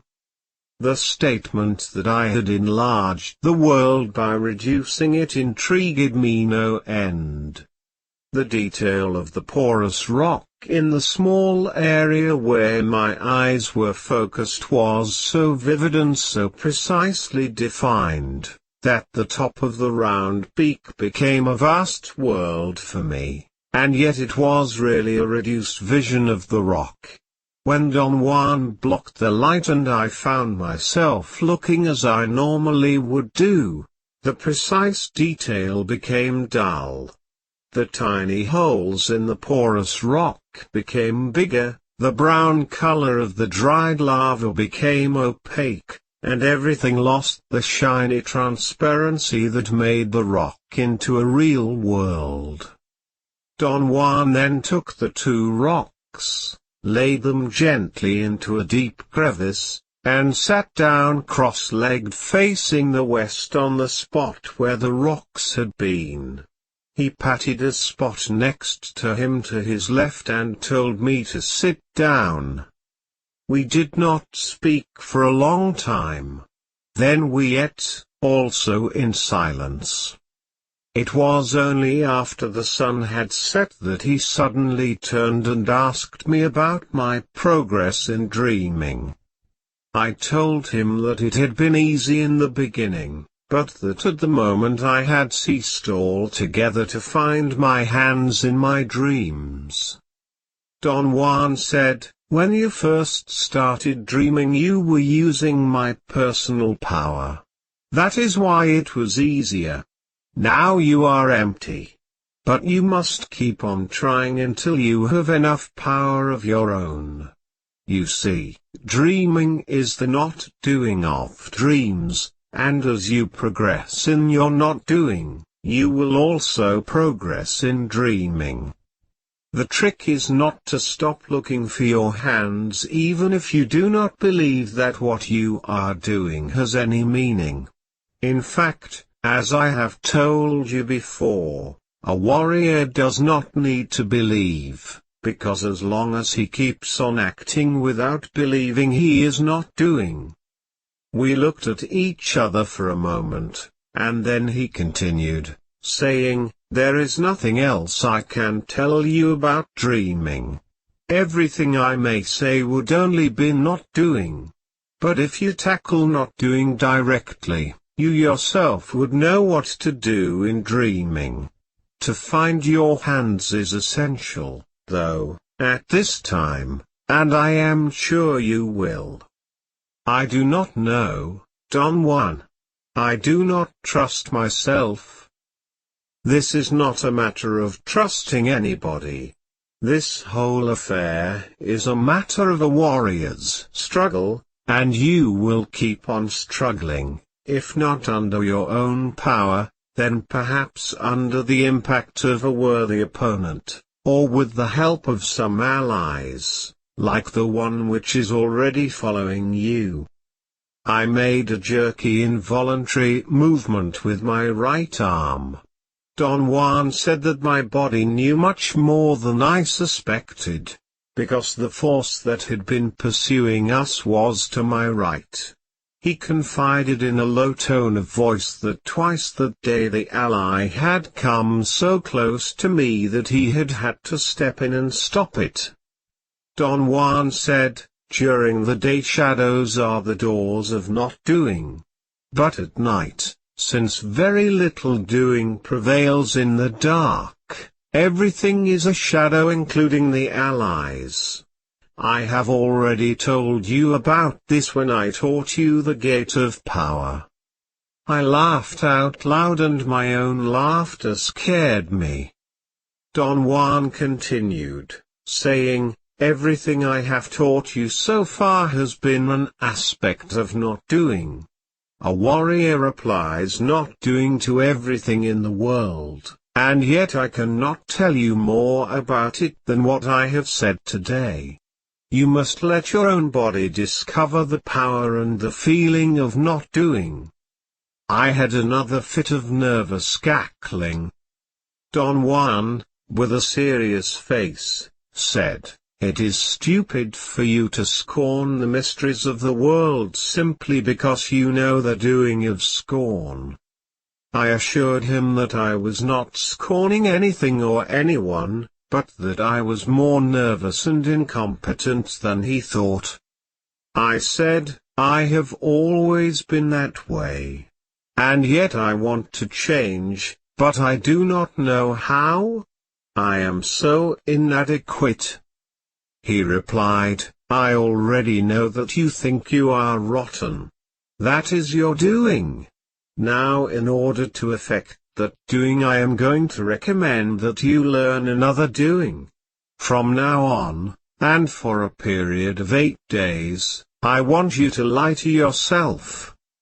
Instead of telling yourself the truth, that you are ugly and rotten and inadequate, you will tell yourself that you are the complete opposite, knowing that you are lying, and that you are absolutely beyond hope." I asked, "But what would be the point of lying like that, Don Juan?" He answered, It may hook you to another doing, and then you may realize that both doings are lies, unreal, and that to hinge yourself to either one is a waste of time because the only thing that is real is the being in you that is going to die. To arrive at that being is the not doing of the self.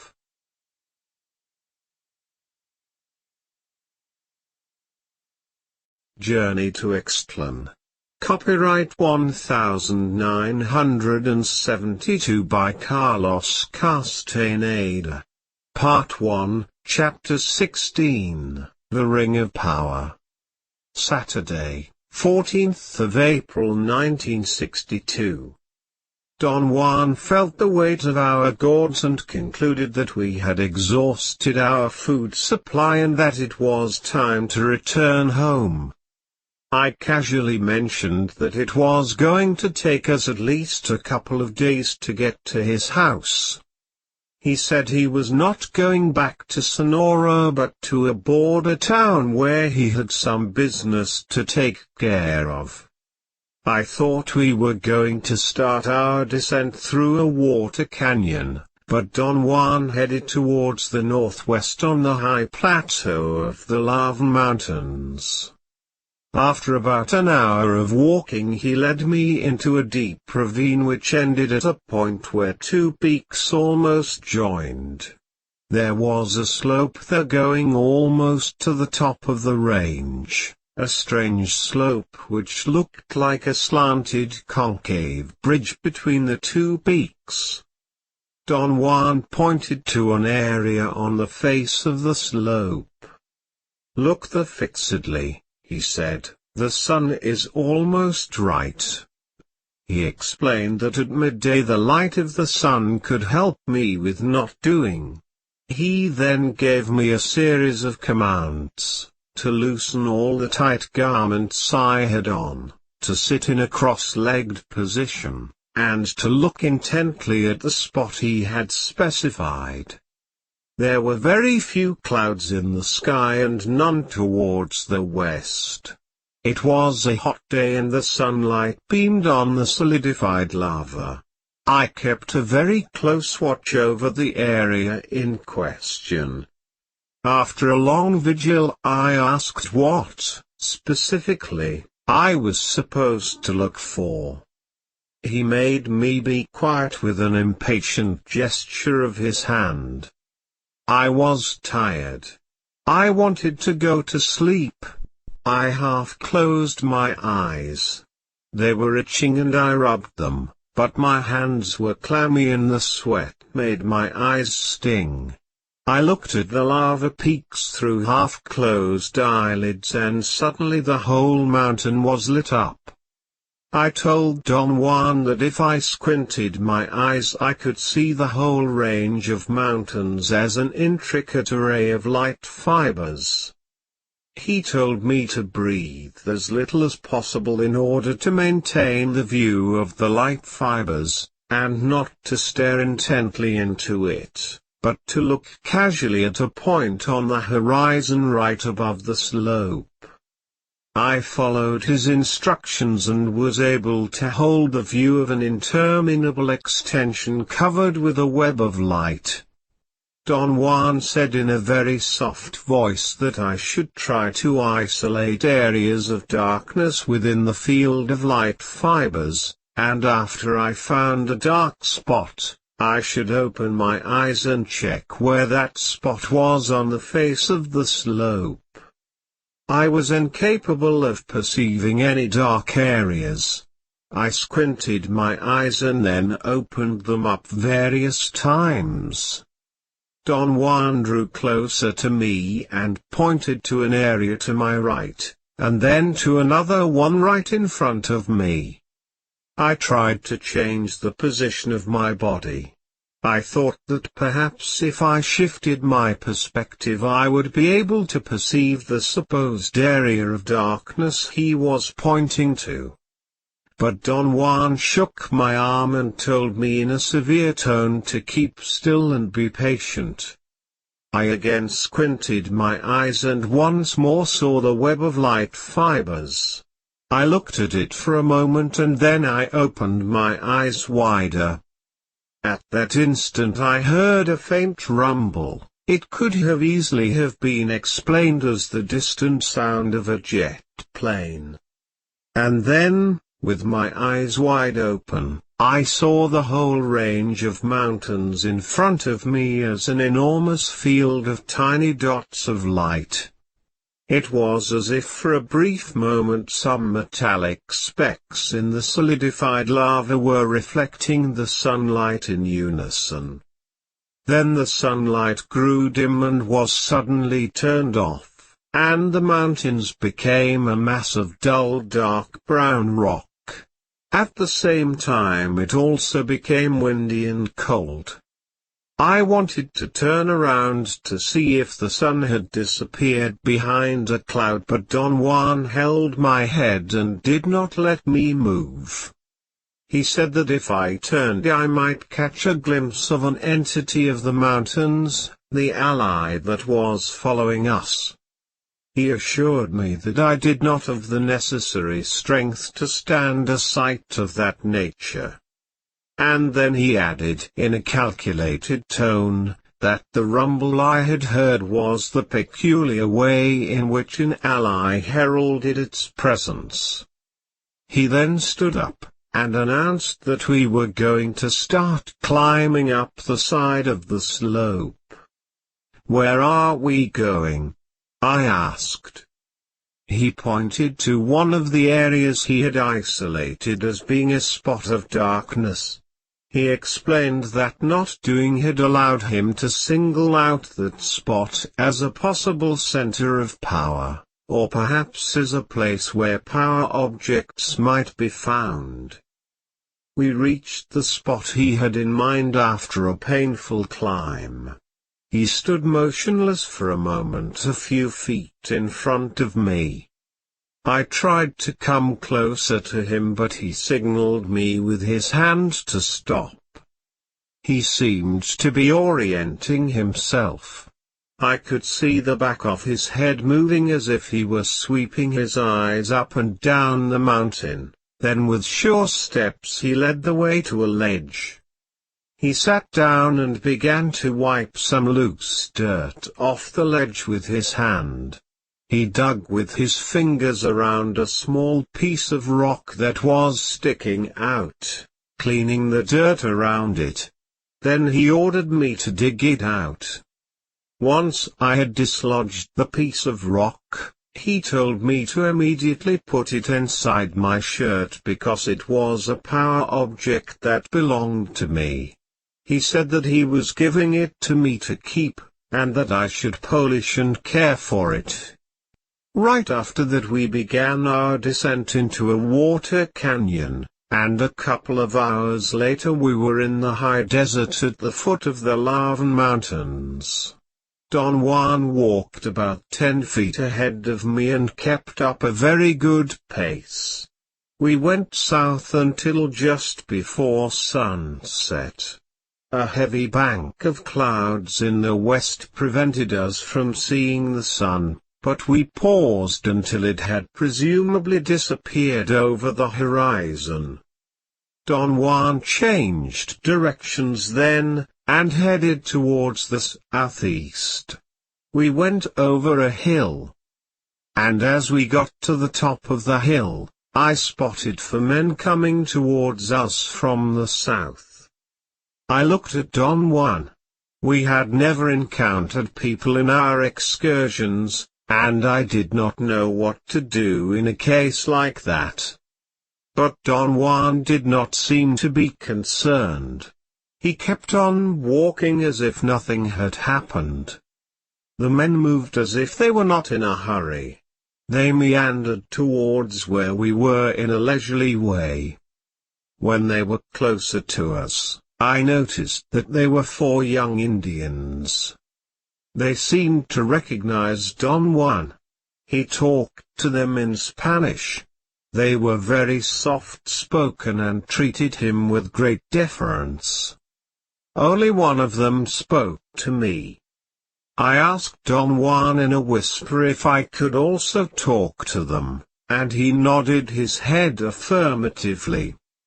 Once I engaged them in conversation, they were very friendly and communicative, especially the one who had first spoken to me.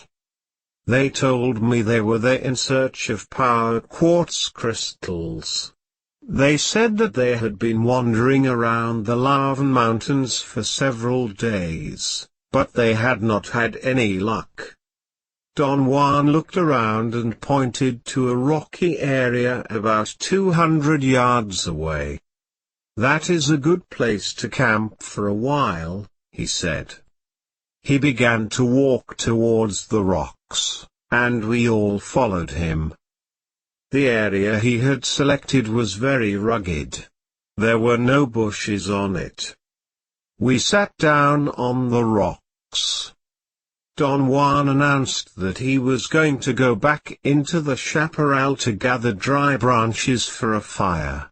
I wanted to help him, but he whispered to me that this was a special fire for those brave young men and he did not need my help. The young men sat down around me in a close cluster. One of them sat with his back against mine. I felt a bit embarrassed. When Don Juan returned with a pile of sticks, he commended them for their carefulness. He told me that the young men were sorcerer's apprentices, and that it was the rule to make a circle and have two people back to back in the center when going on hunting parties for power objects. One of the young men asked me if I had ever found any crystals myself. I told him that Don Juan had never taken me to look for them. Don Juan selected a place close to a big boulder, and started to make a fire. None of the young men moved to help him, but they watched him attentively. When all the sticks were burning, Don Juan sat with his back against the boulder. The fire was to his right. The young men apparently knew what was going on. But I did not have the faintest idea about the procedure to follow when one was dealing with sorcerer's apprentices. I watched the young men. They sat facing Don Juan, making a perfect half-circle. I noticed then that Don Juan was directly facing me, and two of the young men had sat to my left, and the other two to my right. Don Juan began telling them that I was in the lava mountains to learn not doing and that an ally had been following us. I thought that was a very dramatic beginning and I was right. The young men changed positions and sat with their left legs tucked under their seats. I had not observed how they were sitting before. I had assumed that they were sitting the same way I was, cross-legged. A casual glance at Don Juan revealed to me that he was also sitting with his left leg tucked in. He made a barely perceptible gesture with his chin to point at my sitting position. I casually tucked in my left leg. Don Juan had once told me that a sorcerer used that posture when things were uncertain. However, it had always proved to be a very tiring position for me. I felt it was going to be a terrible imposition on me to remain seated in that fashion for the duration of his talk. Don Juan seemed to be thoroughly aware of my handicap. So he explained in a succinct manner to the young men that quartz crystals could be found in certain specific spots in that area. And when they were found, they had to be coaxed to leave their abode by means of special techniques. The crystals then became the man himself, and their power went beyond our understanding. He said that ordinarily quartz crystals were found in clusters, and that it was up to the man who had found them to choose 5 of the longest and best-looking blades of quartz, and sever them from their matrix. The finder was responsible for carving and polishing them in order to make them pointed, and to make them fit perfectly to the size and shape of the fingers of his right hand. Then he told us that the quartz crystals were weapons used for sorcery, that they were usually hurled to kill, and that they penetrated the enemy's body, and then returned to their owner's hand as though they had never left it. Next he talked about the search for the spirit that would turn the ordinary crystals into weapons, and said that the first thing one had to do was to find a propitious place to lure out the spirit. That place had to be on a hilltop, and the place on the hilltop was found by sweeping the hand with the palm turned towards the earth until a certain heat was detected with the palm of the hand. A fire had to be made on that spot. Don Juan explained that the ally was attracted by the flames, and manifested itself through a series of consistent noises. The person searching for an ally had to follow the direction of the noises until the ally revealed itself, and then the person had to wrestle it to the ground in order to overpower it. It was at that point that one could make the ally touch the crystals to imbue them with power. He warned us that there are other forces at large in those lava mountains, forces which do not resemble the allies. These forces do not make any noise, and appear only as fleeting shadows. They do not have any power beneficial to the person at all. Don Juan said that a brilliantly colored feather or some highly polished quartz crystals would attract the attention of an ally. However, in the long run, any object whatever would be equally effective because the important part was not to find the objects, but to find the force that would imbue them with power. He said, "What is the use of having beautifully polished crystals if you never find the spirit giver of power? On the other hand, if you do not have the crystals, but do find the spirit, you may put anything in his way to be touched. You could put your dicks in the way if you cannot find anything else." The young men giggled. The most daring of them, the one who talked to me first, laughed loudly. I noticed that Don Juan had crossed his legs, and was sitting in a relaxed manner. All the young men had also crossed their legs. I tried to slip casually into a more relaxed posture, but my left knee seemed to have a pinched nerve or a sore muscle and I had to stand up and jog on the spot for a few minutes. Don Juan made a joking comment. He said I was out of practice kneeling down because I had not been to confession in years, ever since I had begun running around with him. That produced a great commotion among the young men. They laughed in spurts. Some of them covered their faces and giggled nervously. "I am going to show you fellows something," Don Juan said casually after the young men had stopped laughing. My incorrect guess was that he was going to let us see some power objects he had in his pouch. For an instant I thought the young men were going to cluster around him because they made a sudden movement in unison. All of them bent forward a little bit, as if they were going to stand up. But then they all tucked their left legs in and went back to that mysterious position that was so hard on my knees. I tucked my left leg in as casually as possible. I found that if I did not sit on my left foot, that is, if I kept a half-kneeling position, my knees did not hurt as much. Don Juan stood up and walked around the big boulder until he was out of sight. He must have fed the fire before he stood up while I was tucking in my leg, because new sticks chirped as they ignited, and long flames spurted out. The effect was extremely dramatic.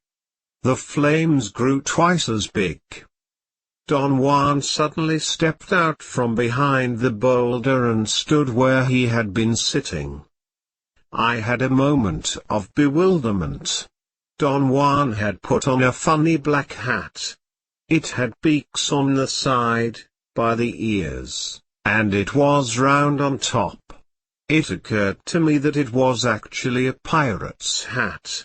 He was wearing a long black coat with tails, fastened with a single shiny metallic button, and he had a peg leg. I laughed to myself. Don Juan really looked silly in his pirate's costume. I began to wonder where he had gotten that outfit out there in the wilderness. I assumed that it must have been hidden behind the rock. I commented to myself that all Don Juan needed was a patch over his eye and a parrot on his shoulder to be the perfect stereotype of a pirate. Don Juan looked at every member of the group, sweeping his eyes slowly from right to left. Then he looked up above us, and stared into the darkness behind us. He remained in that position for a moment, and then he went around the boulder and disappeared. I did not notice how he walked. Obviously he must have had his knee bent in order to depict a man with a wooden leg. When he turned around to walk behind the boulder, I should have seen his bent leg, but I was so mystified by his acts that I did not pay any attention to details. The flames lost their strength at the very moment Don Juan went around the boulder. I thought that his timing had been superb. He must have calculated how long it would take for the sticks he had added to the fire to burn and had arranged his appearance and exit according to that calculation. The change in the intensity of the fire was very dramatic. There was a ripple of nervousness among the young men. As the flames diminished in size, the young men went back in unison to a cross-legged sitting position. I expected Don Juan to step out from behind the boulder right away and sit down again, but he did not.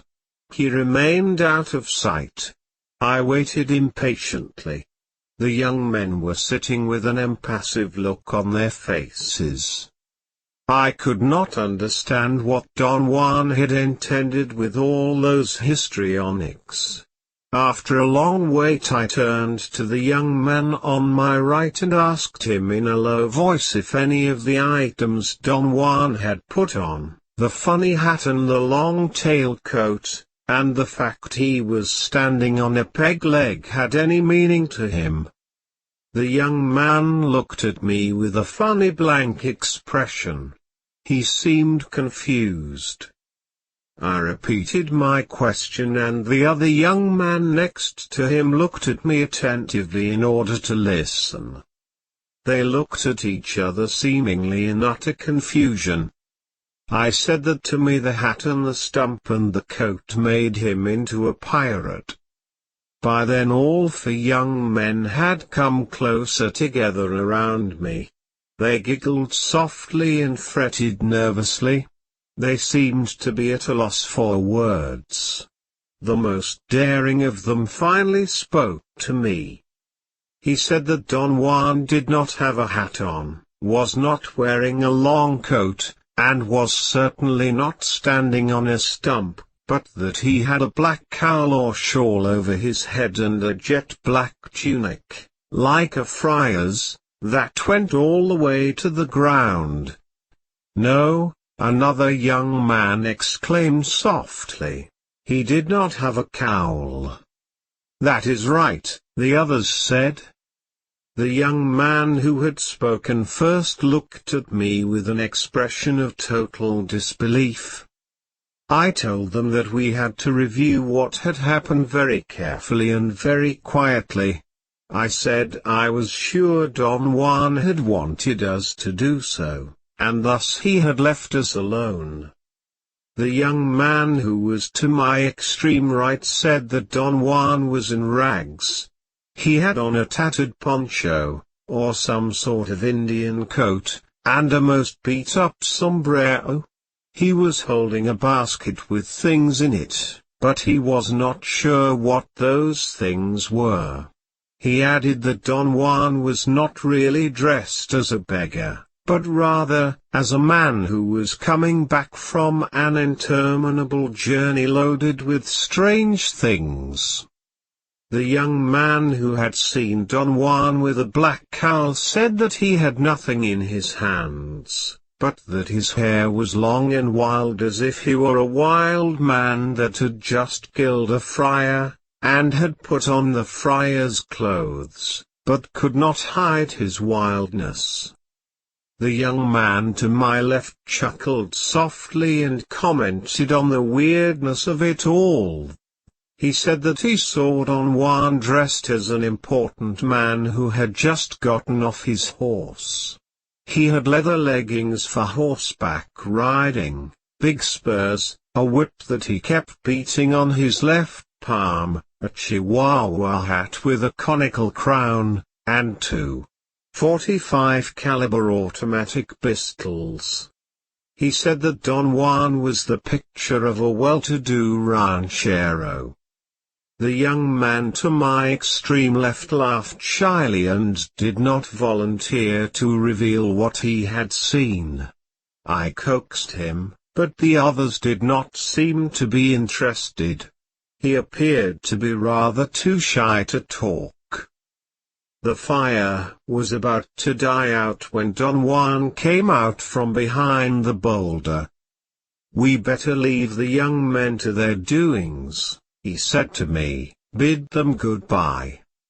He did not look at them. He began to walk away slowly to give me time to say goodbye. The young men embraced me. There were no flames in the fire, but the live coals reflected enough glare. Don Juan was like a dark shadow a few feet away, and the young men were a circle of neatly defined static silhouettes. They were like a row of jet-black statues set in a background of darkness. It was at that point that the total event had an impact on me. A chill ran up my spine. I caught up with Don Juan. He told me in a tone of great urgency not to turn around to look at the young men, because at that moment they were a circle of shadows. My stomach felt a force coming from the outside. It was as if a hand had grabbed me. I screamed involuntarily. Don Juan whispered that there was so much power in that area that it would be very easy for me to use the gate of power. We jogged for hours. I fell down 5 times. Don Juan counted out loud every time I lost my balance. Then he came to a halt. "Sit down. Huddle against the rocks, and cover your belly with your hands," he whispered in my ear. Sunday, 1962 April 15. As soon as there was enough light in the morning we started walking. Don Juan guided me to the place where I had left my car. I was hungry but I felt, otherwise, invigorated and well rested. We ate some crackers and drank some bottled mineral water I had in my car. I wanted to ask him some questions that were overwhelming me, but he put his finger to his lips. By mid-afternoon we were in the border town where he wanted me to leave him. We went to a restaurant to eat lunch. The place was empty. We sat at a table by a window looking out at the busy main street and ordered our food. Don Juan seemed relaxed. His eyes shone with a mischievous glint. I felt encouraged, and began a barrage of questions. I mainly wanted to know about his disguise. "I showed you a little bit of my not doing," he said, and his eyes seemed to glow. "But none of us saw the same disguise," I said. "How did you do that?" "It is all very simple," he replied. "They were only disguises, because everything we do is in some way merely a disguise. Everything we do, as I have told you, is a matter of doing. A man of knowledge could hook himself to everyone's doing, and come up with weird things. But they are not weird, not really. They are weird only to those who are trapped in doing. Those 4 young men and yourself are not aware yet of not doing, so it was easy to fool all of you." "But how did you fool us?" "It would not make sense to you. There is no way for you to understand it. Try me, Don Juan, please. Let us say that when every one of us is born we bring with us a little ring of power. That little ring is almost immediately put to use. So every one of us is already hooked from birth, and our rings of power are joined to everyone else's. In other words, our rings of power are hooked to the doing of the world in order to make the world." "Give me an example so I could understand it," I said. "For instance, our rings of power, yours and mine, are hooked right now to the doing in this room. We are making this room. Our rings of power are spinning this room into being at this very moment." Wait, I said, "this room is here by itself. I am not creating it. I have nothing to do with it."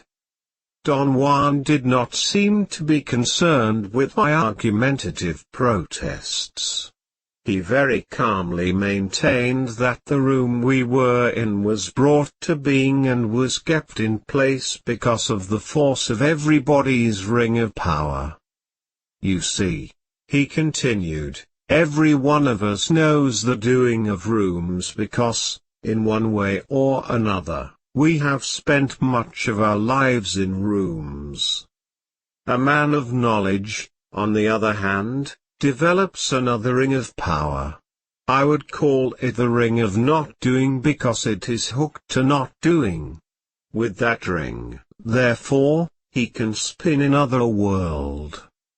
A young waitress brought our food and seemed to be suspicious of us.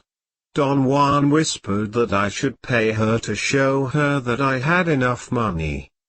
"I do not blame her for distrusting you," he said, and roared with laughter. "You look like hell." I paid the woman and tipped her, and when she left us alone I stared at Don Juan, trying to find a way to recapture the thread of our conversation. He came to my rescue. "Your difficulty is that you have not yet developed your extra ring of power. Your body does not know not doing," he said. I did not understand what he had said. My mind was locked in quite a prosaic concern.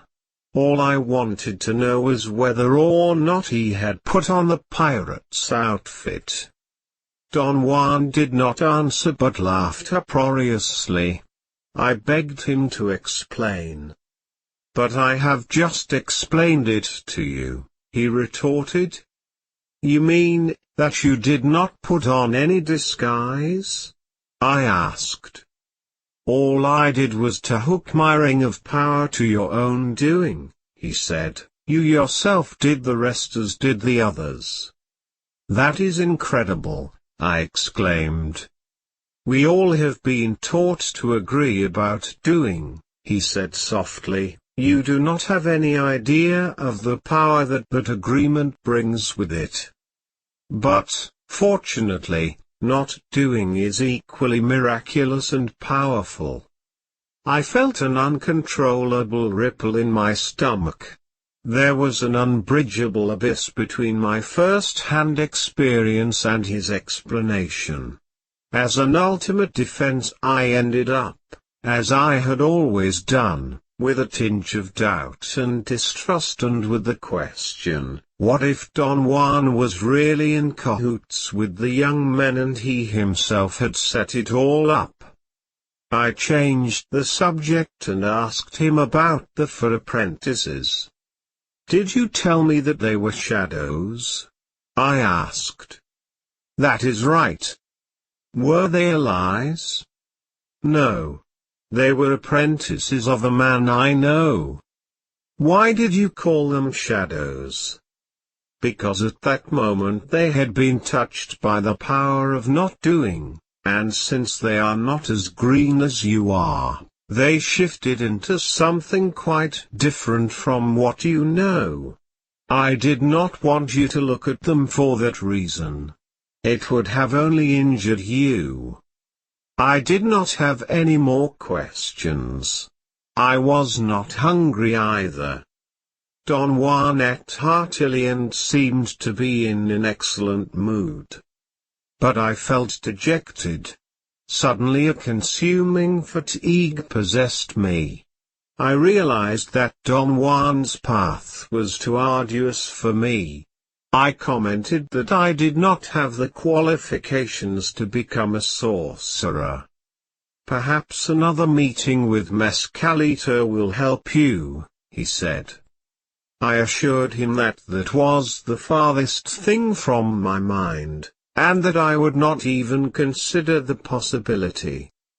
Very drastic things have to happen to you in order for you to allow your body to profit from all you have learned, he said. I ventured the opinion that since I was not an Indian I was not really qualified to live the unusual life of a sorcerer. Perhaps, I said, if I could disentangle myself from all my commitments, I could fare in your world a little better, or if I would go into the wilderness with you and live there. As it is now, the fact I have a foot in both worlds makes me useless in either. He stared at me for a long moment. This is your world, he said, pointing to the busy street outside the window. You are a man of that world. And out there, in that world, is your hunting ground. There is no way to escape the doing of our world, so what a warrior does is to turn his world into his hunting ground. As a hunter, a warrior knows that the world is made to be used, so he uses every bit of it. A warrior is like a pirate that has no qualms in taking and using anything he wants, except that the warrior does not mind, or he does not feel insulted, when he is used and taken himself.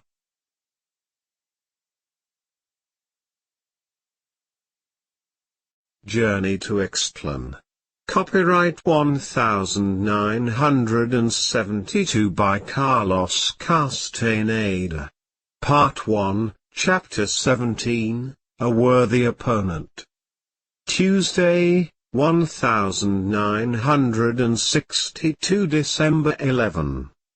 My traps were perfect. The setting was correct. I saw abbots, squirrels and other rodents, quail, and birds, but I could not catch anything at all during the whole day. Don Juan had told me as we left his house in the early morning that I had to wait that day for a gift of power, an exceptional animal that might be lured into my traps, and whose flesh I could dry for power food. Don Juan seemed to be in a pensive mood. He did not make a single suggestion or comment. Near the end of the day he finally made a statement. "Someone is interfering with your hunting," he said. "Who?" I asked, truly surprised. He looked at me, smiled, and shook his head in a gesture of disbelief. "You act as if you did not know who," he said, "and you have known who all day." I was going to protest, but I saw no point in it. I knew he was going to say La Catalina, and if that was the kind of knowledge he was talking about, then he was right. I did know who. "We either go home now," he continued, "or we wait until dark and use the twilight to catch her." He appeared to be waiting for my decision. I wanted to leave, so I began to gather some thin rope that I was using, but before I could voice my wish to leave, he stopped me with a direct command. "Sit down," he said. "It would be a simpler and more sober decision just to leave now. But this is a peculiar case and I think we must stay. This show is just for you." "What do you mean?" "Someone is interfering with you in particular, so that makes it your show.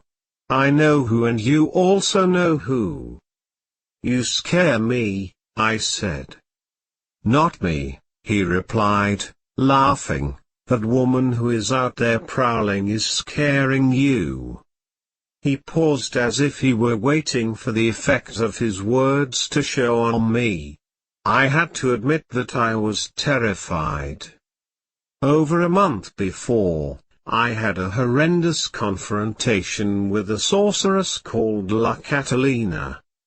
I faced her, I had thought, at the risk of my life because Don Juan had convinced me that she was after his life, and that he was incapable of fending off her onslaughts. After I came in contact with her, Don Juan disclosed to me that she had never really been of any danger to him, and that the whole affair had been a trick, not in the sense of a malicious prank, but in the sense of a trap to ensnare me. His method was so unethical to me that I became furious with him. Upon hearing my angry outburst, Don Juan had begun to sing some Mexican tunes. He imitated popular crooners and his renditions were so comical that I had ended up laughing like a child. He entertained me for hours. I never knew he had such a repertoire of idiotic songs. "Let me tell you something," he finally said, "if you were not tricked, you would never learn. The same thing happened to me, and it will happen to anyone. The art of a benefactor is to take us to the brink. A benefactor can only point the way and trick. I tricked you before. You remember the way I recaptured your hunter's spirit, do you not? You yourself told me that hunting made you forget about plants. You were willing to do a lot of things in order to be a hunter, things you would not have done in order to learn about plants. Now you must do a lot more in order to survive." He stared at me and broke into a fit of laughter. "This is all crazy," I said. "We are rational beings." "You are rational," he retorted. "I am not." "Of course you are," I insisted. "You are one of the most rational men I have ever met." "All right," he exclaimed, "let us not argue. I am rational, so what?" I involved him in the argument of why it was necessary for two rational beings to proceed in such an insane way, as we had proceeded with the lady witch. "You are rational, all right," he said fiercely, "and that means you believe that you know a lot about the world, but do you? Do you really? You have only seen the acts of people. Your experiences are limited only to what people have done to you or to others. You know nothing about this mysterious unknown world."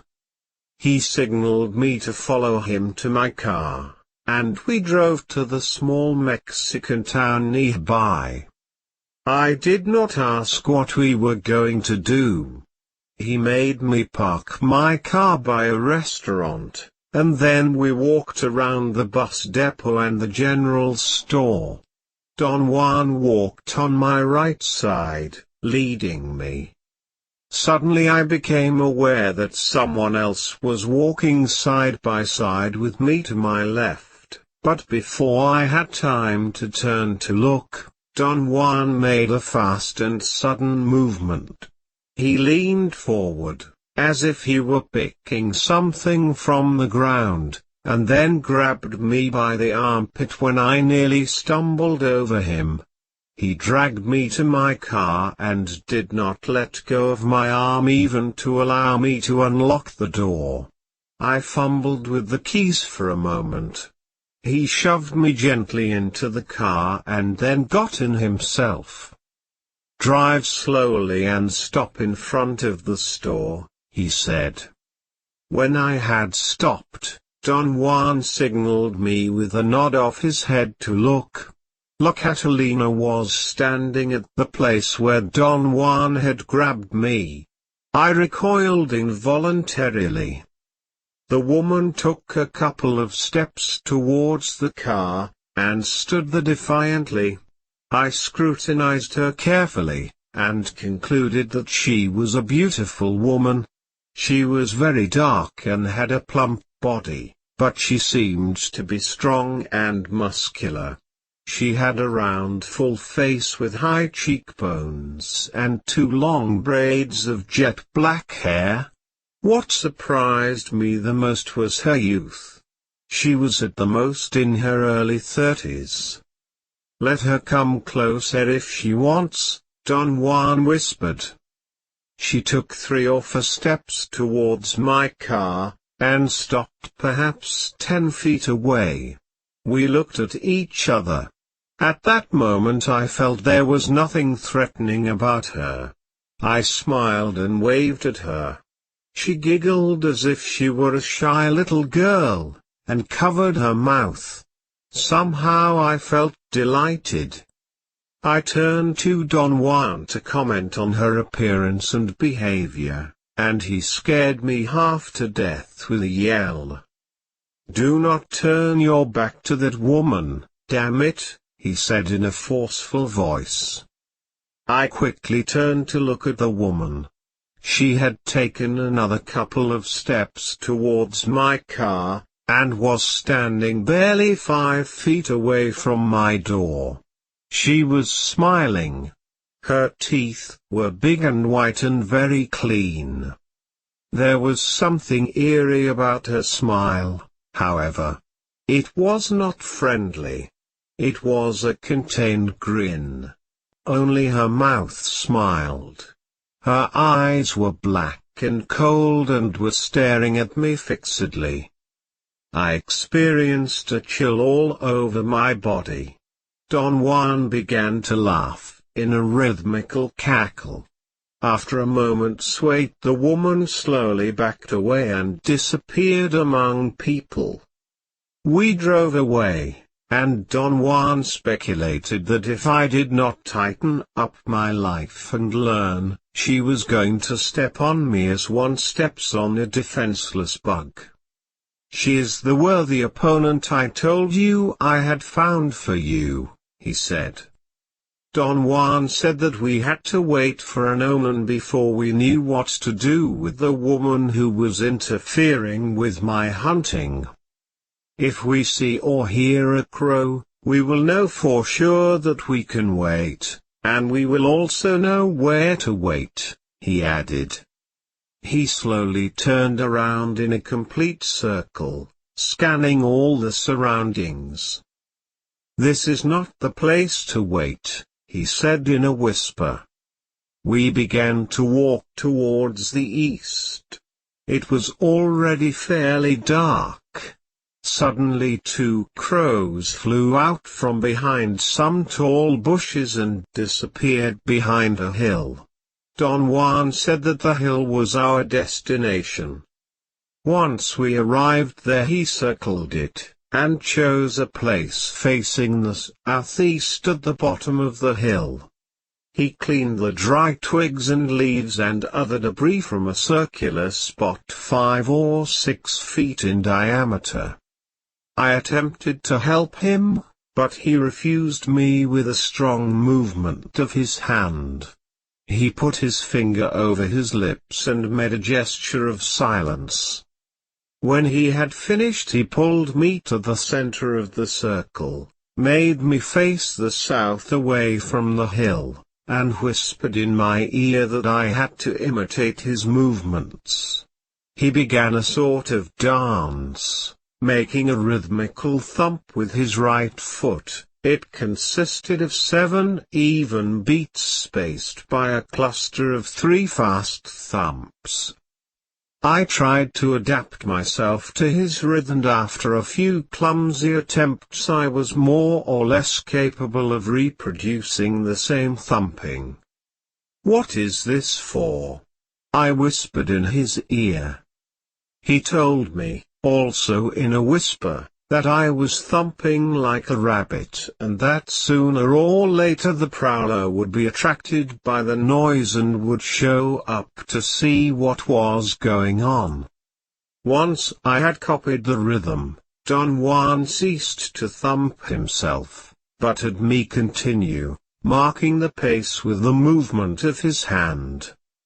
From time to time he would listen attentively, with his head slightly tilted to the right, seemingly to pick out noises in the chaparral. At one point he signaled me to stop, and he remained in a most alert position.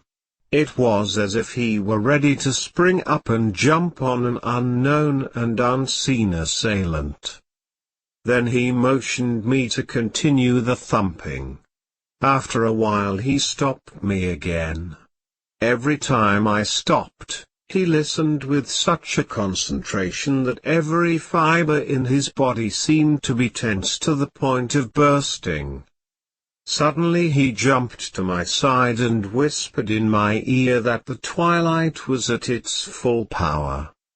I looked around. The chaparral was a dark mass, and so were the hills and the rocks. The sky was dark blue, and I could not see the clouds anymore. The whole world seemed to be a uniform mass of dark silhouettes which did not have any visible boundaries. I heard the eerie distant cry of an animal, a coyote, or perhaps a night bird. It happened so suddenly that I did not pay attention to it. But Don Juan's body jerked a bit. I felt its vibration as he stood next to me. "Here we go," he whispered. "Thump again, and be ready. She is here." I began to thump furiously, but Don Juan put his foot over mine, and signaled me frantically to relax, and thump rhythmically. "Do not scare her away," he whispered in my ear. "Calm down, and do not lose your marbles." He again began to mark the pace of my thumping, and after the second time he made me stop. I heard the same cry again. This time it seemed to be the cry of a bird which was flying over the hill. Don Juan made me thump once more. When I stopped, I heard a peculiar rustling sound to my left. It was the sound a heavy animal would make while moving about in the dry underbrush. The thought of a bear crossed my mind, but then I realized that there were no bears in the desert. I grabbed onto Don Juan's arm. He smiled at me, and put his finger to his mouth in a gesture of silence. I stared into the darkness towards my left, but he signaled me not to. He repeatedly pointed directly above me, and then he made me turn around slowly and silently until I was facing the dark mass of the hill. Don Juan kept his finger leveled at a certain point on the hill. I kept my eyes glued to that spot, and suddenly, as if in a nightmare, a dark shadow leapt at me. I shrieked, and fell down to the ground on my back. For a moment the dark silhouette was superimposed against the dark blue sky, and then it sailed through the air and landed beyond us in the bushes. I heard the sound of a heavy body crashing into the shrubs and then an eerie outcry. Don Juan helped me up, and guided me in the darkness to the place where I had left my traps. He made me gather and disassemble them. Then he scattered the pieces away in all directions. He performed all this without saying a single word. We did not speak at all on our way back to his house. "What do you want me to say?" Don Juan asked after I had urged him repeatedly to explain the events I had witnessed a few hours before. "What was it?" I asked. "You know darn well who it was," he said. "Do not water it down with what was it. It is who it was that is important." I had worked out an explanation that seemed to suit me. The figure I had seen looked very much like a kite that someone had let out over the hill while someone else, behind us, had pulled it to the ground, thus the effect of a dark silhouette sailing through the air perhaps 15 or 20 yards. He listened attentively to my explanation, and then laughed until tears rolled down his cheeks. "Quit beating around the bush," he said, "get to the point. Was it not a woman?"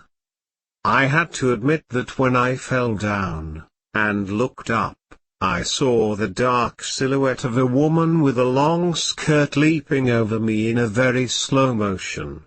Then something seemed to have pulled the dark silhouette, and it flew over me with great speed and crashed into the bushes. In fact, that movement was what had given me the idea of a kite. Don Juan refused to discuss the incident any further. The next day he left to fulfill some mysterious errand, and I went to visit some Yaqui friends in another community. Wednesday, 1962 December 12. As soon as I arrived at the Yaqui community, the Mexican storekeeper told me that he had rented a record player and 20 records from an outfit in Ciudad Obregón for the fiesta he was planning to give that night in honor of the Virgin of Guadalupe.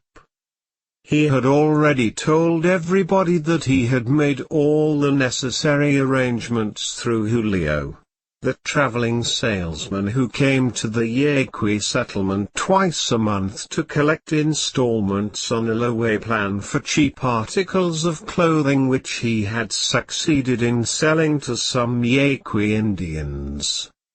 Julio brought the record player early in the afternoon, and hooked it to the dynamo that provided electricity for the store. He made sure that it worked. Then he turned up the volume to its maximum, reminded the storekeeper not to touch any knobs, and began to sort the 20 records. "I know how many scratches each of them has," Julio said to the storekeeper. "Tell that to my daughter," the storekeeper replied. "You are responsible, not your daughter. Just the same, she is the one who will be changing the records." Julio insisted that it did not make any difference to him whether she or someone else was going to actually handle the record player as long as the storekeeper paid for any records that were damaged. The storekeeper began to argue with Julio. Julio's face became red. He turned from time to time to the large group of Yaqui Indians congregated in front of the store and made signs of despair or frustration by moving his hands or contorting his face in a grimace. Seemingly as a final resort, Julio demanded a cash deposit. That precipitated another long argument about what constituted a damaged record. Julio stated with authority that any broken record had to be paid for in full, as if it were new. The storekeeper became angrier and began to pull out his extension cords. He seemed bent upon unhooking the record player and cancelling the party.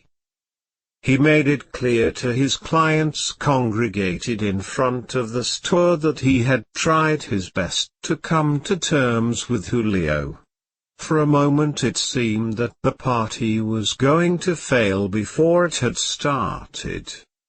Bias, the old Yaqui Indian in whose house I was staying, made some derogatory comments in a loud voice about the Yaqui sad state of affairs that they could not even celebrate their most revered religious festivity, the Day of the Virgin of Guadalupe. I wanted to intervene and offer my help, but Bias stopped me.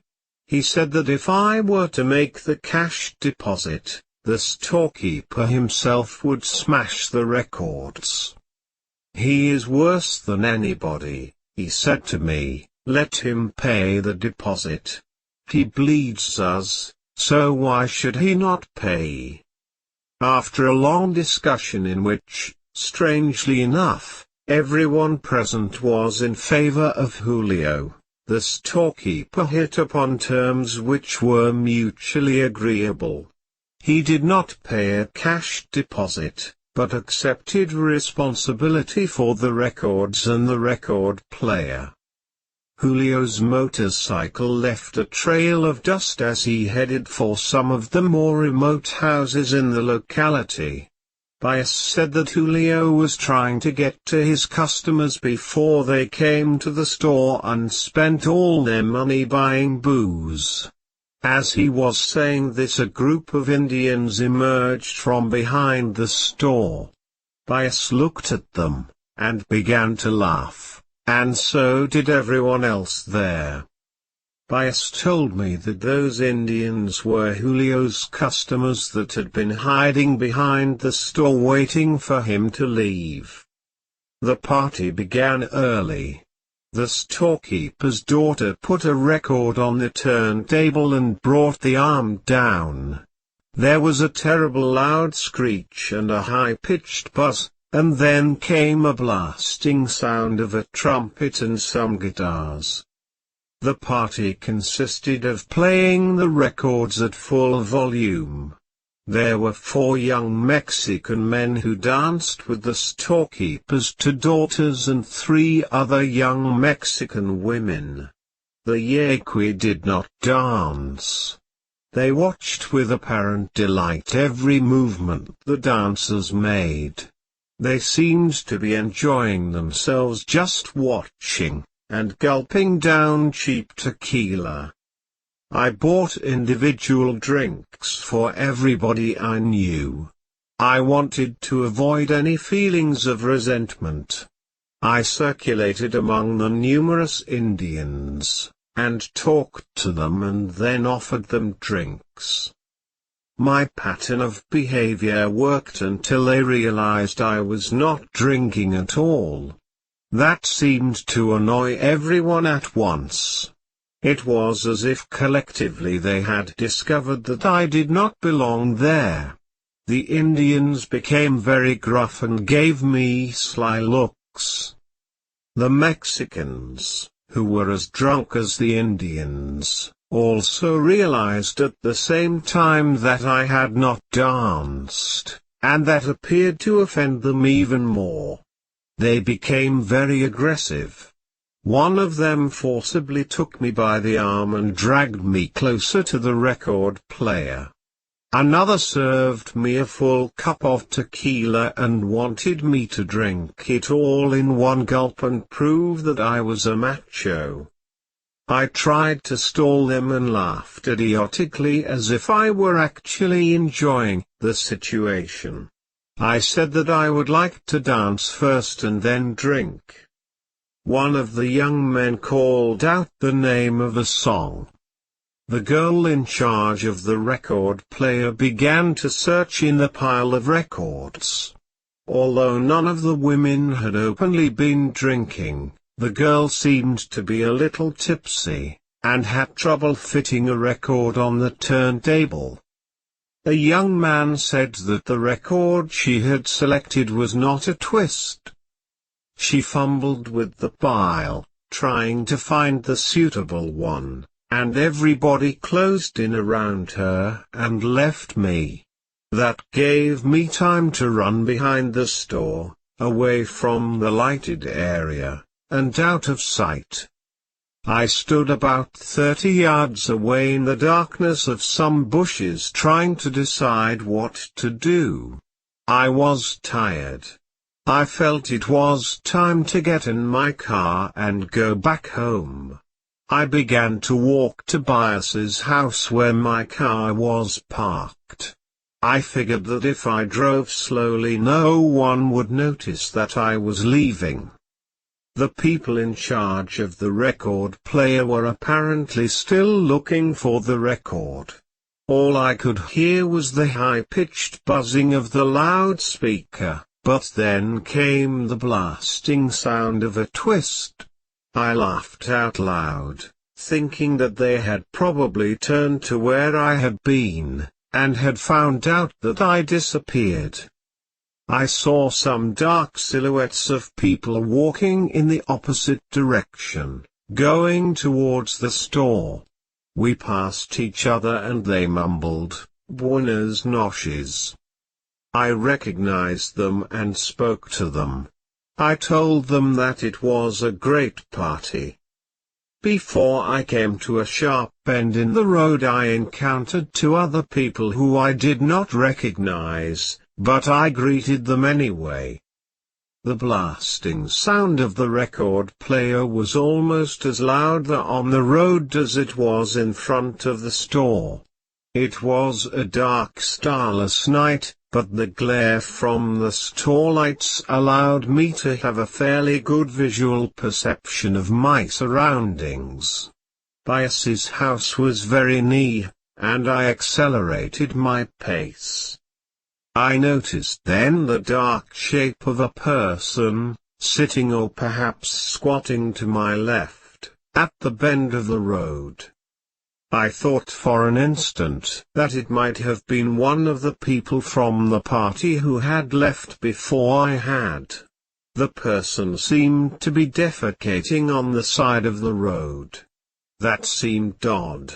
People in the community went into the thick bushes to perform their bodily functions. I thought that whoever it was in front of me must have been drunk. I came to the bend and said, "Buenas noches." The person answered me with an eerie, gruff, inhuman howl. The hair on my body literally stood on end. For a second I was paralyzed. Then I began to walk fast. I took a quick glance. I saw that the dark silhouette had stood up halfway. It was a woman. She was stooped over, leaning forward. She walked in that position for a few yards and then she hopped. I began to run while the woman hopped like a bird by my side, keeping up with my speed. By the time I arrived at Bias's house she was cutting in front of me and we had almost touched. I leapt across a small dry ditch in front of the house, and crashed through the flimsy door. Bias was already in the house, and seemed unconcerned with my story. "They pulled a good one on you," he said reassuringly. "The Indians take delight in teasing foreigners." My experience had been so unnerving that the next day I drove to Don Juan's house instead of going home as I had planned to do. Don Juan returned in the late afternoon. I did not give him time to say anything but blurted out the whole story, including Bias's commentary. Don Juan's face became somber. Perhaps it was only my imagination, but I thought he was worried. "Do not put so much stock in what Bias told you," he said in a serious tone. "He knows nothing of the struggles between sorcerers. You should have known that it was something serious the moment you noticed that the shadow was to your left. You should not have run either. What was I supposed to do? Stand there? Right. When a warrior encounters his opponent, and the opponent is not an ordinary human being, he must make his stand. That is the only thing that makes him invulnerable." "What are you saying, Don Juan?" "I am saying that you have had your third encounter with your worthy opponent. She is following you around, waiting for a moment of weakness on your part. She almost bagged you this time." I felt a surge of anxiety and accused him of putting me in unnecessary danger. I complained that the game he was playing with me was cruel. "It would be cruel if this would have happened to an average man," he said, "but the instant one begins to live like a warrior, one is no longer ordinary. Besides, I did not find you a worthy opponent because I want to play with you, or tease you, or annoy you. A worthy opponent might spur you on. Under the influence of an opponent like La Catalina, you may have to make use of everything I have taught you. You do not have any other alternative." We were quiet for a while. His words had aroused a tremendous apprehension in me. He then wanted me to imitate as close as possible the cry I had heard after I had said, "Buenas noches." I attempted to reproduce the sound and came up with some weird howling that scared me. Don Juan must have found my rendition funny. He laughed almost uncontrollably. Afterwards he asked me to reconstruct the total sequence, the distance I ran, the distance the woman was from me at the time I encountered her, the distance she was from me at the time I reached the house, and the place where she had begun hopping. "No fat Indian woman could hop that way," he said after assessing all those variables. "They could not even run that far." He made me hop. I could not cover more than 4 feet each time, and if I were correct in my perception, the woman had hopped at least 10 feet with each leap. "Of course, you know that from now on you must be on the lookout," he said in a tone of great urgency. "She will try to tap you on your left shoulder during a moment when you are unaware and weak." "What should I do?" I asked. "It is meaningless to complain," he said. What is important from this point on is the strategy of your life. I could not concentrate at all on what he was saying. I took notes automatically. After a long silence, he asked if I had any pain behind my ears or in the nape of my neck. I said no, and he told me that if I had experienced an uncomfortable sensation in either of those two areas, it would have meant that I had been clumsy and that La Catalina had injured me. Everything you did that night was clumsy, he said. First of all, you went to the party to kill time as though there is any time to kill. That weakened you. You mean I should not go to parties? No, I do not mean that.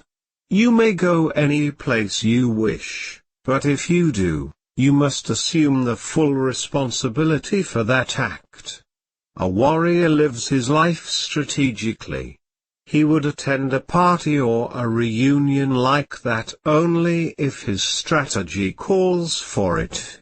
That means, of course, that he would be in total control and would perform all the acts that he deems necessary.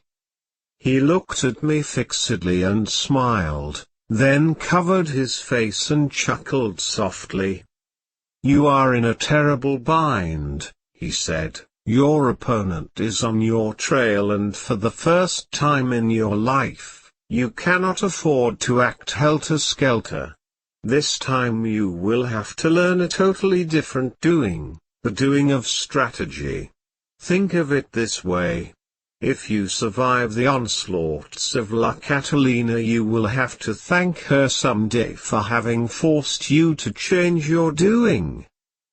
What a terrible way of putting it, I exclaimed. What if I do not survive? A warrior never indulges in thoughts like that, he said. When he has to act with his fellow men, a warrior follows the doing of strategy, and in that doing there are no victories or defeats. In that doing there are only actions. I asked him what the doing of strategy entailed. It entails that one is not at the mercy of people, he replied. At that party, for instance, you were a clown, not because it served your purposes to be a clown, but because you placed yourself at the mercy of those people. You never had any control, and thus you had to run away from them. What should I have done? Not go there at all, or else go there to perform a specific act. After horsing around with the Mexicans, you were weak, and La Catalina used that opportunity. So she placed herself in the road to wait for you. Your body knew that something was out of place, though, and yet you spoke to her. That was terrible. You must not utter a single word to your opponent during one of those encounters. Then you turned your back to her. That was even worse. Then you ran away from her, and that was the worst thing you could have done. Apparently she is clumsy. A sorcerer that is worth her salt would have mowed you down right then, the instant you turned your back and ran away. So far your only defense is to stay put and do your dance. What dance are you talking about? I asked. He said that the rabbit thumping he had taught me was the first movement of the dance that a warrior groomed and enlarged throughout his life, and then executed in his last stand on earth. I had a moment of strange sobriety and a series of thoughts occurred to me. On one level it was clear that what had taken place between me and La Catalina the first time I had confronted her was real. La Catalina was real, and I could not discard the possibility that she was actually following me. On the other level, I could not understand how she was following me. This gave rise to the faint suspicion that Don Juan might be tricking me, and that he himself was somehow producing the weird effects I had witnessed. Don Juan suddenly looked at the sky, and told me that there was still time to go and check the sorceress. He reassured me that we were running very little danger because we were only going to drive by her house. You must confirm her shape, Don Juan said, then there will not be any doubts left in your mind one way or the other. My hands began to sweat profusely, and I had to dry them repeatedly with a towel. We got in my car. Don Juan directed me to the main highway, and then to a wide unpaved road. I drove in the center of it. Heavy trucks and tractors had carved deep trenches, and my car was too low to go on either the left or the right side of the road. We went slowly amid a thick cloud of dust. The coarse gravel which was used to level the road had lumped with dirt during the rains, and chunks of dry mud rocks bounced against the metal underside of my car, making loud explosive sounds. Don Juan told me to slow down as we were coming to a small bridge. There were 4 Indians sitting there and they waved at us. I was not sure whether or not I knew them.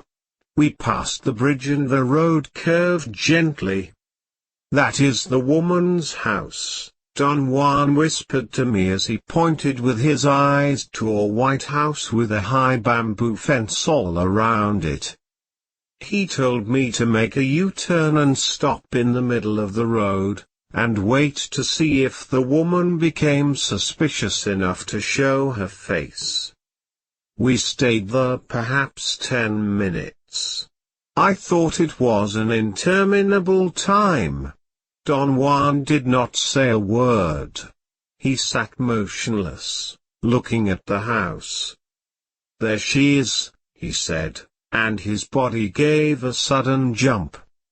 I saw the dark foreboding silhouette of a woman standing inside the house, looking through the open door.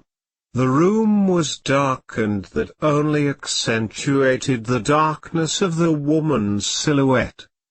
After a few minutes the woman stepped out of the darkness of the room. She stood in the doorway and watched us. We looked at her for a moment, and then Don Juan told me to drive on. I was speechless. I could have sworn that she was the woman I had seen hopping by the road in the darkness. About half an hour later, when we had turned onto the paved highway, Don Juan spoke to me.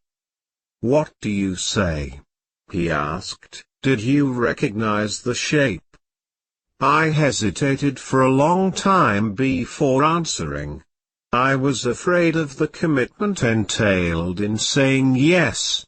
I carefully worded my reply, and said that I thought it had been too dark to be completely sure. He laughed and tapped me gently on my head. "She was the one, was she not?" he asked. He did not give me time to reply. He put a finger to his mouth in a gesture of silence and whispered in my ear that it was meaningless to say anything, and that in order to survive La Catalina's onslaughts I had to make use of everything he had taught me.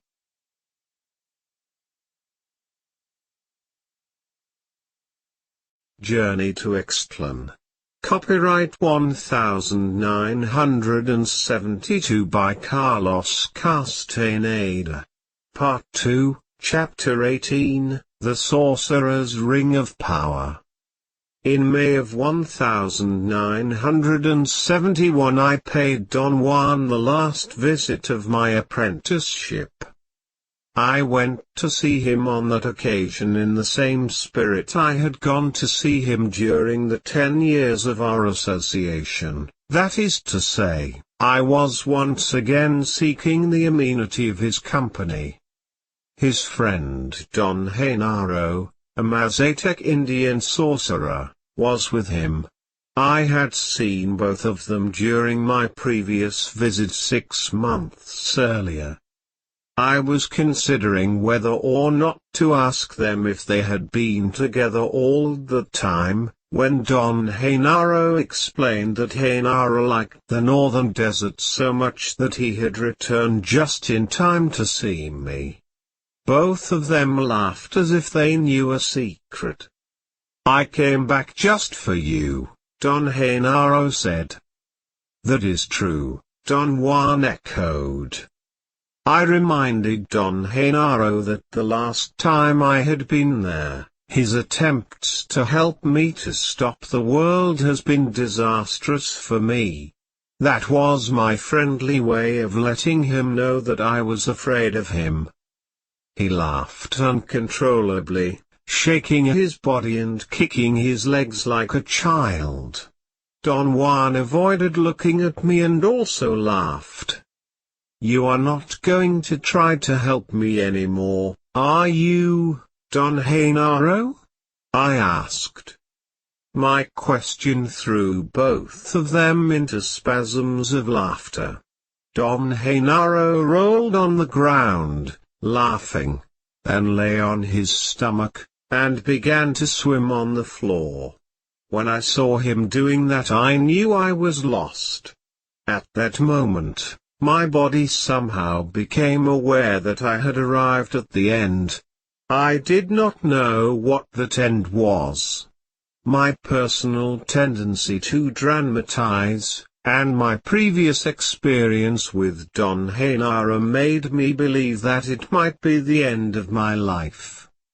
During my last visit to them, Don Genaro had attempted to push me to the brink of stopping the world. His efforts had been so bizarre and direct that Don Juan himself had told me to leave. Don Genaro's demonstrations of power were so extraordinary and so baffling that they forced me to a total re-evaluation of myself. I went home, reviewed the notes that I had taken in the very beginning of my apprenticeship, and a whole new feeling mysteriously set in on me, although I had not been fully aware of it until I saw Don Genaro swimming on the floor. The act of swimming on the floor, which was congruous with other strange and bewildering acts he had performed in front of my very eyes, started as he was lying face down. He was first laughing so hard that his body shook as in a convulsion. Then he began kicking. And finally, the movement of his legs became coordinated with the paddling movement of his arms. Don Genaro started to slide on the ground as if he were lying on the board fitted with ball bearings. He changed directions various times and covered the entire area of the front of Don Juan's house, maneuvering around me and Don Juan.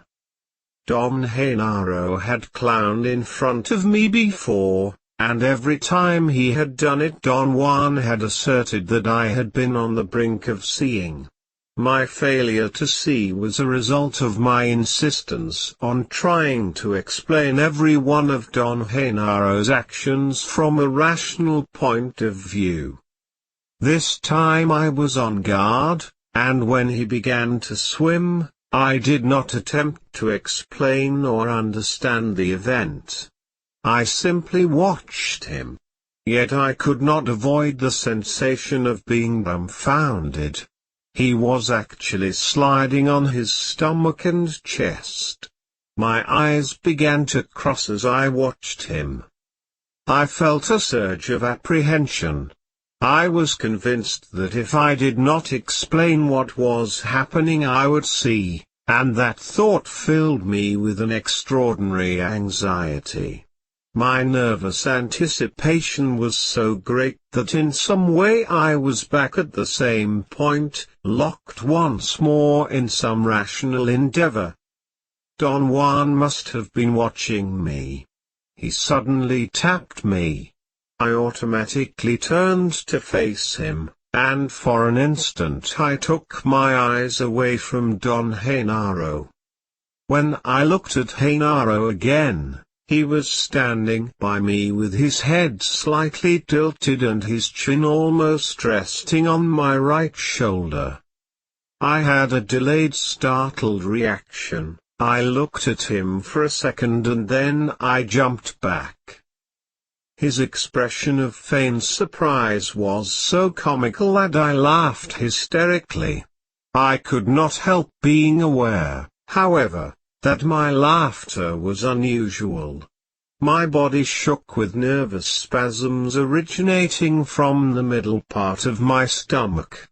Don Genaro put his hand on my stomach and the convulsion-like ripples ceased. "This little Carlos is always so exaggerated," he exclaimed as if he were a fastidious man. Then he added, imitating Don Juan's voice and mannerisms, "Do you not know that a warrior never laughs that way?" His caricature of Don Juan was so perfect that I laughed even harder. Then both of them left together, and were gone for over 2 hours until about midday. When they returned, they sat in the area in front of Don Juan's house. They did not say a word. They seemed to be sleepy, tired, and almost absent-minded. They stayed motionless for a long time, yet they seemed to be so comfortable and relaxed. Don Juan's mouth was slightly opened, as if he were really asleep, but his hands were clasped over his lap and his thumbs moved rhythmically.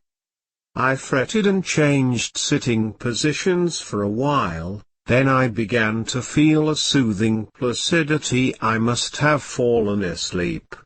Don Juan's chuckle woke me up. I opened my eyes. Both of them were staring at me. "If you do not talk, you fall asleep," Don Juan said, laughing. "I am afraid I do," I said. Don Genaro lay on his back and began to kick his legs in the air. I thought for a moment that he was going to start his disturbing clowning again, but he went back right away to his cross-legged sitting position. "There is something you ought to be aware of by now," Don Juan said. "I call it the cubic centimeter of chance. All of us, whether or not we are warriors, have a cubic centimeter of chance that pops out in front of our eyes from time to time.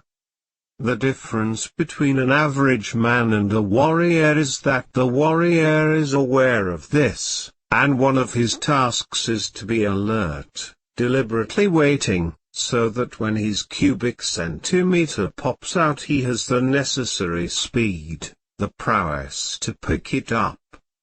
Chance, good luck, personal power, or whatever you may call it, is a peculiar state of affairs. It is like a very small stick that comes out in front of us, and invites us to pluck it. Usually we are too busy, or too preoccupied, or just too stupid and lazy to realize that that is our cubic centimeter of luck. A warrior, on the other hand, is always alert and tight and has the spring, the gumption necessary to grab it. "Is your life very tight?" Don Genaro asked me abruptly. "I think it is," I said with conviction. "Do you think that you can pluck your cubic centimeter of luck?" Don Juan asked me with a tone of incredulity. "I believe I do that all the time," I said. I think you are only alert about things you know, Don Juan said. Maybe I am kidding myself, but I do believe that nowadays I am more aware than at any other time in my life, I said, and really meant it. Don Genaro nodded his head in approval. Yes, he said softly, as if talking to himself, little Carlos is really tight, and absolutely alert. I felt that they were humoring me. I thought that perhaps my assertion about my alleged condition of tightness may have annoyed them. I did not mean to brag, I said.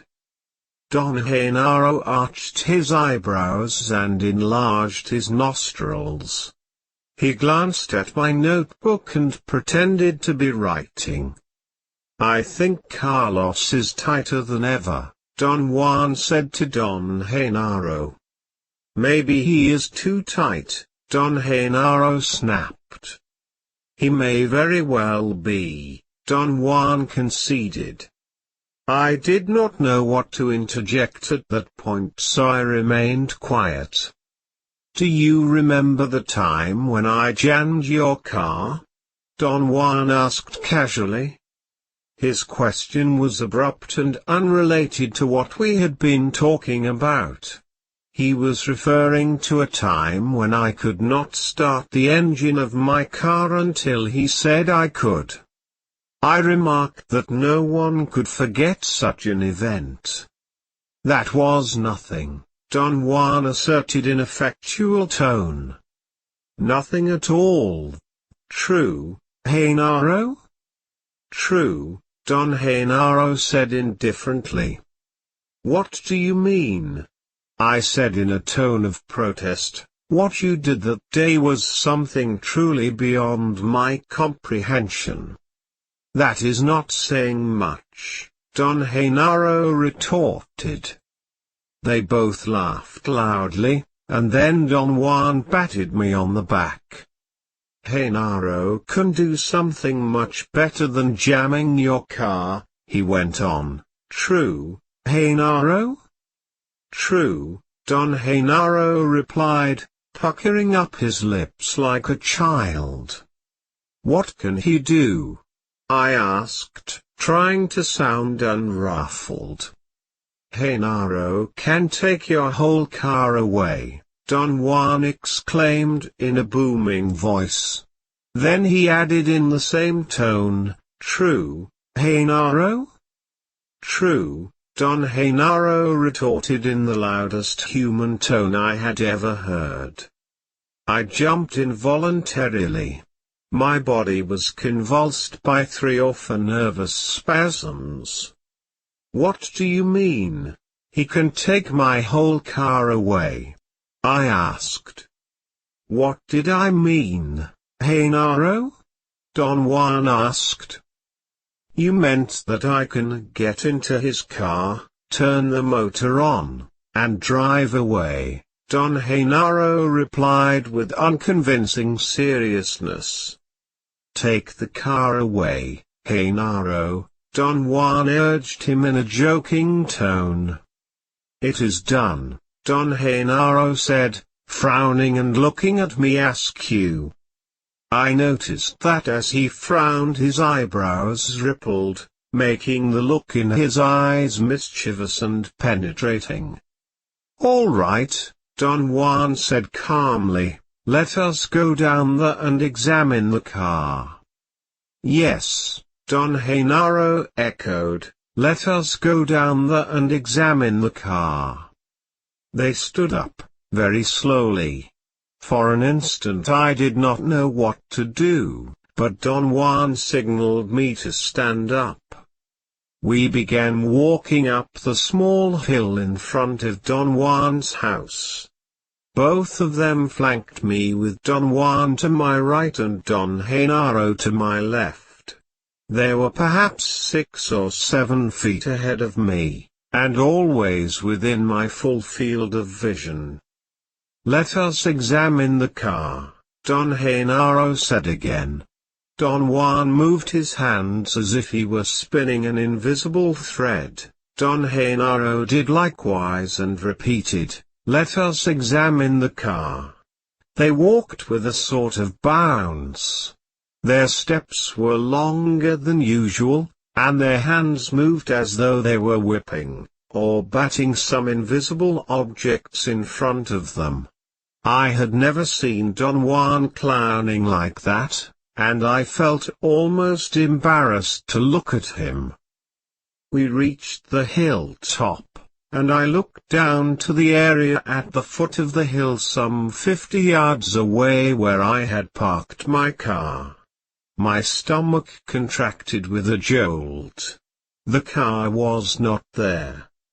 I ran down the hill.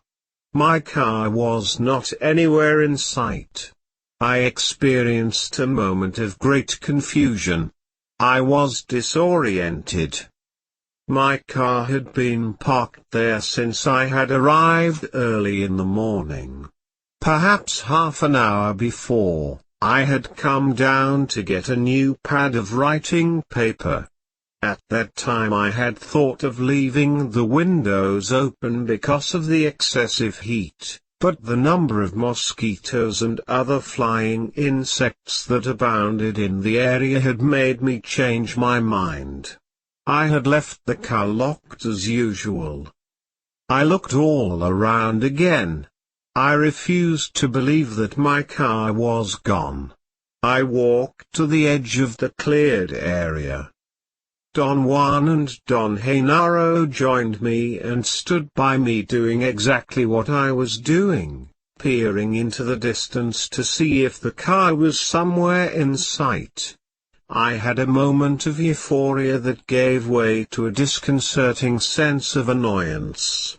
They seemed to have noticed it and began to walk around me, moving their hands as if they were rolling dough in them. "What do you think happened to the car, Genaro?" Don Juan asked in a meek tone.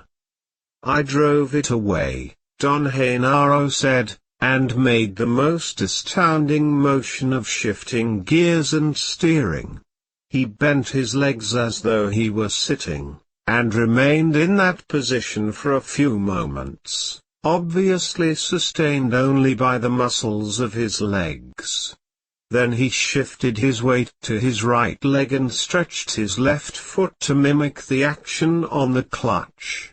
He made the sound of a motor with his lips. And finally, to top everything, he pretended to have hit a bump in the road and bobbed up and down, giving me the complete sensation of an inept driver that bounces without letting go of the steering wheel. Don Genaro's pantomime was stupendous. Don Juan laughed until he was out of breath. I wanted to join them in their mirth, but I was unable to relax. I felt threatened and ill at ease. An anxiety that had no precedence in my life possessed me. I felt I was burning up inside. I began kicking small rocks on the ground, and ended up hurling them with an unconscious and unpredictable fury. It was as if the wrath was actually outside of myself, and had suddenly enveloped me. Then the feeling of annoyance left me, as mysteriously as it had hit me. I took a deep breath and felt better. I did not dare to look at Don Juan. My display of anger embarrassed me, but at the same time I wanted to laugh. Don Juan came to my side, and patted me on the back. Don Genaro put his arm on my shoulder. "It is all right," Don Genaro said, "indulge yourself. Punch yourself in the nose and bleed. Then you can get a rock and knock your teeth out. It will feel good. And if that does not help, you can mash your balls with the same rock on the big boulder over there." Don Juan giggled. I told them that I was ashamed of myself for having behaved so poorly. I did not know what had gotten into me. Don Juan said that he was sure I knew exactly what was going on, that I was pretending not to know, and that it was the act of pretending that made me angry. Don Genaro was unusually comforting. He patted my back repeatedly. "It happens to all of us," Don Juan said. "What do you mean by that, Don Juan?" Don Genaro asked. He was imitating my voice, and mocking my habit of asking Don Juan questions. Don Juan said some absurd things like, "When the world is upside down, we are right side up, but when the world is right side up, we are upside down. Now when the world and we are right side up, we think we are upside down." He went on and on, talking gibberish while Don Genaro mimicked my taking notes. He wrote on an invisible pad, enlarging his nostrils as he moved his hand, keeping his eyes wide open and fixed on Don Juan. Don Genaro had caught on to my efforts to write without looking at my pad in order to avoid altering the natural flow of conversation. His portrayal was genuinely hilarious. I suddenly felt very at ease, happy. Their laughter was soothing. For a moment, I let go and had a belly laugh. But then my mind entered into a new state of apprehension, confusion, and annoyance. I thought that whatever was taking place there was impossible. In fact, it was inconceivable according to the logical order by which I am accustomed to judge the world at hand. Yet, as the perceiver, I perceived that my car was not there. The thought occurred to me, as it always had happened when Don Juan had confronted me with inexplicable phenomena, that I was being tricked by ordinary means. My mind had always, under stress, involuntarily and consistently repeated the same construct. I began to consider how many confederates Don Juan and Don Genaro would have needed in order to lift my car and remove it from where I had parked it. I was absolutely sure that I had compulsively locked the doors, the handbrake was on, it was in gear, and the steering wheel was locked. In order to move it they would have had to lift it up bodily. That task would have required a labor force that I was convinced neither of them could have brought together. Another possibility was that someone in agreement with them had broken into my car, wired it, and driven it away. To do that would have required a specialized knowledge that was beyond their means. The only other possible explanation was that perhaps they were mesmerizing me. Their movements were so novel to me and so suspicious that I entered into a spin of rationalizations. I thought that if they were hypnotizing me, then I was in a state of altered consciousness. In my experience with Don Juan I had noticed that in such states one is incapable of keeping a consistent mental record of the passage of time. There had never been an enduring order in matters of passage of time in all the states of non-ordinary reality I had experienced. My conclusion was that if I kept myself alert, a moment would come when I would lose my order of sequential time. As if, for example, I were looking at a mountain at a given moment, and then in my next moment of awareness I found myself looking at a valley in the opposite direction, but without remembering having turned around. I felt that if something of that nature would happen to me, I could then explain what was taking place with my car, as perhaps a case of hypnosis.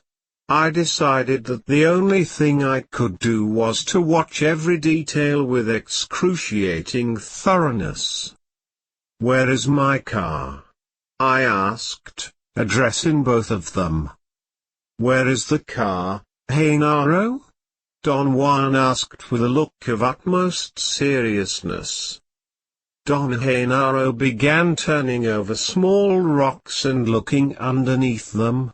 He worked feverishly over the whole flat area where I had parked my car. He actually turned over every rock. At times he would pretend to get angry, and would hurl the rock into the bushes. Don Juan seemed to enjoy the scene beyond words.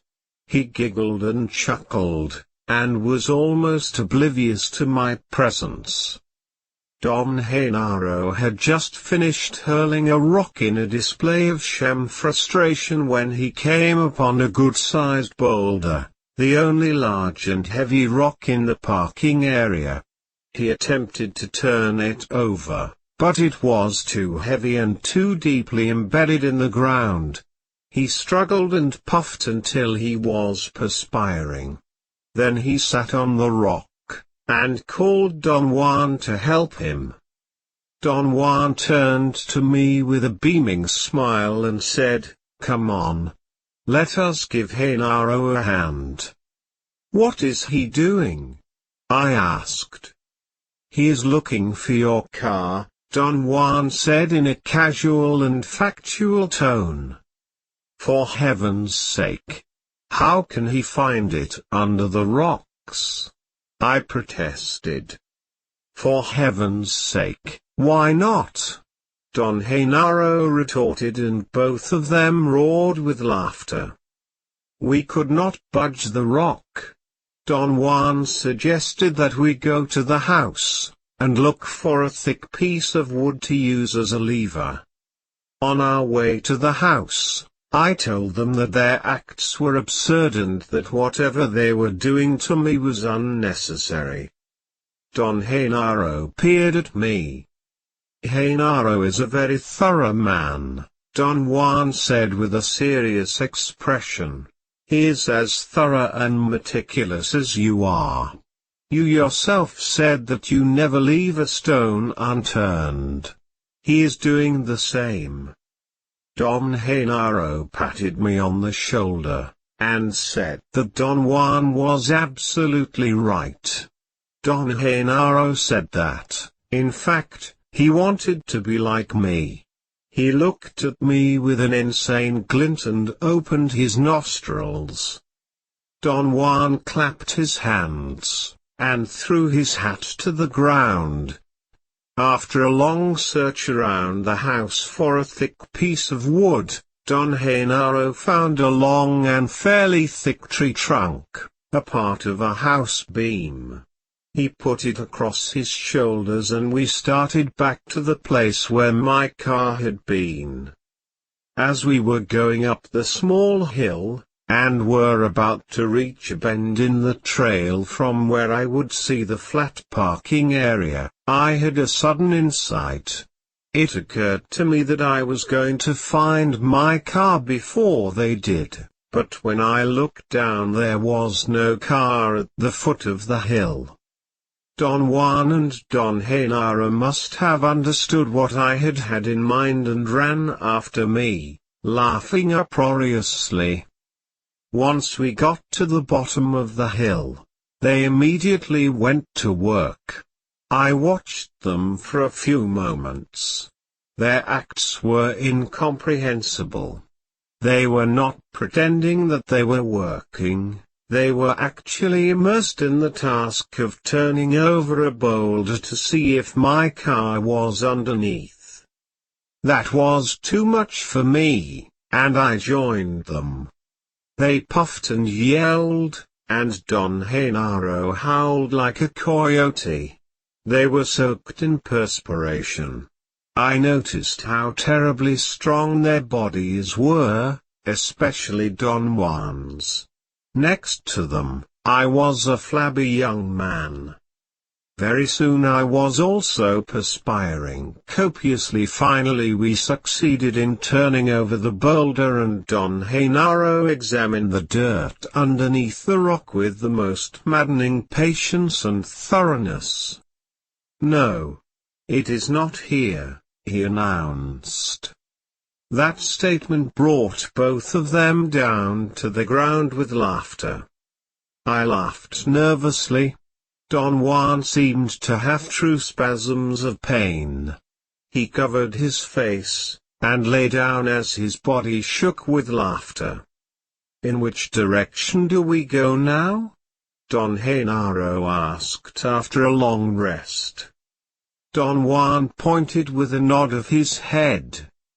"Where are we going?" I asked. "To look for your car," Don Juan said, and did not crack a smile. They again flanked me as we walked into the brush. We had only covered a few yards when Don Genaro signaled us to stop. He tiptoed to a round bush a few steps away, looked in the inside branches for a few moments, and said that the car was not there. We kept on walking for a while, and then Don Genaro made a gesture with his hand to be quiet. He arched his back as he stood on his toes, and extended his arms over his head. His fingers were contracted like a claw.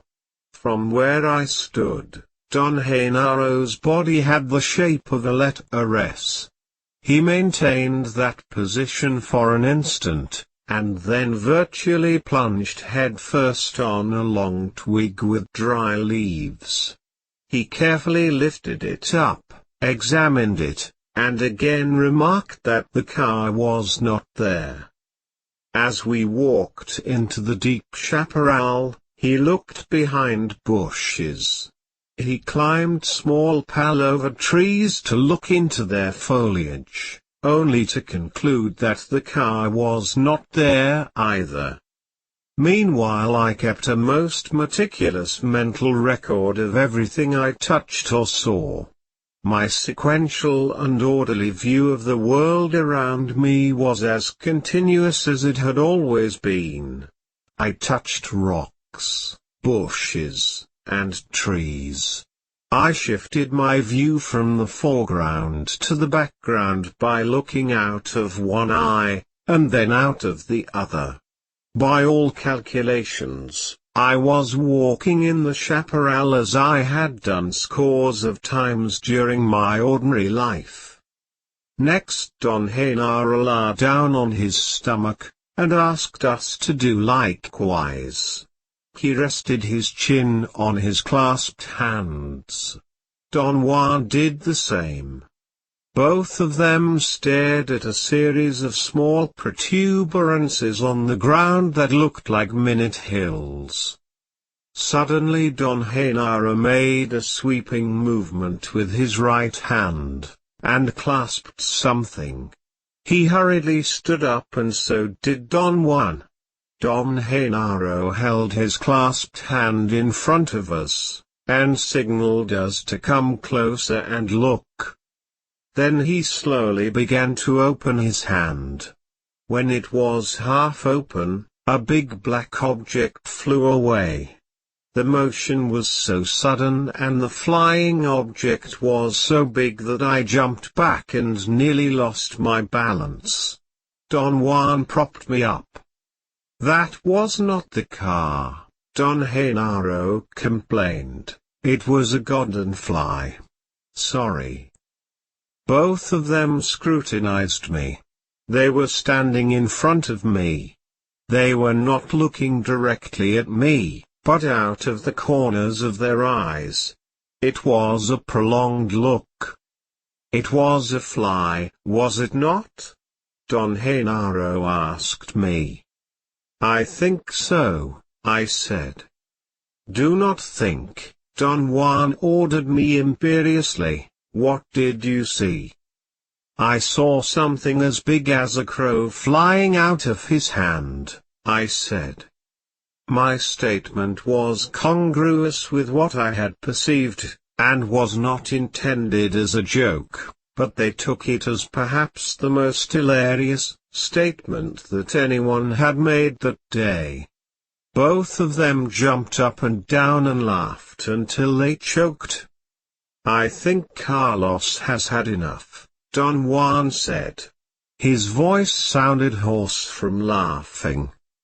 Don Genaro said that he was about to find my car, that the feeling was getting hotter and hotter. Don Juan said we were in a rugged area, and that to find the car there was not a desirable thing. Don Genaro took off his hat, and rearranged the strap with a piece of string from his pouch. Then he attached his woolen belt to a yellow tassel affixed to the brim of the hat. And making a kite out of my hat, he said to me. I watched him and I knew he was joking. I had always considered myself to be an expert on kites. When I was a child I used to make the most complex kites, and I knew that the brim of the straw hat was too brittle to resist the wind. The hat's crown, on the other hand, was too deep and the wind would circulate inside it, making it impossible to lift the hat off the ground. You do not think it will fly, do you? Don Juan asked me. I know it will not, I said. Don Genaro was unconcerned, and finished attaching a long string to his kite hat. It was a windy day. Don Genaro ran downhill as Don Juan held his hat. Then Don Genaro pulled the string, and the darn thing actually flew. Look at the kite, Don Genaro yelled. It bobbed a couple of times, but it remained in the air. Do not take your eyes off the kite, Don Juan said firmly. For a moment I felt dizzy. Looking at the kite, I had had a complete recollection of another time. It was as if I were flying a kite myself, as I used to when it was windy in the hills of my hometown. For a brief moment the recollection engulfed me, and I lost my awareness of the passage of time. I heard Don Genaro yelling something. I saw the hat bobbing up and down, and then falling to the ground where my car was. It all took place with such speed that I did not have a clear picture of what had happened. I became dizzy and absent-minded. My mind held on to a very confusing image. I either saw Don Genaro's hat turning into my car, or I saw the hat falling over on top of the car. I wanted to believe the latter, that Don Genaro had used his hat to point at my car. Not that it really mattered, one thing was as awesome as the other, but just the same my mind hooked on that arbitrary detail in order to keep my original mental balance. Do not fight it, I heard Don Juan saying. I felt that something inside me was about to surface. Thoughts and images came in uncontrollable waves as if I were falling asleep. I stared at the car dumbfounded. It was sitting on a rocky flat area about 100 feet away. It actually looked as if someone had just placed it there. I ran towards it and began to examine it. God damn it, Don Juan exclaimed. Do not stare at the car. Stop the world. Then as in a dream I heard him yelling, Genaro's hat. Genaro's hat. I looked at them. They were staring at me directly. Their eyes were piercing.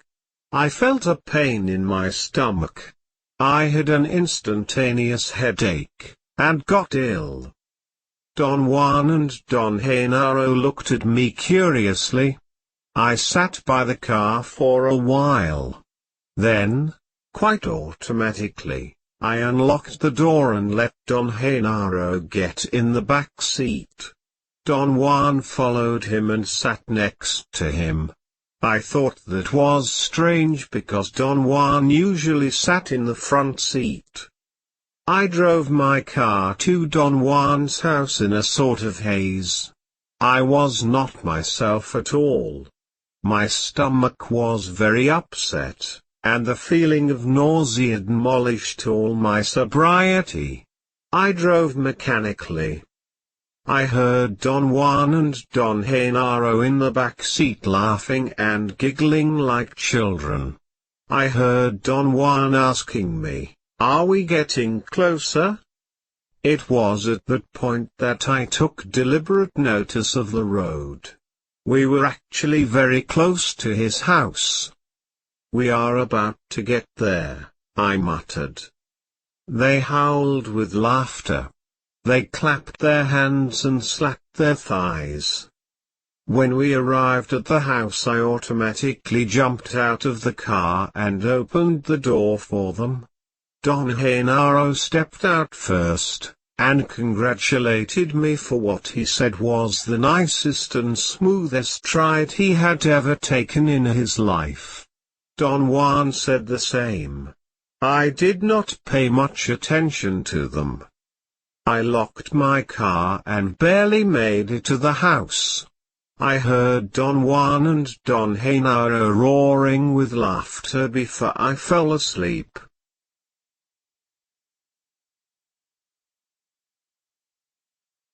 Journey to Istlaну. Copyright 1972 by Carlos Castaneda. Part 2, Chapter 19, Stopping the World. The next day, as soon as I woke up, I began asking Don Juan questions. He had been cutting firewood in the back of his house, and Don Genaro was nowhere in sight. Don Juan said that there was nothing to talk about. I pointed out that I had succeeded in remaining aloof, and had observed Don Genaro swimming on the floor without wanting or demanding any explanation whatsoever, but my restraint had not helped me to understand what was taking place. Then, after the disappearance of the car, I became automatically locked in seeking a logical explanation, but that did not help me either.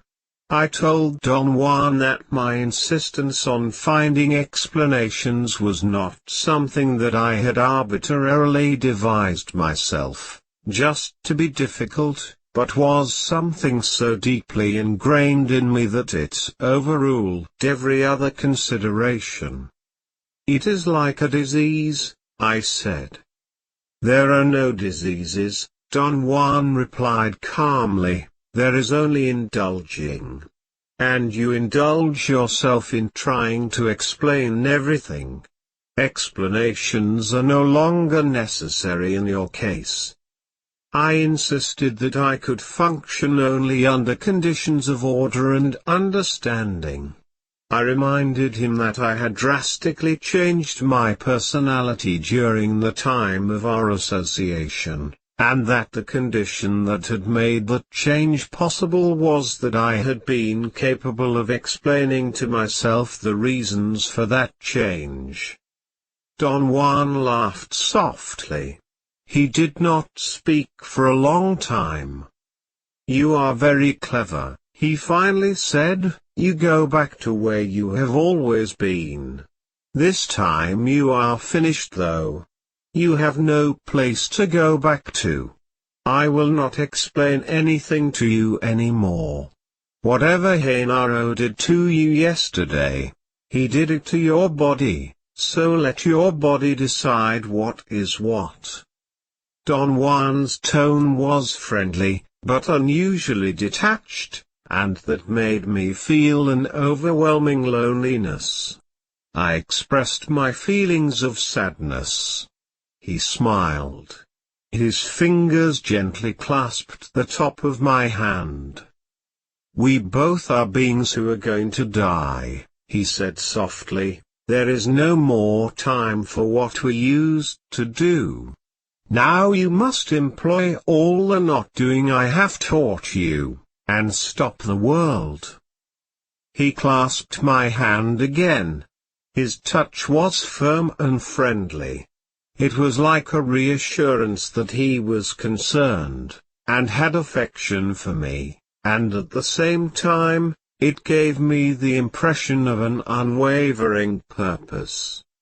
"This is my gesture for you," he said, holding the grip he had on my hand for an instant. "Now you must go by yourself into those friendly mountains." He pointed with his chin to the distant range of mountains towards the southeast. He said that I had to remain there until my body told me to quit, and then return to his house. He let me know that he did not want me to say anything, or to wait any longer by shoving me gently in the direction of my car. "What am I supposed to do there?" I asked. He did not answer, but looked at me, shaking his head. "No more of that," he finally said. Then he pointed his finger to the southeast. "Go there," he said cuttingly. I drove south and then east, following the roads I had always taken when driving with Don Juan. I parked my car around the place where the dirt road ended, and then I hiked on a familiar trail until I reached a high plateau. I had no idea what to do there. I began to meander, looking for a resting place. Suddenly I became aware of a small area to my left. It seemed that the chemical composition of the soil was different on that spot, yet when I focused my eyes on it there was nothing visible that would account for the difference. I stood a few feet away and tried to feel as Don Juan had always recommended I should do. I stayed motionless for perhaps an hour. My thoughts began to diminish by degrees until I was no longer talking to myself. I then had a sensation of annoyance. The feeling seemed to be confined to my stomach and was more acute when I faced the spot in question. I was repulsed by it, and felt compelled to move away from it. I began scanning the area with crossed eyes, and after a short walk I came upon a large flat rock. I stopped in front of it. There was nothing in particular about the rock that attracted me. I did not detect any specific color or any shine on it, and yet I liked it. My body felt good. I experienced a sensation of physical comfort and sat down for a while. I meandered in the high plateau and the surrounding mountains all day without knowing what to do or what to expect. I came back to the flat rock at dusk. I knew that if I spent the night there I would be safe. The next day I ventured farther east into the high mountains. By late afternoon I came to another even higher plateau. I thought I had been there before. I looked around to orient myself, but I could not recognize any of the surrounding peaks. After carefully selecting a suitable place, I sat down to rest at the edge of a barren rocky area. I felt very warm and peaceful there. I tried to pour out some food from my gourd, but it was empty. I drank some water. It was warm and stale.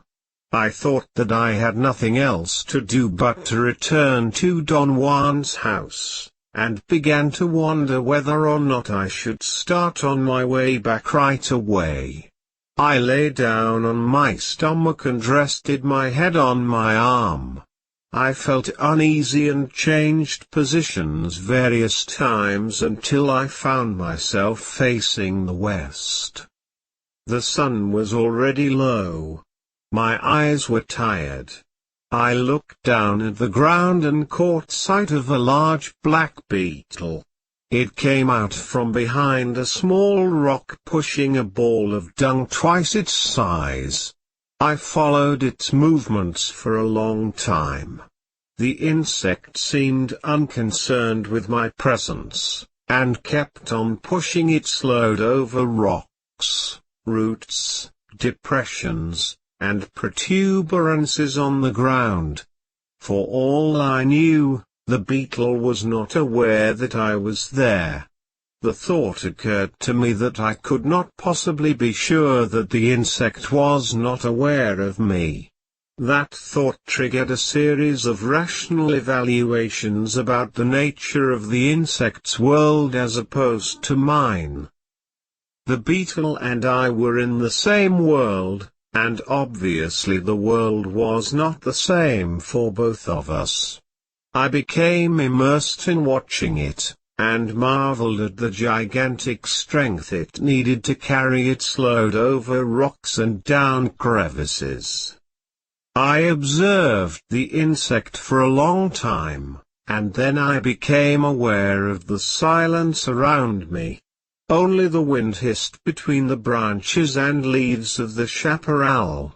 I looked up, turned to my left in a quick and involuntary fashion, and caught a glimpse of a faint shadow or a flicker on a rock a few feet away. At first I paid no attention to it, but then I realized that that flicker had been to my left. I turned again suddenly, and was able clearly to perceive a shadow on the rock.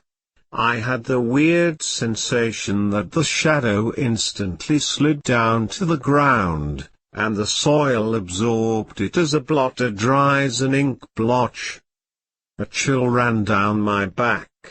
The thought crossed my mind that death was watching me and the beetle.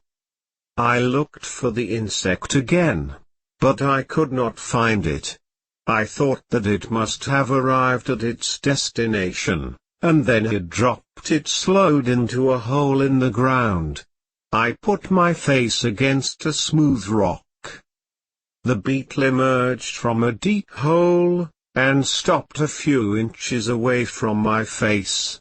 It seemed to look at me, and for a moment I felt that it became aware of my presence, perhaps as I was aware of the presence of my death. I experienced a shiver. The beetle and I were not that different after all. Death, like a shadow, was stalking both of us from behind the boulder. I had an extraordinary moment of elation. The beetle and I were on a par. Neither of us was better than the other. Our death made us equal. My elation and joy were so overwhelming that I began to weep. Don Juan was right. He had always been right. I was living in a most mysterious world, and like everyone else, I was a most mysterious being, and yet I was no more important than a beetle. I wiped my eyes, and as I rubbed them with the back of my hand, I saw a man, or something which had the shape of man. It was to my right about 50 yards. I sat up straight, and strained to see. The sun was almost on the horizon, and its yellowish glow prevented me from getting a clear view. I heard a peculiar roar at that moment. It was like the sound of a distant jet plane. As I focused my attention on it, the roar increased to a prolonged sharp metallic whizzing, and then it softened until it was a mesmerizing, melodious sound. The melody was like the vibration of an electrical current. The image that came to my mind was that two electrified spheres were coming together, or two square blocks of electrified metal were rubbing against each other, and then coming to rest with a thump when they were perfectly leveled with each other. I again strained to see if I could distinguish the person that seemed to be hiding from me, but I could only detect a dark shape against the bushes. I shielded my eyes by placing my hands above them. The brilliancy of the sunlight changed at that moment, and then I realized that what I was seeing was only an optical illusion, a play of shadows and foliage. I moved my eyes away, and I saw a coyote calmly trotting across the field. The coyote was around the spot where I thought I had seen the man. It moved about 50 yards in a southerly direction, and then it stopped, turned, and began walking towards me. I yelled a couple of times to scare it away, but it kept on coming. I had a moment of apprehension. I thought that it might be rabid, and I even considered gathering some rocks to defend myself in case of an attack. When the animal was 10 to 15 feet away, I noticed that it was not agitated in any way. On the contrary, it seemed calm and unafraid. It slowed down its gait, coming to a halt barely 4 or 5 feet from me. We looked at each other, and then the coyote came even closer. Its brown eyes were friendly and clear. I sat down on the rocks and the coyote stood almost touching me. I was dumbfounded. I had never seen a wild coyote that close, and the only thing that occurred to me at that moment was to talk to it. I began as one would talk to a friendly dog. And then I thought that the coyote talked back to me. I had the absolute certainty that it had said something. I felt confused, but I did not have time to ponder upon my feelings, because the coyote talked again. It was not that the animal was voicing words the way I am accustomed to hearing words being voiced by human beings. It was rather a feeling that it was talking. But it was not like a feeling that one has when a pet seems to communicate with its master either. The coyote actually said something. It relayed a thought, and that communication came out in something quite similar to a sentence. I had said, "How are you, little coyote?" I thought I had heard the animal respond, "I am all right. And you?" Then the coyote repeated the sentence and I jumped to my feet. The animal did not make a single movement. It was not even startled by my sudden jump. Its eyes were still friendly and clear. It lay down on its stomach and tilted its head and asked, "Why are you afraid?" I sat down facing it, and I carried on the weirdest conversation I had ever had. Finally it asked me what I was doing there, and I said I had come there to stop the world. The coyote said, "Que bueno," and then I realized that it was a bilingual coyote. The nouns and verbs of its sentences were in English, but the conjunctions and exclamations were in Spanish. The thought crossed my mind that I was in the presence of a Chicano coyote. I began to laugh at the absurdity of it all, and I laughed so hard that I became almost hysterical. Then the full weight of the impossibility of what was happening struck me and my mind wobbled. The coyote stood up and our eyes met. I stared fixedly into them. I felt they were pulling me, and suddenly the animal became iridescent. It began to glow. It was as if my mind were replaying the memory of another event that had taken place 10 years before, when under the influence of peyote I witnessed the metamorphosis of an ordinary dog into an unforgettable iridescent being.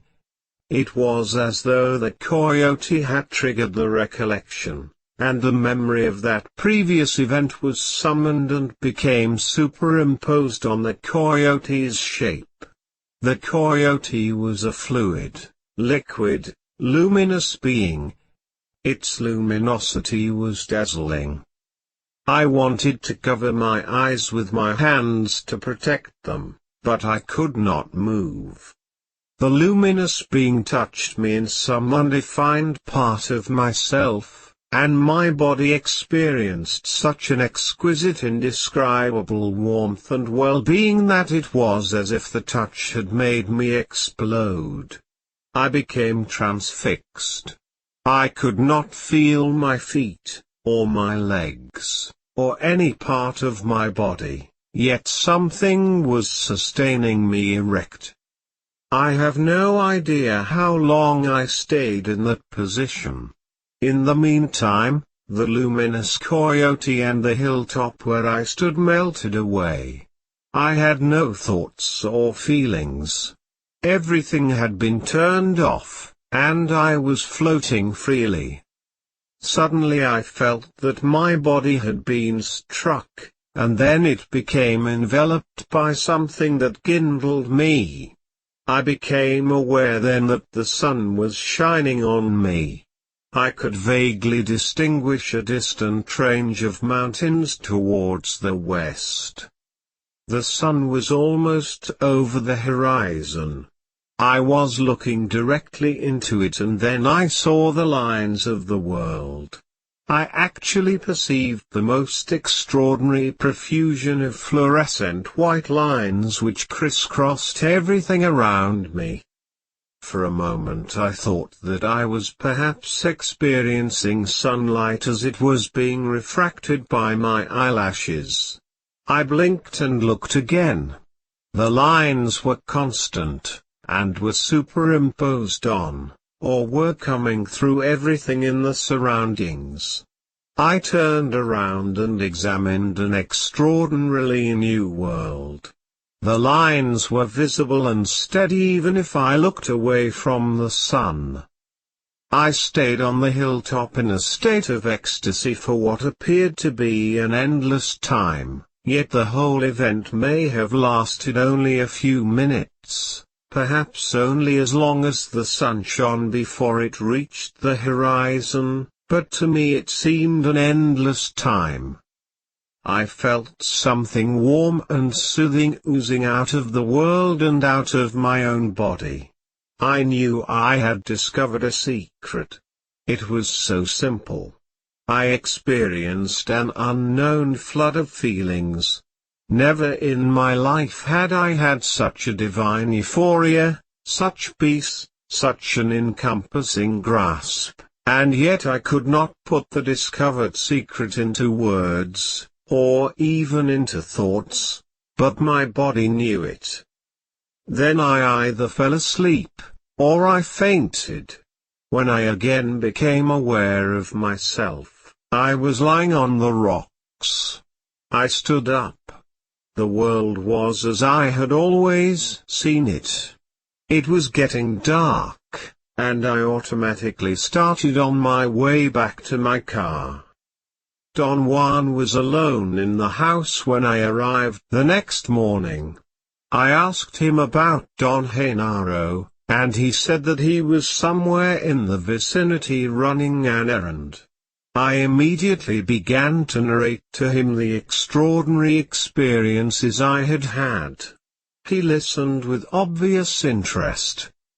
"You have simply stopped the world," he commented after I had finished my account. We remained silent for a moment, and then Don Juan said that I had to thank Don Hainara for helping me. He seemed to be unusually pleased with me. He patted my back repeatedly and chuckled. But it is inconceivable that a coyote could talk, I said. It was not talk, Don Juan replied. What was it then? Your body understood for the first time. But you failed to recognize that it was not a coyote to begin with, and that it certainly was not talking the way you and I talk. But the coyote really talked, Don Juan. Now look who is talking like an idiot. After all these years of learning, you should know better. Yesterday you stopped the world and you might have even seen a magical being told you something, and your body was capable of understanding it because the world had collapsed. The world was like it is today, Don Juan. No, it was not. Today the coyotes do not tell you anything, and you cannot see the lines of the world. Yesterday you did all that simply because something had stopped in you. What was the thing that stopped in me? What stopped inside you yesterday was what people have been telling you the world is like. You see, people tell us from the time we are born that the world is such and such and so and so. And naturally we have no choice but to see the world the way people have been telling us it is. We looked at each other. Yesterday the world became as sorcerers tell you it is, he went on. In that world coyotes talk, and so do deer, as I once told you, and so do rattlesnakes and trees and all other living beings. But what I want you to learn is seeing. Perhaps you know now that seeing happens only when one sneaks between the worlds. The world of ordinary people and the world of sorcerers. You are now smack in the middle point between the two. Yesterday you believed the coyote talked to you. Any sorcerer who does not see would believe the same. But one who sees knows that to believe that is to be pinned down in the realm of sorcerers. By the same token, not to believe that coyotes talk is to be pinned down in the realm of ordinary men. Do you mean, Don Juan, that neither the world of ordinary men nor the world of sorcerers is real? They are real worlds. They could act upon you. For example, you could have asked that coyote about anything you wanted to know, and it would have been compelled to give you an answer.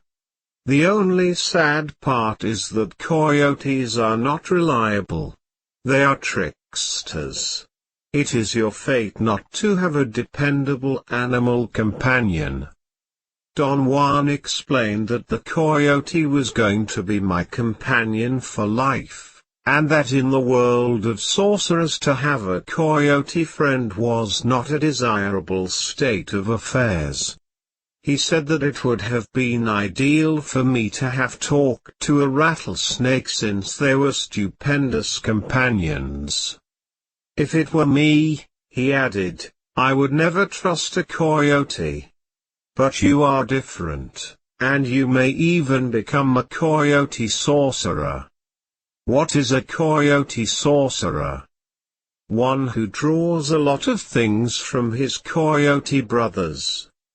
I wanted to keep on asking questions, but he made a gesture to stop me. You have seen the lines of the world, he said. You have seen a luminous being.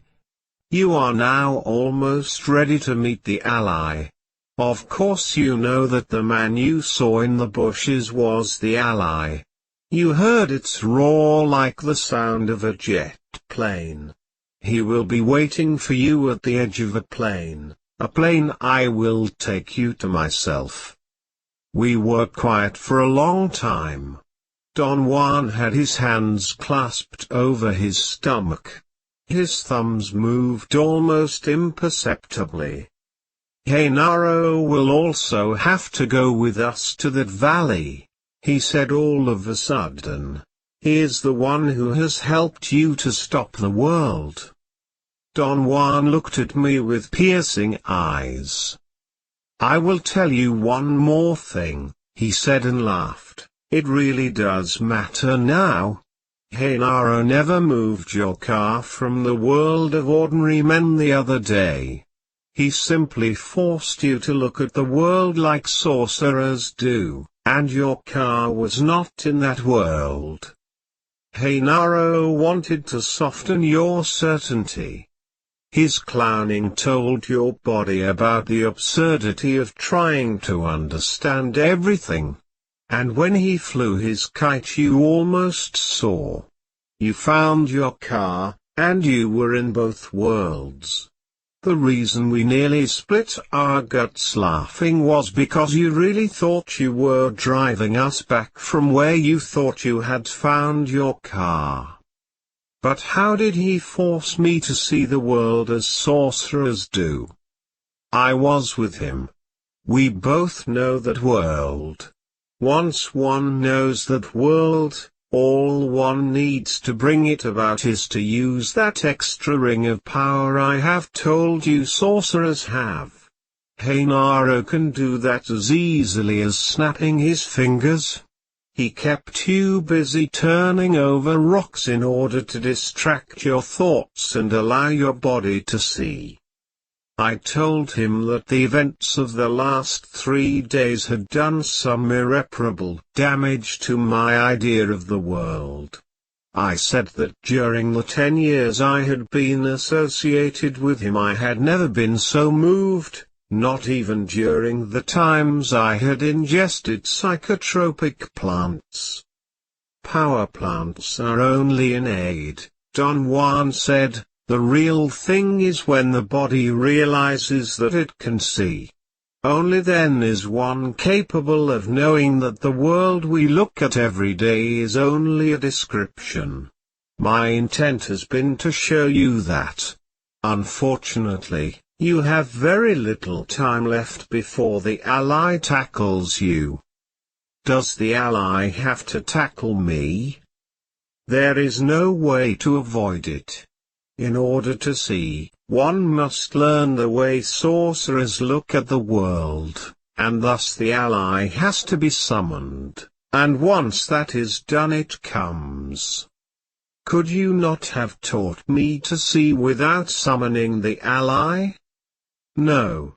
In order to see one must learn to look at the world in some other fashion, and the only other fashion I know is the way of a sorcerer.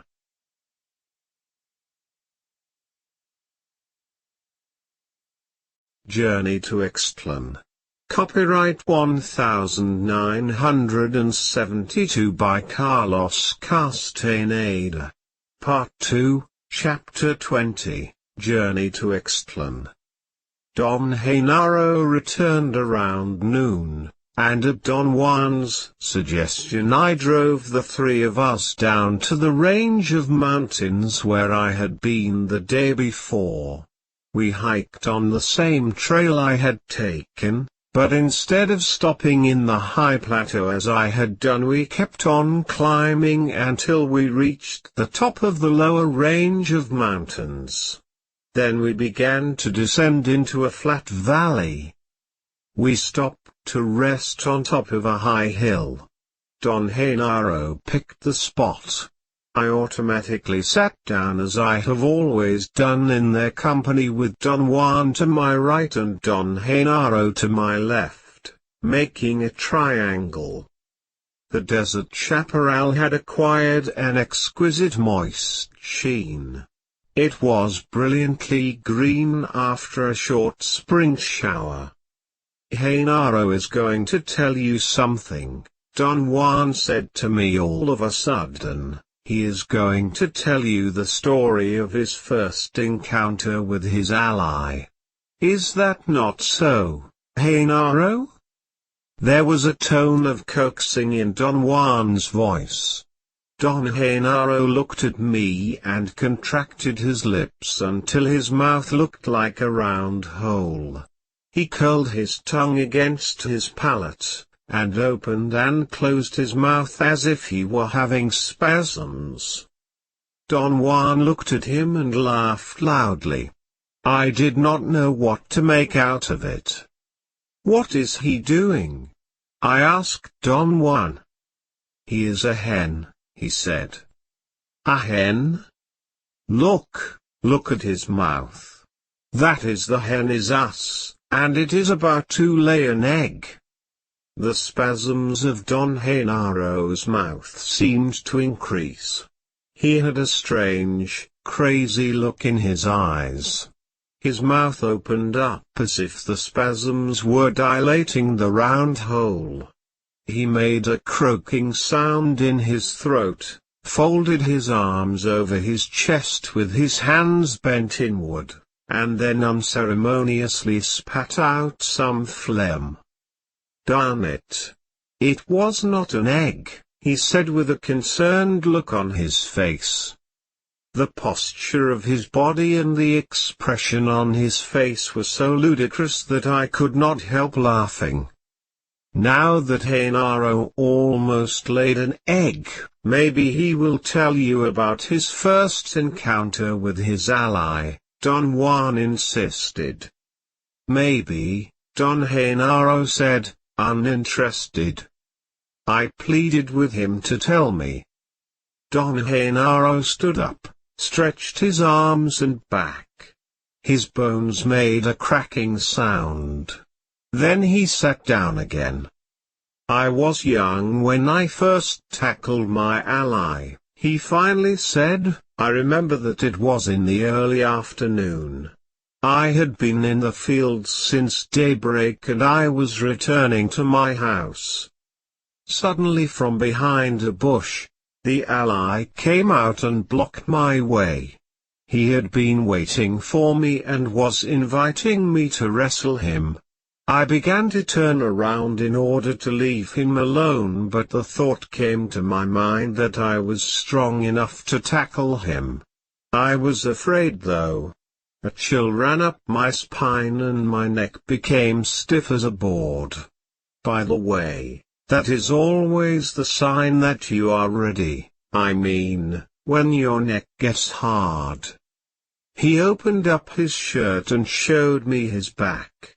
He stiffened the muscles of his neck, back, and arms. I noticed the superb quality of his musculature. It was as if the memory of the encounter had activated every muscle in his torso. In such a situation, he continued, you must always close your mouth. He turned to Don Juan and said, is that not so? Yes, Don Juan said calmly, the jolt that one gets from grabbing an ally is so great that one might bite off one's tongue or knock one's teeth out. One's body must be straight and well grounded, and the feet must grab the ground. Don Genaro stood up and showed me the proper position, his body slightly bent at the knees, his arms hanging at his sides with the fingers curled gently.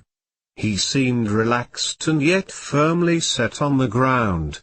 He remained in that position for an instant, and when I thought he was going to sit down he suddenly lunged forward in one stupendous leap as if he had springs attached to his heels. His movement was so sudden that I fell down on my back. But as I fell I had the clear impression that Don Genaro had grabbed a man, or something which had the shape of a man. I sat up again. Don Genaro was still maintaining a tremendous tension all over his body. Then he relaxed his muscles abruptly and went back to where he had been sitting before and sat down. "Carlos just saw your ally right now," Don Juan remarked casually, "but he is still weak and fell down." "Did you?" Don Genaro asked in a naive tone and enlarged his nostrils. Don Juan assured him that I had seen it. Don Genaro leapt forward again with such a force that I fell on my side. He executed his jump so fast that I really could not tell how he had sprung to his feet from a sitting position in order to lunge forward. Both of them laughed loudly, and then Don Genaro changed his laughter into a howling indistinguishable from a coyote's. "Do not think that you have to jump as well as Genaro in order to grab your ally," Don Juan said in a cautioning tone. "Genaro jumps so well because he has his ally to help him. All you have to do is to be firmly grounded in order to sustain the impact. You have to stand just like Genaro did before he jumped, then you have to leap forward and grab the ally. He has got to kiss his medallion first," Don Genaro interjected. Don Juan, with feigned severity, said that I had no medallions. "What about his notebooks?" Don Genaro insisted. "He has got to do something with his notebooks, put them down somewhere before he jumps, or maybe he will use his notebooks to beat the ally." "I will be darned," Don Juan said with seemingly genuine surprise. "I have never thought of that. I bet it will be the first time an ally is beaten down to the ground with notebooks." When Don Juan's laughter and Don Genaro's coyote howlings subsided, we were all in a very fine mood. "What happened when you grabbed your ally, Don Genaro?" I asked. "It was a powerful jolt," Don Genaro said after a moment's hesitation. He seemed to have been putting his thoughts in order. "Never would I have imagined it was going to be like that," he went on. "It was something like nothing I can tell. After I grabbed it we began to spin. The ally made me twirl, but I did not let go. We spun through the air with such speed and force that I could not see any more. Everything was foggy. The spinning went on, and on, and on. Suddenly I felt that I was standing on the ground again. I looked at myself. The ally had not killed me. I was in one piece. I was myself. I knew then that I had succeeded. At long last I had an ally. I jumped up and down with delight. What a feeling! What a feeling it was! Then I looked around to find out where I was. The surroundings were unknown to me. I thought that the ally must have taken me through the air and dumped me somewhere very far from the place where we started to spin. I oriented myself. I thought that my home must be towards the east, so I began to walk in that direction. It was still early. The encounter with the ally had not taken too long. Very soon I found a trail, and then I saw a bunch of men and women coming towards me. They were Indians. I thought they were Mazatec Indians. They surrounded me and asked me where I was going. "I am going home to Istlan," I said to them. "Are you lost?" someone asked. "I am," I said. "Why?" "Because Istlan is not that way. Istlan is in the opposite direction." "We ourselves are going there," someone else said. "Join us." They all said, "We have food." Don Genaro stopped talking and looked at me as if he were waiting for me to ask a question. "Well, what happened?" I asked. "Did you join them?" "No, I did not," he said, "because they were not real. I knew it right away the minute they came to me. There was something in their voices, in their friendliness that gave them away, especially when they asked me to join them. So I ran away. They called me and begged me to come back. Their pleas became haunting, but I kept on running away from them." "Who were they?" I asked. Don Genaro replied cuttingly, "People. Except that they were not real." Don Juan explained, "They were like apparitions, like phantoms." After walking for a while, Don Genaro went on, "I became more confident. I knew that Ixtlan was in the direction I was going. And then I saw two men coming down the trail towards me. They also seemed to be Mazatec Indians. They had a donkey loaded with firewood. They went by me and mumbled, 'Good afternoon.' 'Good afternoon,' I said, and kept on walking. They did not pay any attention to me and went their way. I slowed down my gait and casually turned around to look at them. They were walking away unconcerned with me. They seemed to be real. I ran after them and yelled, 'Wait, wait.' They held their donkey and stood on either side of the animal, as if they were protecting the load. 'I am lost in these mountains,' I said to them. 'Which way is Ixtlan?' They pointed in the direction they were going. 'You are very far,' one of them said. 'It is on the other side of those mountains. It will take you 4 or 5 days to get there.' Then they turned around and kept on walking. I felt that those were real Indians and I begged them to let me join them. We walked together for a while and then one of them got his bundle of food and offered me some. I froze on the spot. There was something terribly strange in the way he offered me his food. My body felt frightened, so I jumped back and began to run away. They both said that I would die in the mountains if I did not go with them and tried to coax me to join them. Their pleas were also very haunting, but I ran away from them with all my might. I kept on walking. I knew then that I was on the right way to Ixtlan and that those phantoms were trying to lure me out of my way. I encountered 8 of them. They must have known that my determination was unshakable. They stood by the road and looked at me with pleading eyes. Most of them did not say a word. The women among them, however, were more daring and pleaded with me. Some of them even displayed food and other goods that they were supposed to be selling, like innocent merchants by the side of the road. I did not stop nor did I look at them.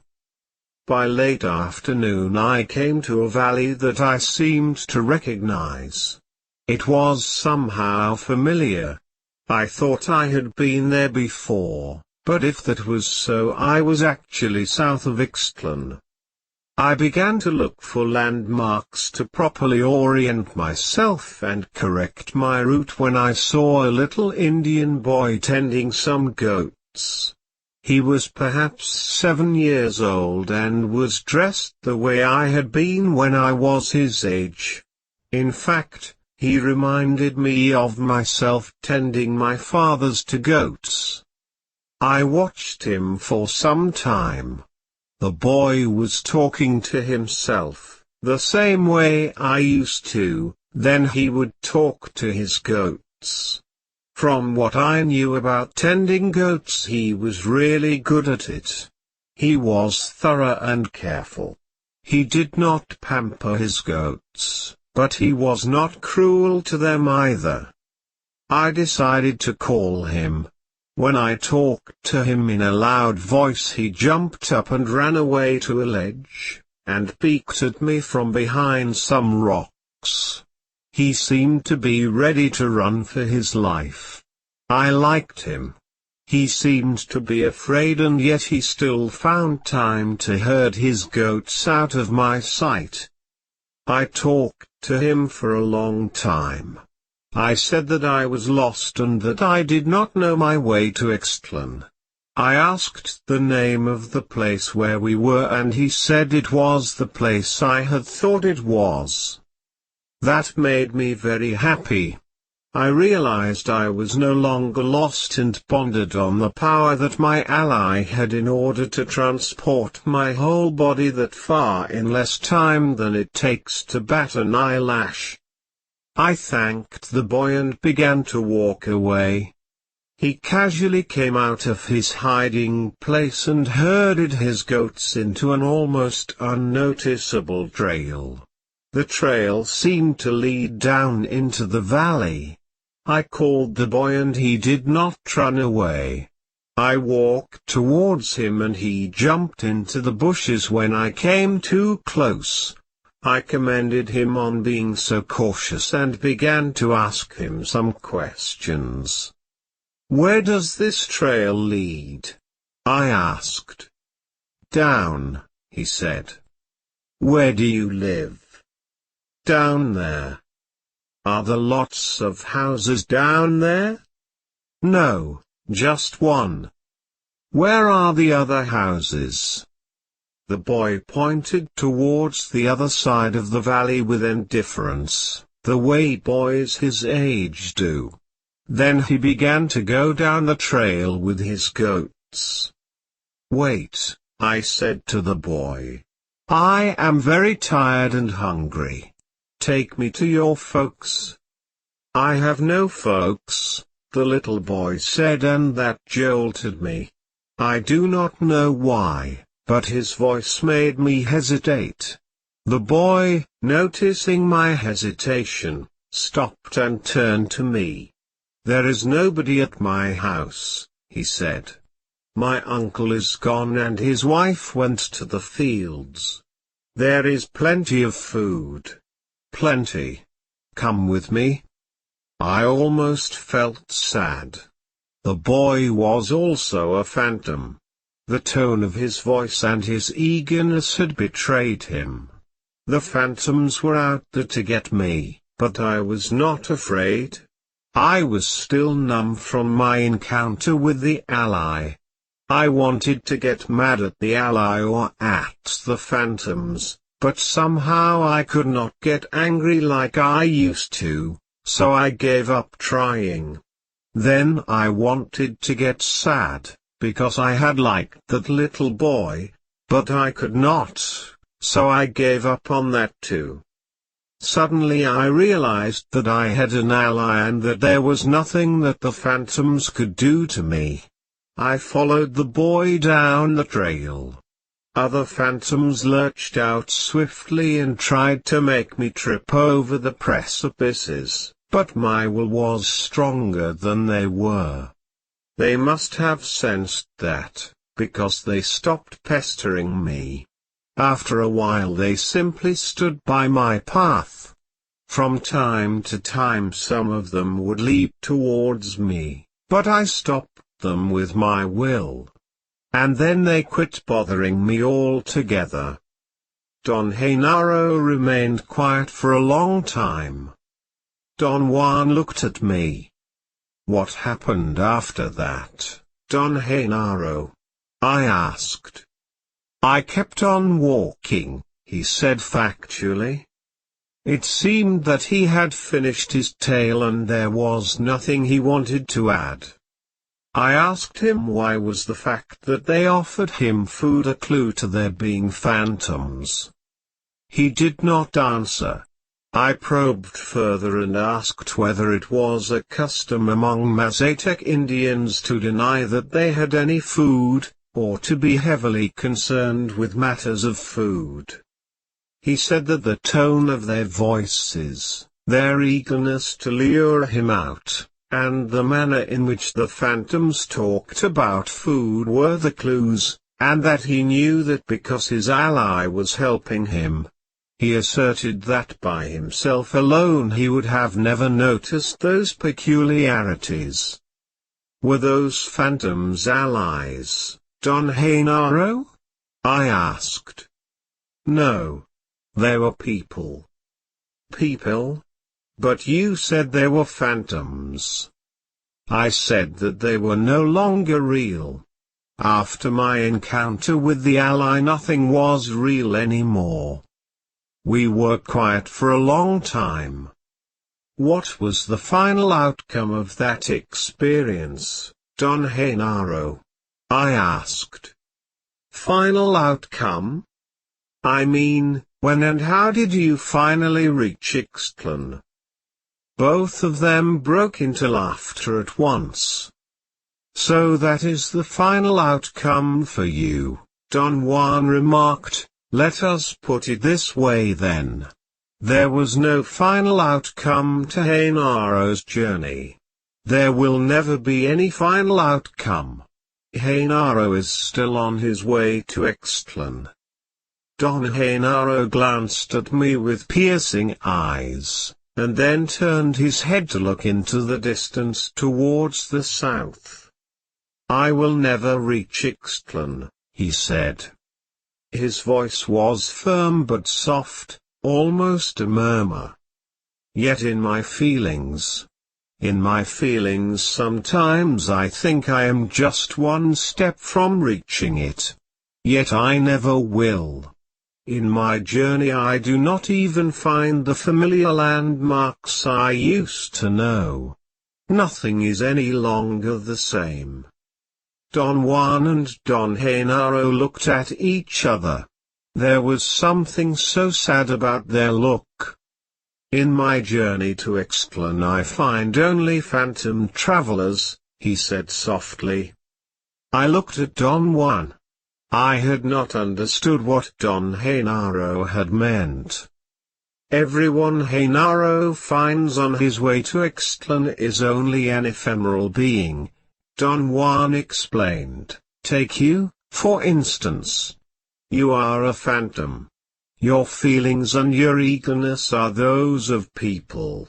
That is why he says that he encounters only phantom travelers on his journey to Ixtlan. I suddenly realized that Don Genaro's journey was a metaphor.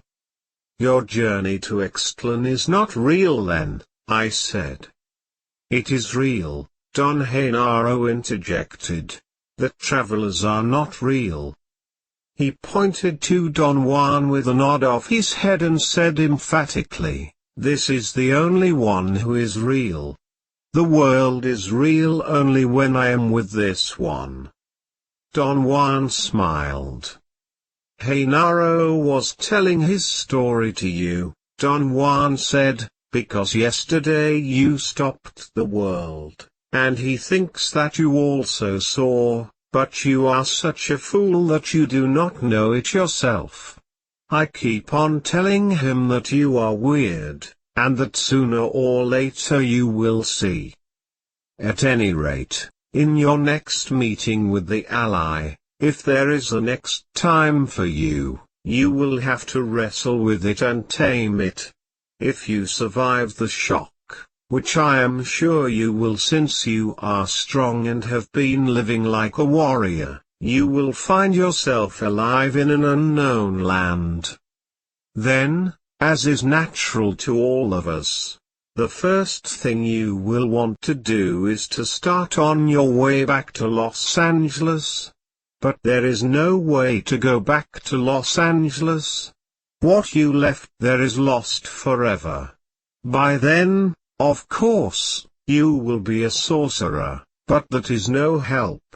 At a time like that, what is important to all of us is the fact that everything we love or hate or wish for has been left behind. Yet the feelings in a man do not die or change, and the sorcerer starts on his way back home knowing that he will never reach it, knowing that no power on earth, not even his death, will deliver him to the place, the things, the people he loved. That is what Genaro told you. Don Juan's explanation was like a catalyst. The full impact of Don Genaro's story hit me suddenly when I began to link the tale to my own life.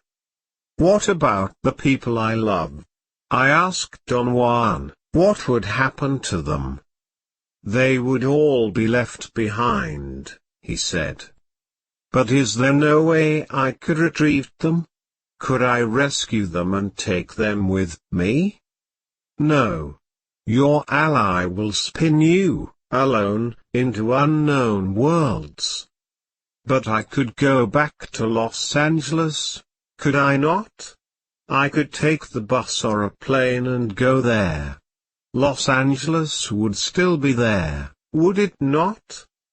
Sure, Don Juan said, laughing, and so will Mantica and Temecula and Tucson. And Tecate, Don Genaro added with great seriousness. And Tres Negras and Tranquitis, Don Juan said, smiling. Don Genaro added more names and so did Don Juan, and they became involved in enumerating a series of the most hilarious and unbelievable names of cities and towns. Spinning with your ally will change your idea of the world, Don Juan said. That idea is everything, and when that changes, the world itself changes. He reminded me that I had read a poem to him once and wanted me to recite it. He cued me with a few words of it, and I recalled having read to him some poems of Juan Ramon Jimenez. The particular one he had in mind was entitled El Viaje Definitivo, the definitive journey. I recited it. And I will leave. But the birds will stay, singing. And my garden will stay, with its green tree. With its water well. Many afternoons the skies will be blue and placid.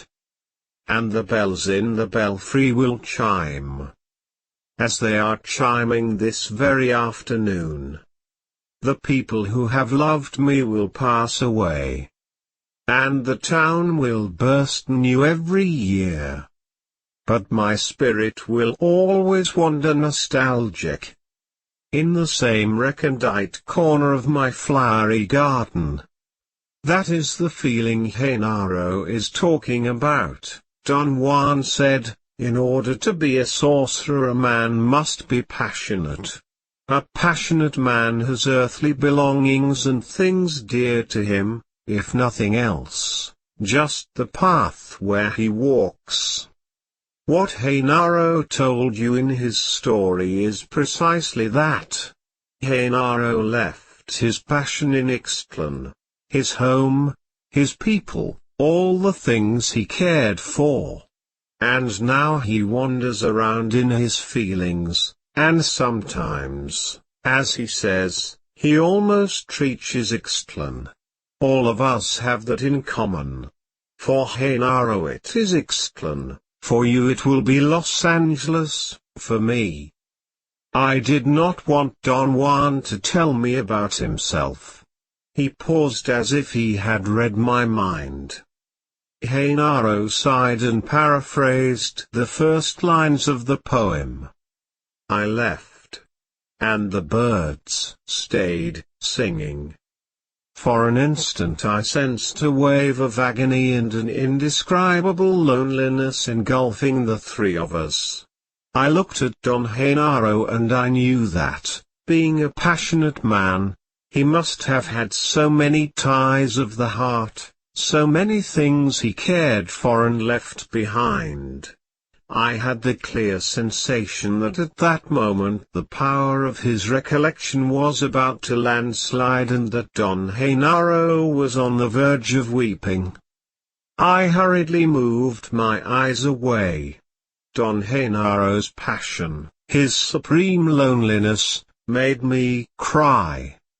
I looked at Don Juan. He was gazing at me.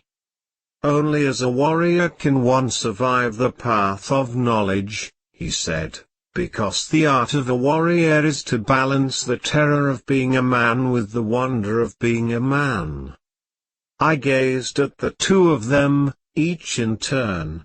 Their eyes were clear and peaceful. They had summoned a wave of overwhelming nostalgia, and when they seemed to be on the verge of exploding into passionate tears, they held back the tidal wave. For an instant I think I saw the loneliness of man as a gigantic wave which had been frozen in front of me, held back by the invisible wall of a metaphor. My sadness was so overwhelming that I felt euphoric. I embraced them. Don Genaro smiled and stood up. Don Juan also stood up and gently put his hand on my shoulder. "We are going to leave you here," he said. "Do what you think is proper.